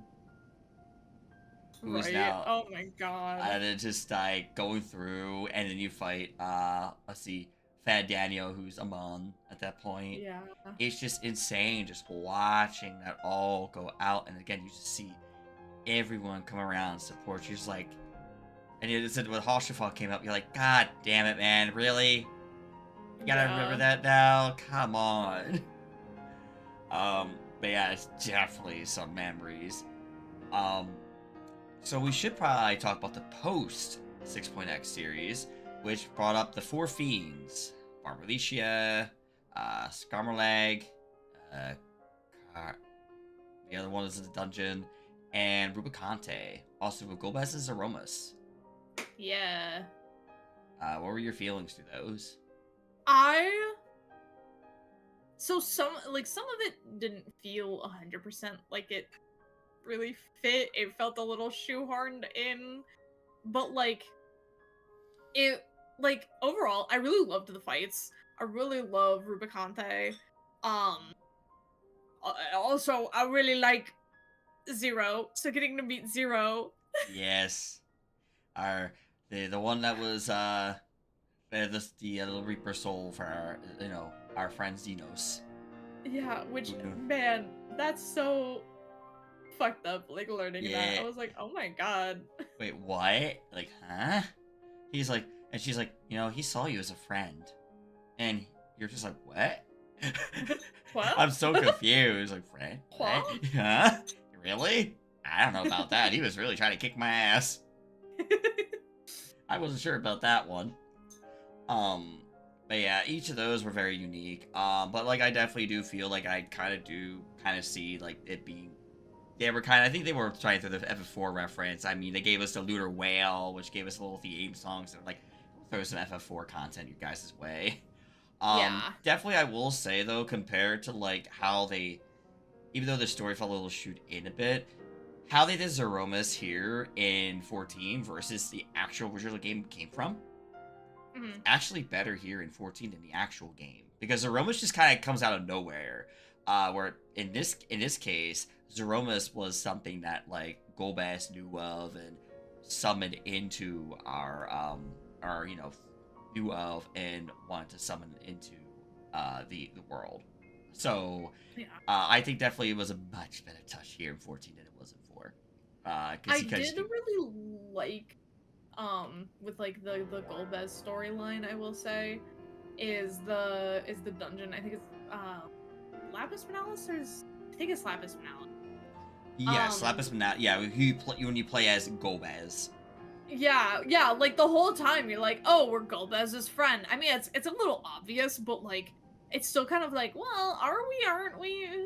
Yeah. And like the reveal that like in fact like who was actually Golbez dies, and so like the Mm-hmm. other guy takes on the mantle of Golbez. Yeah. Mm-hmm. So I was like, wow. It's like, whoa. I like plot twists like that, even if they're obvious. Yeah, it's like, nice little twist there. All right. With that, we're gonna go ahead and we're getting ready for Dawn Trail. The Woo! current expansion. Just give it about a minute, guys. We'll be back.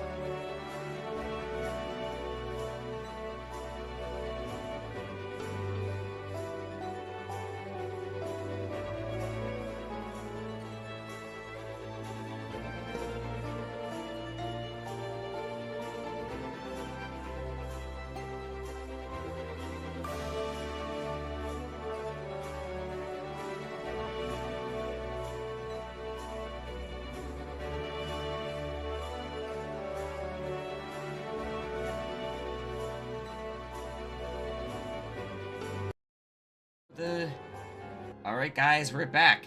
Now with Dawn Trail, the current expansion. So with the current expansion, I think we touched on this very briefly. Mhm. Female Rothgar were announced. Did you change as soon as it Yes. came out? I did because of a subathon that I did with a Fantasiathon. Um, but like I said, it just here's my issue with the female Hrothgar is I believe they used a male base for the body, Mm. and so a lot of things ended up looking really clunky. For example, one of my favorite tops is I still have a glamour plate, I think. Unless I deleted it like Somewhere. a freaking bozo. I did delete it like a freaking bozo. But it's the one with like the pauldron on the one shoulder. Okay. And only um on female Hrothgar does this happen where the pauldron is so big because of the like clunky shoulders and everything where it clips fully into like the chin. Oh. It was really bad. I was so displeased. I was Ooh, like, yeah. this feels awkward. I don't really like how boxy it is.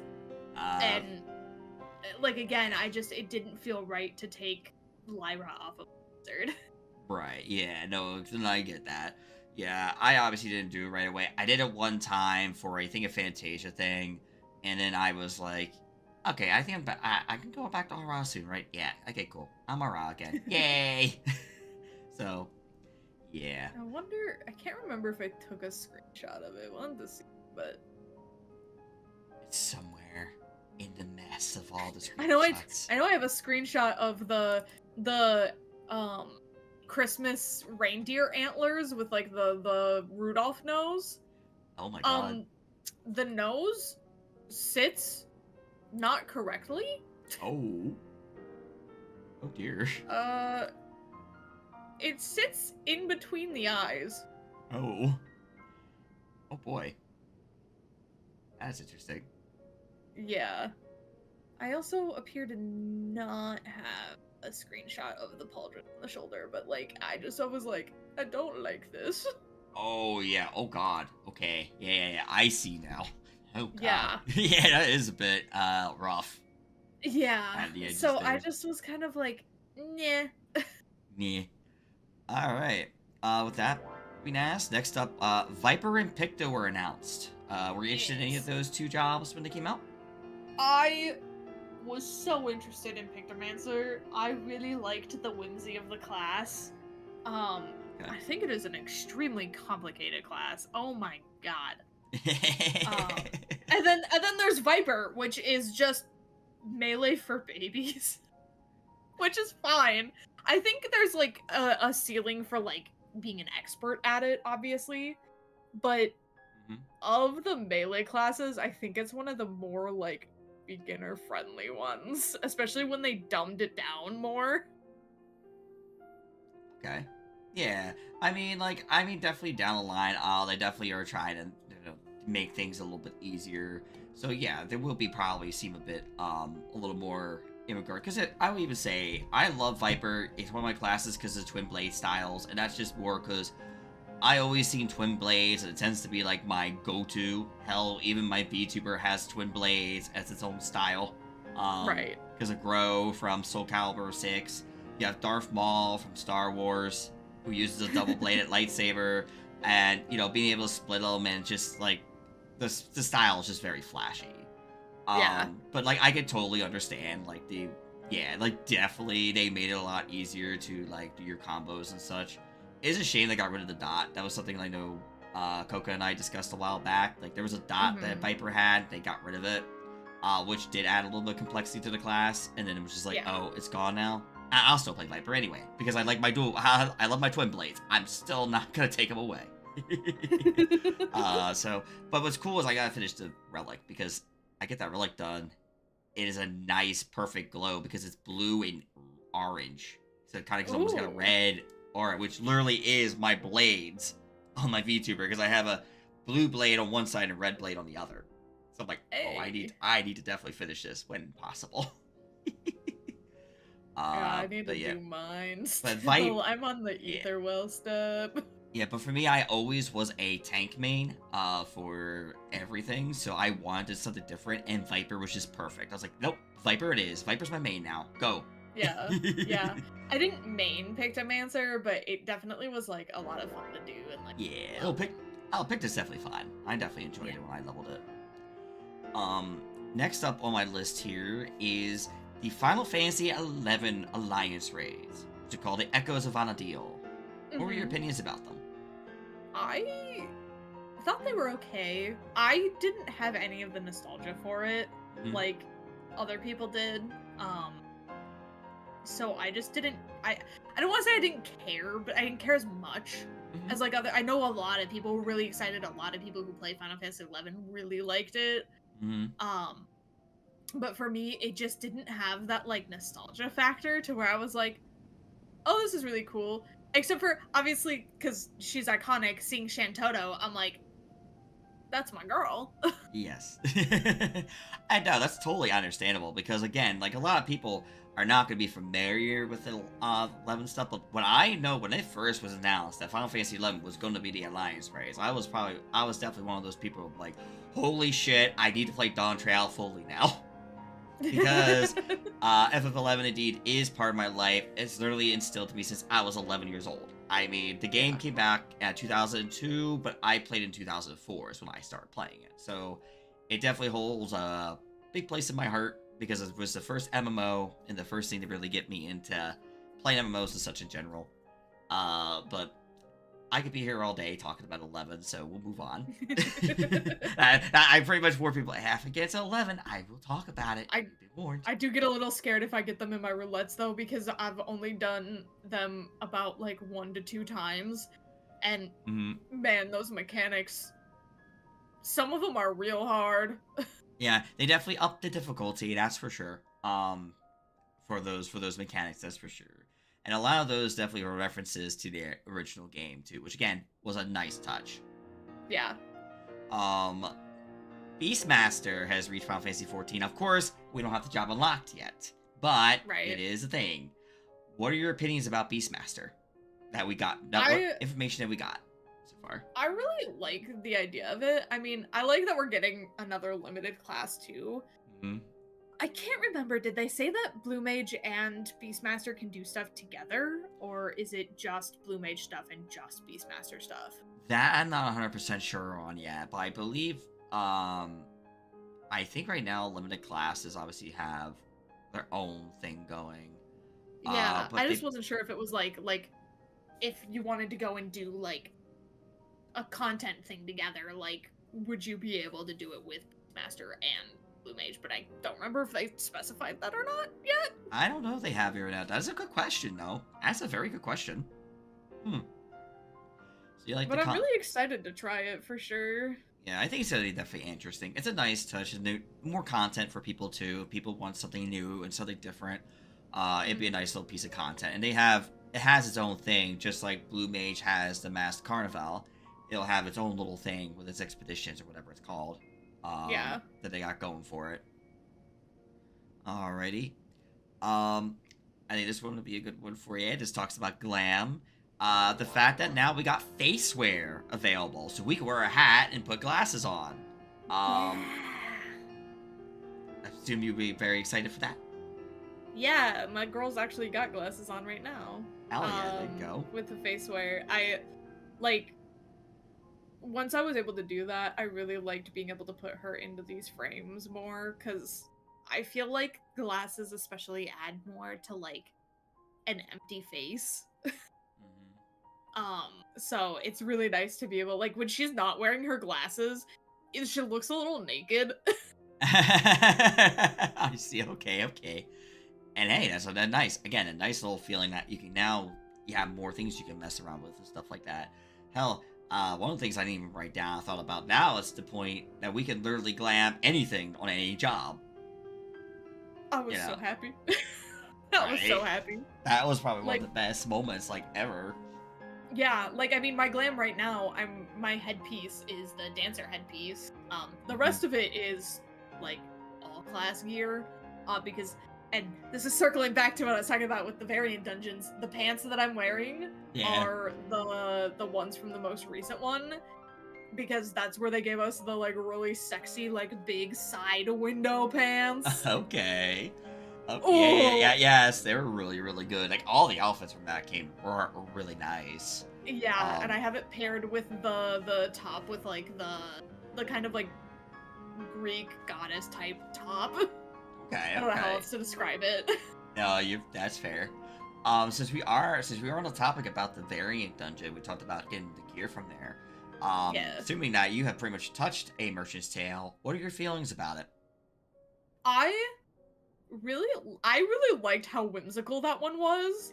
The idea of going into a storybook and everything being like really bright. I'm not gonna lie, it felt like the one area in Kingdom Hearts, in like Kingdom Hearts 3, where like Xehanort comes from. Oh, okay, okay. Yeah, It I feel. really reminded me of that. I was like, this looks like the same, like this is so Kingdom Hearts coded. Oh yeah, I could definitely agree with that considering that like yeah, definitely is Kingdom Hearts feeling. Like the more that people bring it up, I think about it more. I'm like, yeah, it definitely is more Kingdom Hearts because you got more saturation in there too. A Yeah. lot more saturation than anywhere else in the game, and you have like that feeling of like yeah, the whimsy and a lot of the bosses and stuff like that kind of did feel like a moment like if you would be in Kingdom Hearts. Because, you know, we have 100 Acre Wood as well, which was a book inside Kingdom Hearts and whatever. It's like, you're locking into the 100 Acre Work, but it's a Merchant's Tale. It's got all these bosses and all these, nice little things that are happening. And I'm like, damn.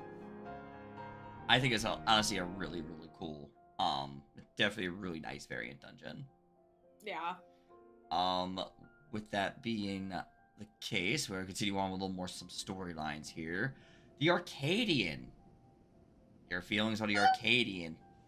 Uh, uh, it was so good. I don't even really care about wrestling that much in real life, Mm-hmm. but man, once I'm gonna repeat myself here. The whimsy, the idea of just like this like wrestling matches and stuff like that, and like wrestling culture.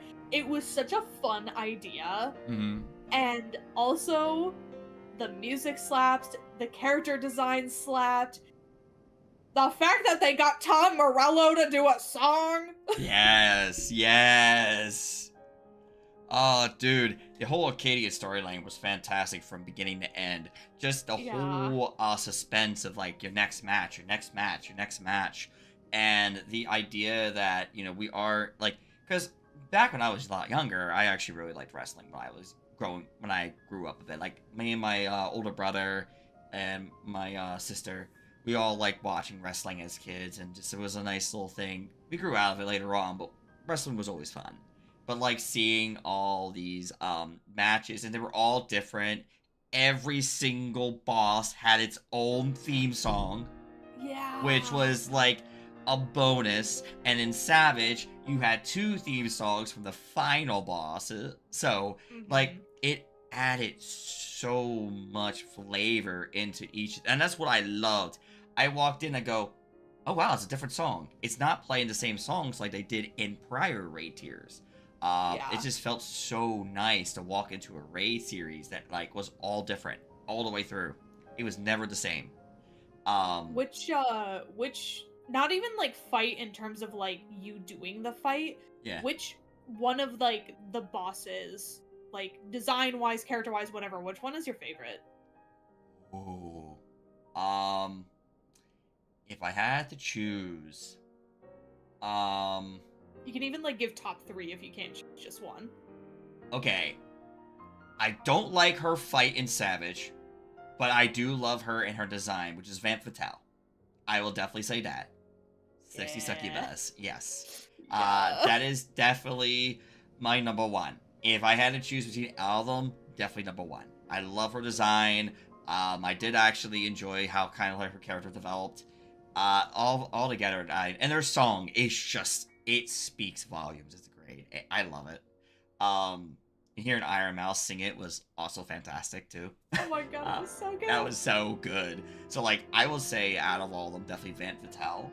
But I will say I only mostly, but I don't like her Savage fight because I did not mind it for a while, but I got to a point that I was just tired of bats. I Yeah, was that's tired of the so bat. fair. That was like the main thing. I was like, the bat walkies I kind of got used to. I just hate it when you had to like get away from the boss and try to position yourself proper in Savage without killing somebody.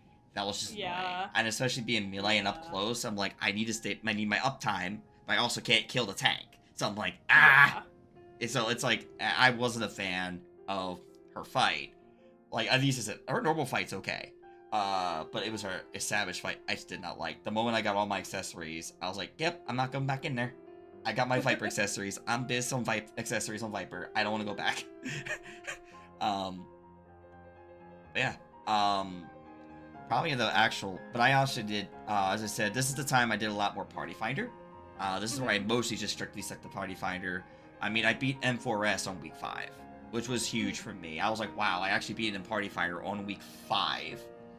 I think if I had a friend that was with me with the journey, we thought we could probably get it sooner, but we like, I was like, nah, it's all good. The fact that we beat it on week 5 was actually good enough. Yeah. I mean, we beat the first 2 fights on week 1, and then we beat M3S on week 2.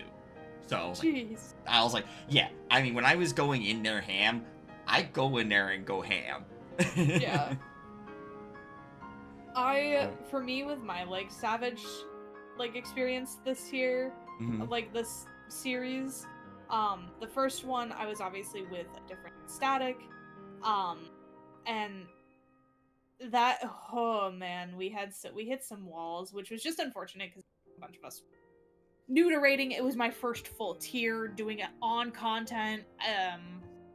I think half of us had never done Savage really properly before, because obviously I had the small experience with Pandemonium, but beyond that, and like even then it was like slightly easier because we were so like over geared. Yeah. But with this it was like on content, it's really hard, things hit hard, and like so it was a challenge for us to get through that first tier, but we ended up clearing 4. I think you were on like your break screen where I mentioned my friend passing away. Yeah. It was her death anniversary was our raid night. Aww. And I had half considered not not doing raid that night because I knew what my emotions were gonna be. But I was like, you know what? Maybe being around friends will be good, blah blah, you know? And we ended up clearing that night. And the second that the clear happened, I once again burst into tears because it was just like this release of like the struggle that we had, the fact that like we did it on such an important day for me. Like I was considering not raiding that day at all. It was a huge moment.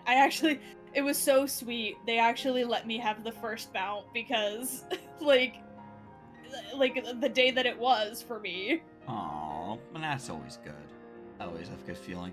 I had a farm at least 8 weeks that after I got the first clear, 7 more weeks, and I had a hope for it. And I literally was by the 8th week, I was like, okay, if I don't get the mount by this reclear, I am literally just, I don't care. I was where I was at that point. God. But I got it. I thankfully got it. And I was like, okay, I don't have to worry about touching it again until basically, and I try to do it because I was trying to gear up BIS for, well, I started BIS for other classes at that point, because pretty much my Viper by week 7 was BIS, because I had the weapon, and I wanted to be ready for Fru, and that was my mistake. I jumped into Fru in Party Finder day 1, tried to do it, and it burnt me out. Ooh, and I was like, nope, now in the future, if I do Savage, to do that hard grind like I did before again, don't jump into Ultimate right away. Yeah, that's so fair. I had to learn that lesson. It's like, nope, not doing that again. Yeah. But it's always interesting like, to hear stories. Yeah, and like her song too, Wicked Thunder's theme, because it plays on the mount, obviously. Yeah. It also felt so fitting because like her whole theme song is talking about basically how she has accepted that she is dying, but she doesn't want to. And I was just like, Oh yeah. Oh, that hit right there. Yeah. Oh man. All right.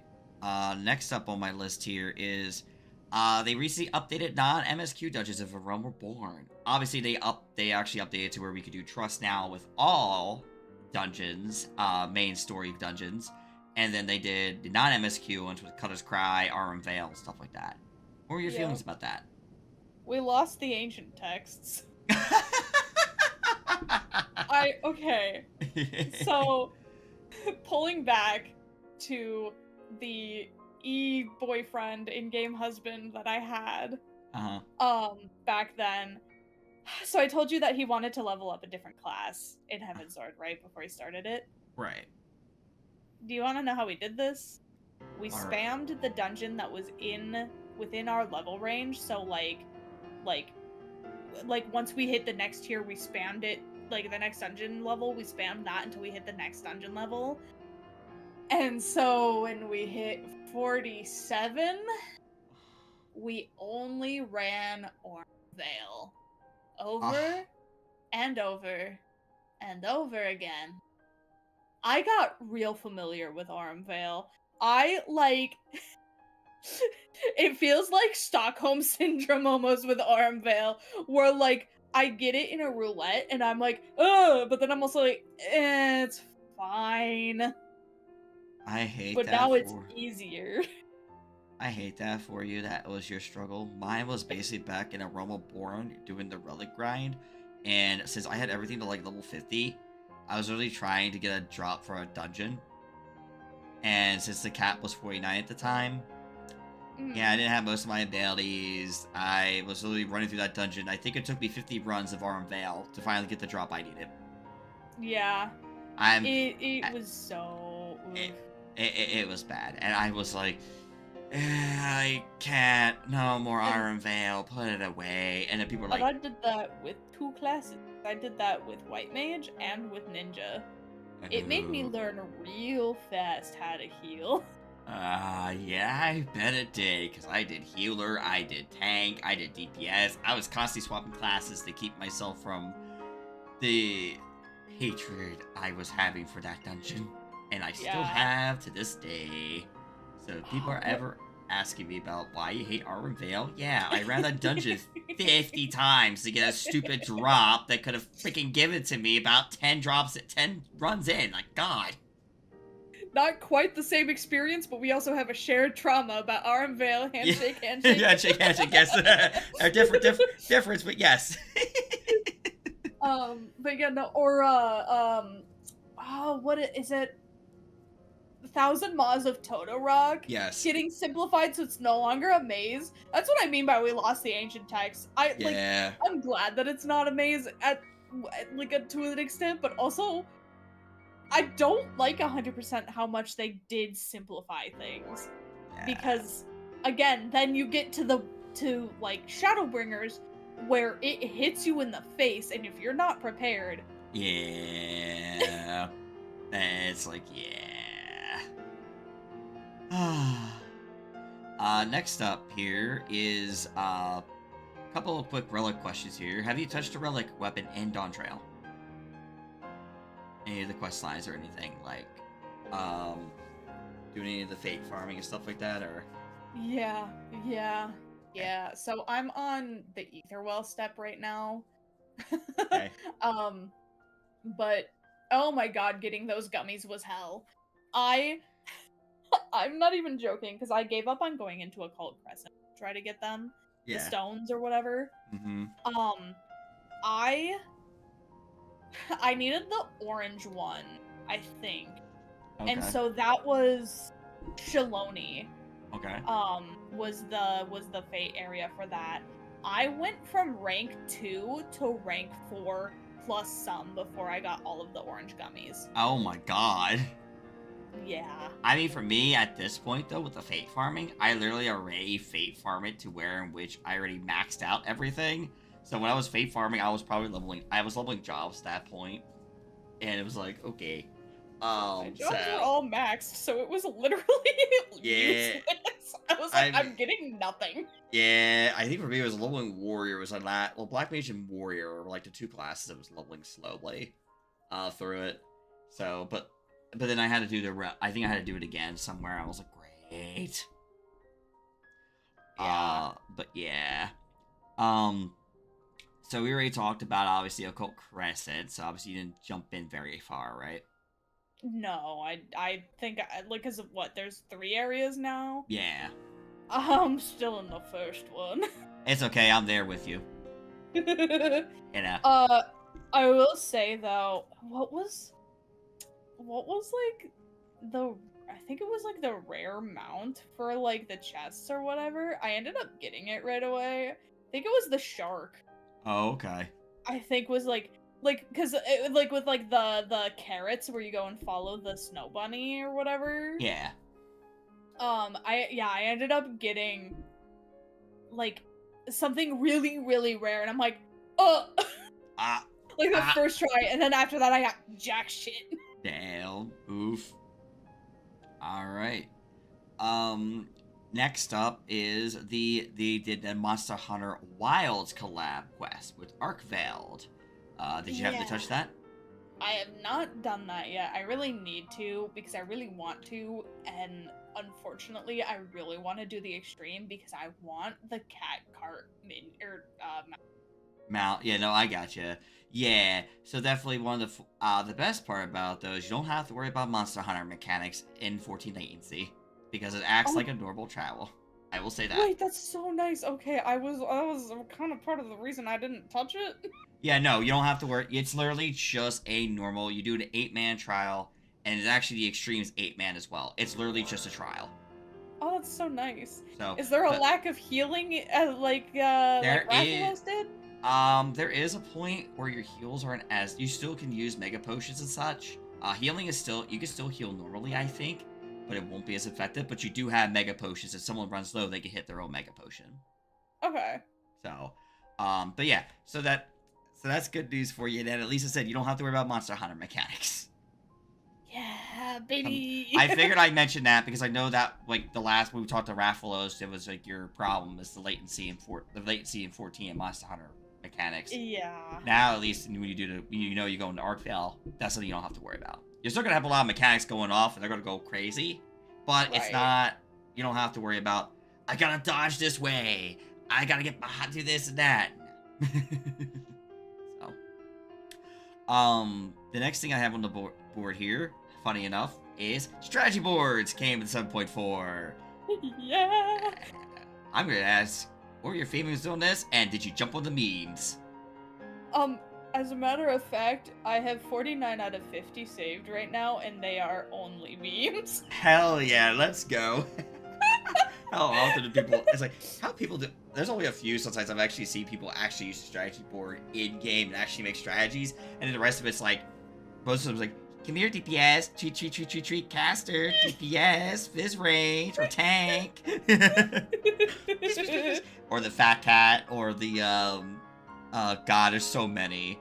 It's so great. As soon as I actually got a new one today that I can't wait to share when we do tea again, because we like sharing them. Yes. And I mean the memes ended up with me getting a real killer clip edit because of the yaoi, the two friends kissing. Kiss a homie. Nice. Oh. Hell yeah. Just my yaoi. Your yally, it's there, you know.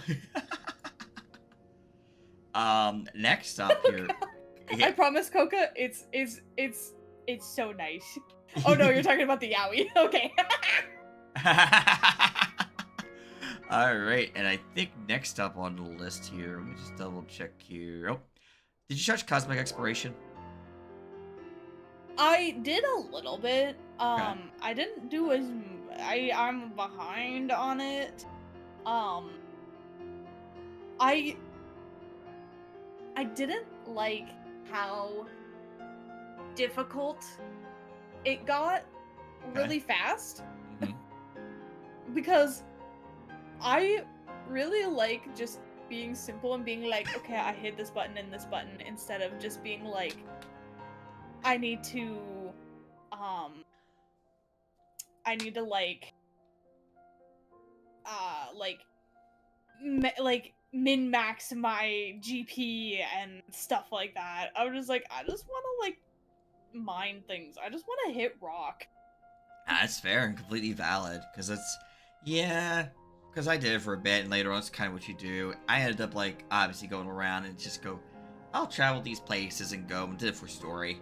And then after I finished story, I was like, oh, okay, alright then. Speaking of story, we're actually going to go ahead and start talking about the story of Dawn Trail. What were your Yeah. feelings on that? I feel like I'm in a minority with Dawn Trail. I really thought it was a nice change of pace. Um, I know Dawn Trail was not everyone's cup of tea, but I really liked the idea of, because we ended the storyline with Endwalker. Obviously, it seems like we're going back to Ascians, which kind of makes me a little but Right. like, but as it stood at the end of Endwalker, it was, hey, this is no longer Ascians. This is now we're, summer vacation, which obviously we all knew was a little bit of a lie. I mean, our Um, our true summer vacation is always an adventure. What do you mean? but like, I really liked the idea of us taking a backseat of being the main character, basically, for somebody else to get their spotlight to shine. Obviously, with the introduction of Wooklamat, and I'm a fucking Wooklamat appreciator. And if you're a hater, at least, have valid critiques other than the voice actor is trans, because fuck you if you think that. Yeah, I will definitely say for sure that one of the biggest things that, like, for me, I always found the story to be at least okay. But Mhm. like everything, like I said, everything else was fine. I actually didn't mind Brooklyn. I found it to be okay. And it was more like it just felt like there was the character was like you go through and you finally help her through her trials because that's what you do. And I do love the Mhm. fact, and one thing I do love is the fact we are a side character, because I always felt like anyway, in most cases, I never feel like I'm a main character. I always feel like more of a side character. I always like to Mhm. help people and get them lifted up. That's just what I do naturally. So being a Mhm. side character in Dawn Trail was very nice. That was a nice touch they had. It's just seeing us help Lokomot grow and try to, become what she becomes is one of the coolest things ever. Um, I will admit though, when we get later on in the story, especially when we get to 7.1, I think there's another reason I kind of completely burnt out. I was mad when after we fought Speed and we thought we were done with her after we finally, fought her in like the end. Um, she comes back, and I'm like, why the fuck are you back? Yeah. Why are I you will here again? say I like the idea of the fact that it was never her, it was an Yeah, artificial version of her. yeah. Um, which I guess some people could say is a cop out just to bring a character back, but because of the friendship that she had with Wooklamat, I really liked that she was back. I mean, at the end of yeah, but like at the end of it, like when we got to 7.2 and things were more explained, I was like, okay, I like that. That kind of settled me. But definitely when it Yeah, was 7.1 and that all happened, I was like, are you serious? Like, are you yeah. for real? Like that kind of really, I was like ticked. I was like, you gotta be kidding me, man. But I did really like, but when I said when 7.2 came out, more got explained, more things were clear. I was like, okay, I can kind of go with this. I go with the vibe, and Yeah. everything else kind of came together. But yeah, like Woko Ma's character came more like an okay character. Like she's fun, but she definitely has her Mhm. moments where I'm just like, you probably should have grown out of that by now. What are you doing? Yeah, I will agree that there's some stuff that like is valid with her critiques, especially in the post-patch content where people Yeah, are like, she literally like went and learned about this. Why are we dumbing her back down? I don't think right, she needs to be dumbed down. She is strong and independent on her own. right, and I should have kept. They should have kept that going instead of Yeah, like, as you said, dumb her down. That's like the yeah, big problem I have with that storytelling. Doesn't mean she's a yeah. bad character, because honestly, I think it was really cool. The accent was pretty cool. I liked the way that it portrayed. Like, and honestly, the Also, fact, yeah. her her and Kwana. Yes, they had such a their relationship was was great. And I love in the Yeah. beginning where there was this like little sibling rivalry, and we're like, you know, like Kona has like Thancred and Urian J, and we're like going against them to help whoop him up because you see him like you see Thancred go, sorry, you're gonna have to find another way in the first dungeon, and you're like, bruh, come on. Fuck, we're How pals! dare you do this to me, Thancred, you evil bastard. La Havre is still in there Oh. somewhere. He's still hidden somewhere. How dare you? God, and I was such a Bakul Jaja hater at first. I couldn't stand him because he was such a school bully. Yeah. And then he hit his redemption arc, and then he kind of became a goofy guy, and I'm like, yeah, okay. No, I totally respect how they did Bakujaja, and I liked how he turned around and he helps us in the Final Fantasy XI storyline, which was a nice little touch. I was like, cool, because in a sense, we have the Treasure of Our Organ version of Gulu Jaja, who, by the way, was was actually the main ruler of Mamuk in Final Fantasy XI. So nice little reference there. And That's yeah, cool. so when our asshole, I'm just gonna call him Sorelja, still an asshole. Zoralja, yeah. I hate him. I hate him. He made me hate him more in the 11 storyline because what he did, I'm like, you asshole. Going around picking all the best fights, and then the final fight being like, out of one of the later expansions called Abyssia and being Shinryu, and I was like, yep, okay, that makes total sense now. And then you made Garuda Ja plus that combined, and I'm like, god damn, dude, you really went there. You really gave him that power. And he couldn't even win. In 14, because they try to like redeem him a little bit at the end of 14. I'm like, no. He literally abandoned his kid, didn't give a shit about his own kid. Oh yeah, Raja, yeah. Was frankly a bit of a whiny little baby because he lost fair and square.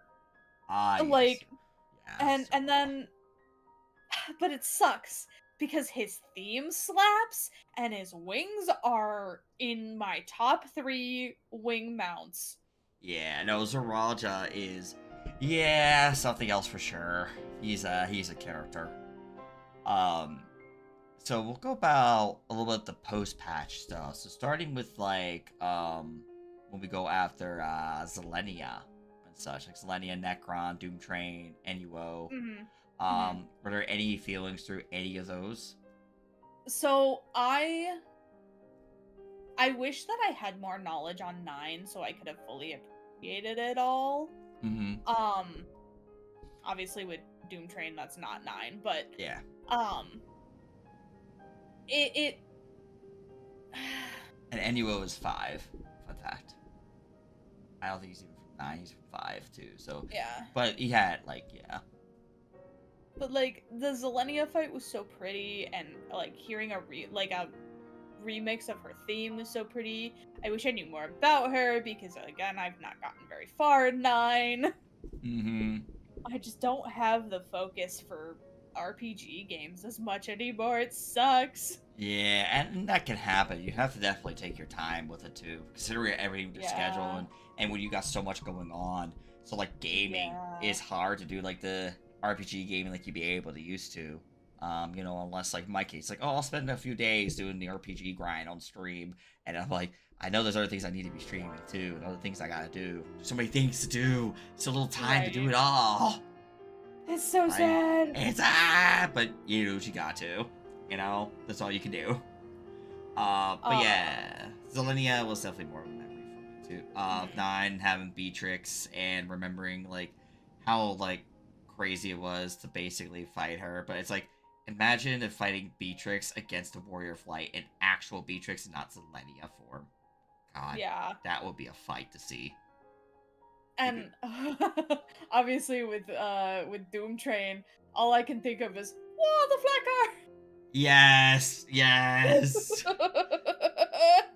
Oh my god. Is it... Who voices him again? I think it's Ben Diskin, if I'm remembering correctly. He is so talented. Yes, the And talent. I fear he's my new favorite little guy.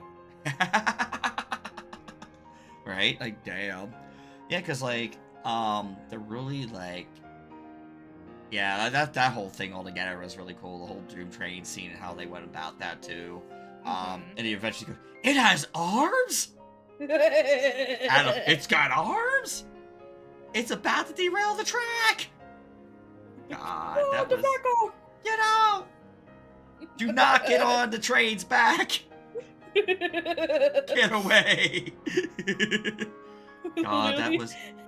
Doing Yeah. the EX, me and Coca every time, and I think Omega too, we would all just go, whoa, the flat car! That's great. That is a great line, too. It's so funny. It's Delivery. so funny. Delivery and all is fantastic as well. And then NUO makes the appearance towards like the end of the post-patch series where you fight him as a trial, and obviously there's Gomez and Zero helping y'all out into normal. Yeah.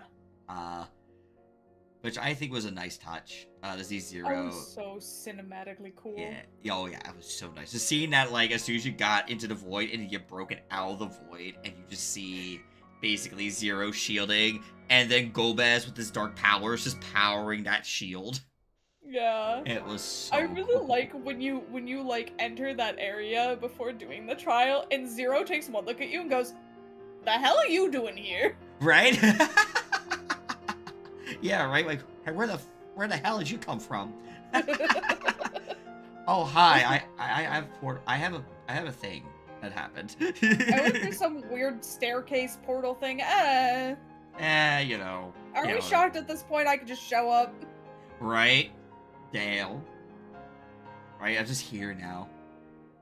But with that, we're gonna get ready into talking about our ever cold predictions and excitement. We are now towards we're getting there. So give us a moment, folks. We'll be right back.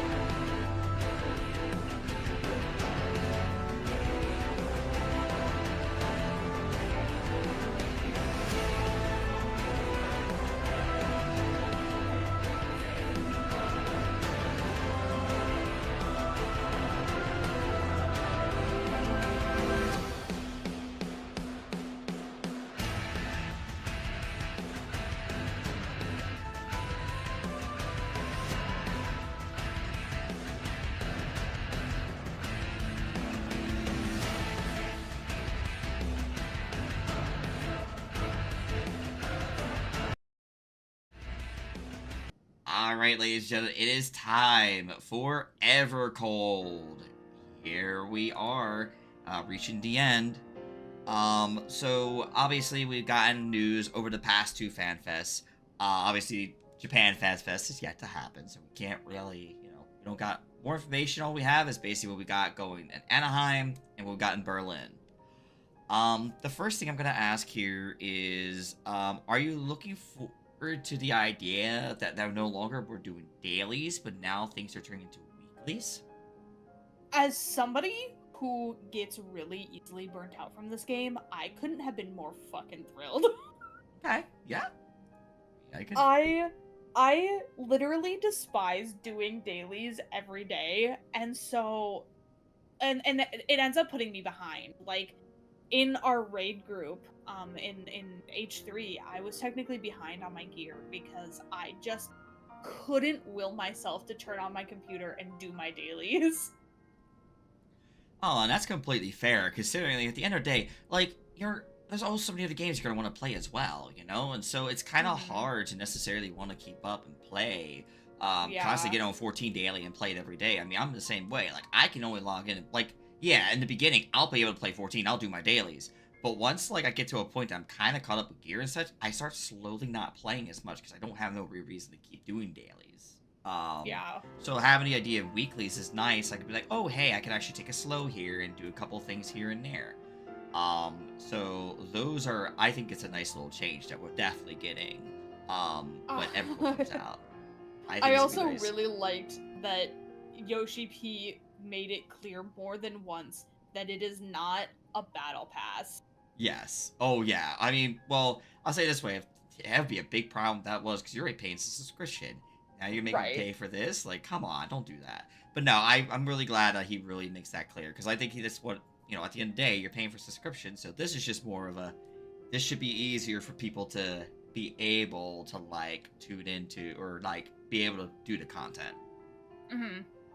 Oh. Well, and especially because like the way that it looks structured like a battle pass, and so many games are doing battle passes now. I feel like it was such a genuine, like, valid concern, and so the fact that like I still love it from the Anaheim Fan Fest where he just like shook his head aggressively, like, no, Yeah. no. No. All right. Next up we have is, what are your feelings about the new combat system being introduced called the Evolved Combat System and the Reborn Combat System? I'm so excited. I can't wait to see more. The way I know God King's really excited for Bard because of how much more movement Bard is getting. I'm really excited for it's I like the simplicity of the like revamped Dragoon. That's probably what I'm going to end up maining in Evercold. Okay. Depending on what the other classes we're gonna see. I'll make my decision, but as for right now, it's probably gonna be Dragoon. Okay. But I really like how it is more simplified in that it is slightly less buttons, but it's more complex where you really have to make sure you're hitting the exact right positional. Yeah. Mm-hmm. And I think what I'm gonna like about it too is that definitely the 2-minute burst window is going away. Oh my god! Yeah. Fuck the 2-minute burst! Yes. It's nice. Finally, after doing it for so many expansions for so many years, it's finally going away. And Especially, I think that's like, it's just, some classes, it's just hit every single button and pray. yeah. Right. Exactly. So you're like, ah! I might be missing the burst window. Ah! Yeah. You know? Like, so I think, yeah, it's definitely gonna be a good change. yeah, because I think right now, one of the easier ones, like, I obviously have not really tried to do much in form of, like, high-end content in every single class, but, White Mage's Burst, I feel like, of the classes that I have played, is the easiest, because their burst is hitting Presence of Mind, getting their Glare 4s off in between other casts, and making sure you have your Lily up. Yes. And that's it. Yes. Just hit buttons and go. And make sure people are staying alive. And just hit buttons and Yeah. go. and then Astro is hit Divination and make sure you're hitting Lightspeed and make sure you're giving your melee card away and make sure you're not double weaving and make sure you give your caster card to the right spot and make sure that you're not double weaving and also make sure you hit, like, it was so stressful.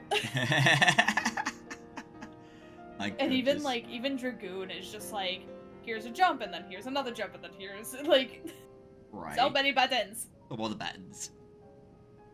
So next up, I'm gonna ask. So basically, we obviously are getting a new tank. We did a new tank as a Bastion, and we're getting a new Fizz range. It has been hinted at, and people have been hinting at what would be potentially called a Falconeer.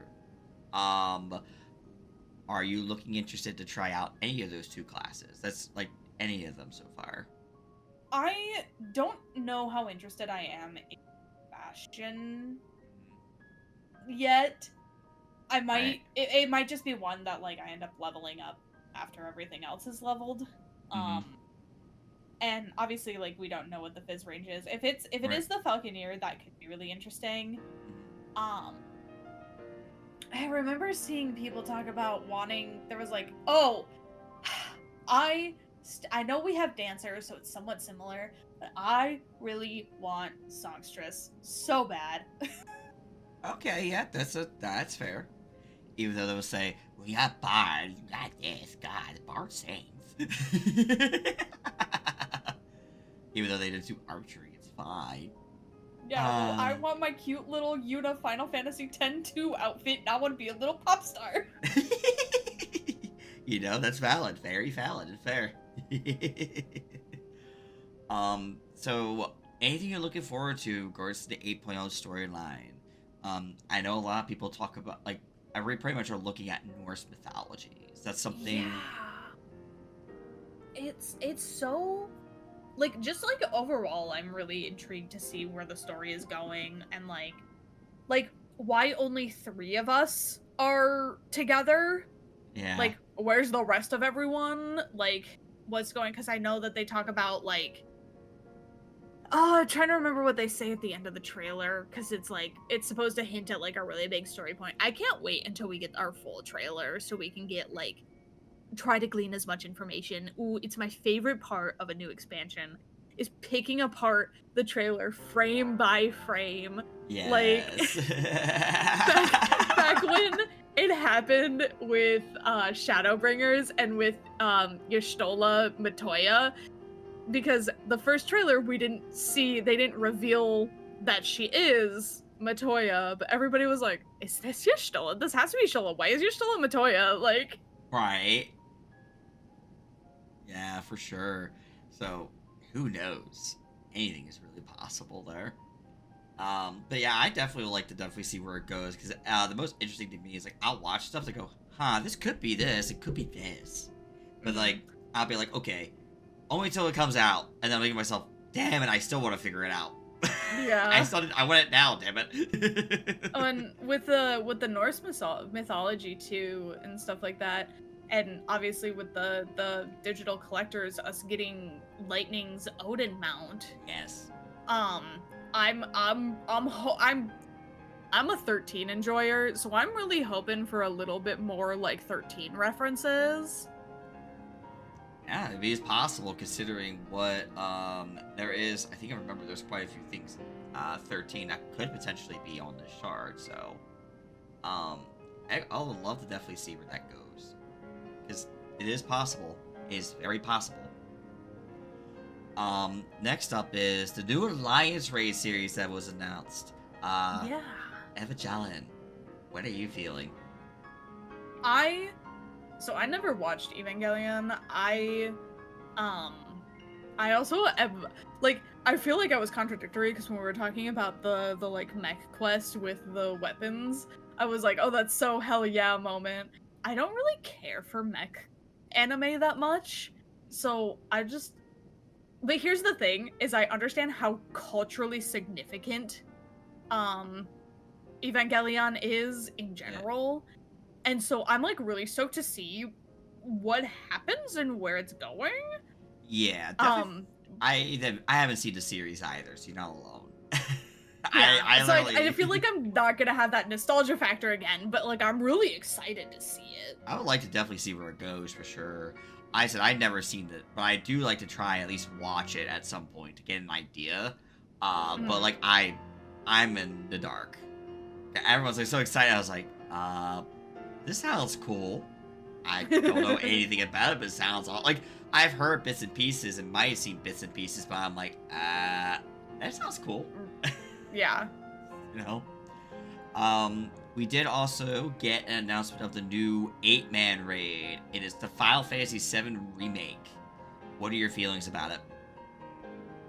I think it is so cool that we're finally getting Sephiroth.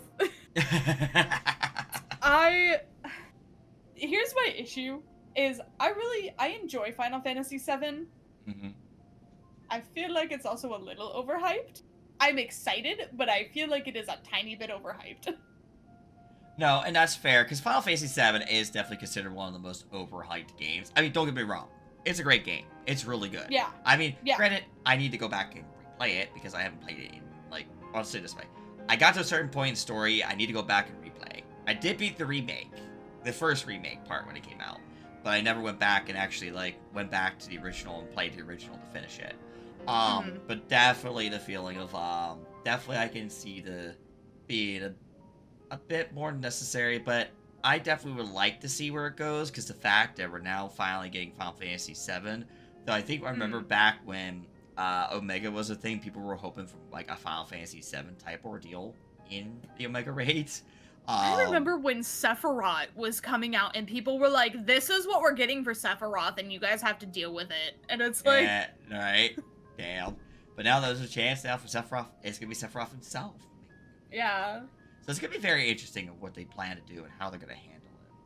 I wonder Yeah, if we're I gonna also just, Good. I have beef with 7 Remake because I got told, um, about some lore, some stuff that they end up retconning in the second game of the remake series that doesn't sit right with me. Hmm. So I'm just like, eh? Are you talking about Integrate, or are you talking about the one after Integrate?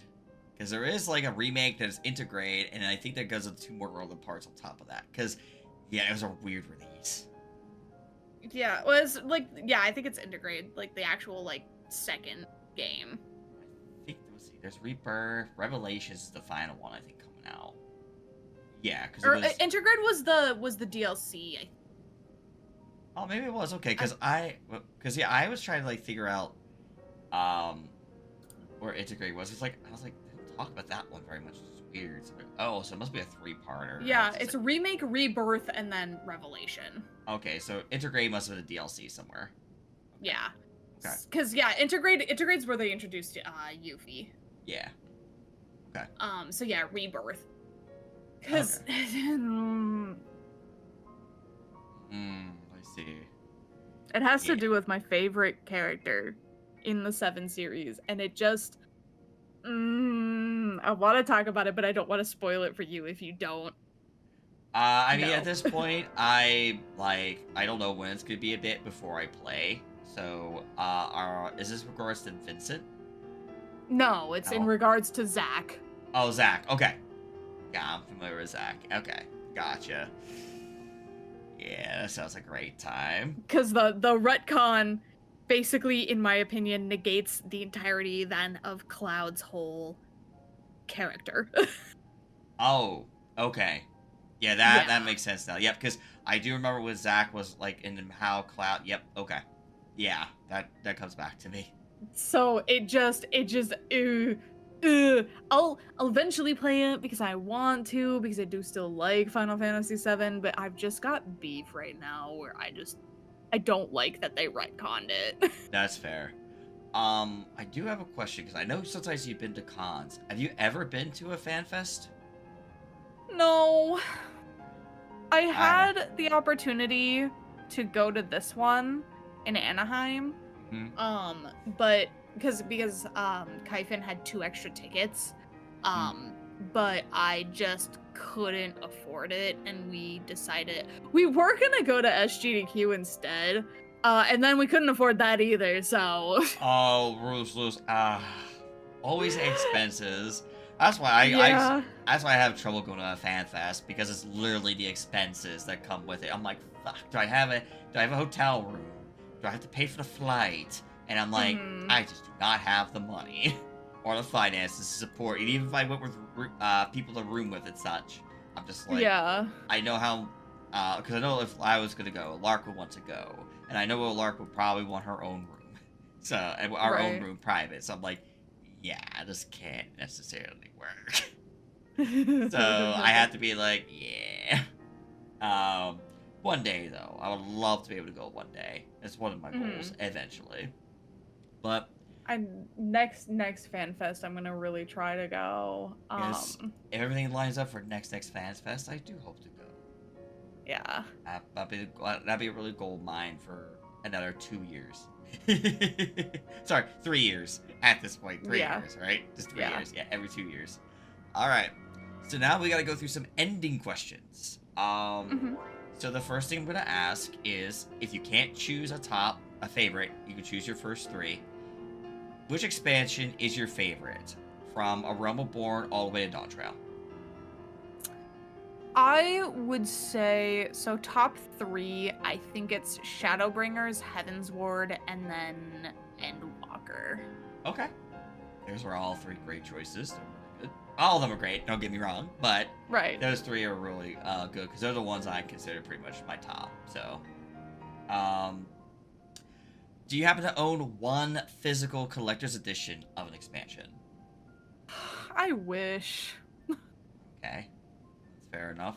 It's okay. I only have one, and it's Dawn Trails, and that was just me and Lark agreed. We get one physical collector's edition, and then we get a digital collector's edition for the other. Yeah. That's how we did that. Was Dawn Trails the one with the fucked up meteor paladin? No, that's No, it was Endwalker. Endwalker. That was Endwalker. Could have gotten that one with the fucked up face. Yeah, I got the one for Dawn Trail. I got the Viper.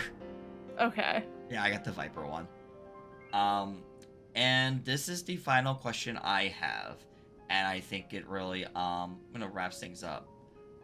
What advice would you give a new player joining Final Fantasy XIV for the first time? Don't be afraid of all of the things that pop up. And people, as scary as a lot of them seem, and you will unfortunately run into some stinkers out there if you're not playing with friends that can help you. Most people, though, are willing to help. I mean, like I said in the beginning, I literally had somebody who they could have just let me be on my trolley way and continue to be an Arcanist and never get my job stone. And they like made sure to explain to me like, hey, you need to go and get your job stone. Like all of this. There's people out there that are willing to help. That's something I try to do. Like, I know the mentor crown has been like kind of a meme of like kind of trying to seem holier than thou or whatever, but I try to take the ownership and the mentorship of having this crown seriously, where I do my best to try to help people. It's why one of my favorite things is bringing new people through the game, because I like, I'll help you as much or as little as you want to have help. If you want to figure it out yourself, I will just sit back and let you figure it out yourself. But if you want help, I'll help. If you want it to go easy and just speed run through the dungeons, then, we'll unsync them and I'll just sit there and be your bodyguard and tank through it for you, Yeah, I think that's definitely, and that's great advice to have. Definitely don't be afraid to jump up and ask questions and stuff like that. That's a very good advice, because that is very important, especially the MMO, after all, is communication. It really is the biggest thing you can do. Is like, I'm not sure how to do this. Can you help me? And especially since, again, a lot of people more likely jumping 14. This is gonna be their first MMO. Considering there's a bunch of other MMOs out there, but like people are gonna jump in and realize 14 is an MMO, and you just a lot of communication be involved. But another thing I add there too is just remember to take it slow, enjoy the journey, because there's a lot to explore and see. So don't be afraid to stop doing MSQ to go do something that you want to check out. Like, at the end of the day, there's a lot the game offers. Yeah, like, and don't feel bad for taking time, because, like, I know, like, it seems exciting. You want to do endgame content. You want to, like, play with people and your friends, and maybe your friends are all caught up. You'll get there. This journey is such an important one, and this is coming again from somebody who skipped cutscenes and regrets it to this day. The journey is the most important part. Yes. And with that is going to wrap it up. I want to say, Kiva, thank you so much for joining me for tonight's talk. Yeah. I really appreciate it. I had so much fun. Yes, this was a lot of fun, and I can't wait to. I got more people to talk about Memory Slip too. The list goes. Hell yeah. But I'm really excited because this was one of the few things I've always wanted to do. And the fact it's happening is insane. So we need to go ahead and with that though, we do need to go ahead and start calling it an evening. And I do want to say thank you all for that have been hanging out. I really do appreciate it. Thank you. If you guys aren't already, the first thing I do want to mention is make sure you go follow Kiva I know Kiva does all sorts of streaming sort of things, so definitely go ahead and give her some love, please. A lot of 14. I know you do a lot of other fun stuff, so make sure you give Kiva a follow. But you also make sure you're following the channel here to make sure you keep informed and go live. If you guys are on the YouTube side of things, just make sure you subscribe to the channel, because that's when you'll know when I go live with more of this, more fun shenanigans. I do also have a personal, I have a Discord, y'all can join. I do have a Twitter, Sky, obviously YouTube, for those who are not on the YouTube side of things. Subscribe to the channel there, I upload shorts, all that fun stuff. And last but not least, the coffee. If you guys would like to help the channel out, but you guys don't want to use the ways of Twitch, coffee helps out as well. So just anything that you guys help out with here is all used just for streaming purposes. And I want to thank y'all again for coming by and hanging out. I really appreciate it. And I believe I need to go bully a Stinky. I was gonna recommend him anyway. Alright, so we're gonna go say hello to Cinder. And again, guys, thank y'all for coming by and hanging out. And I will see you guys tomorrow with the Comfy Freaks as, I think we're playing Fall Guys. I don't know yet. So, and I'm probably gonna be using a new model for that for a little bit. So, till then, bye-bye.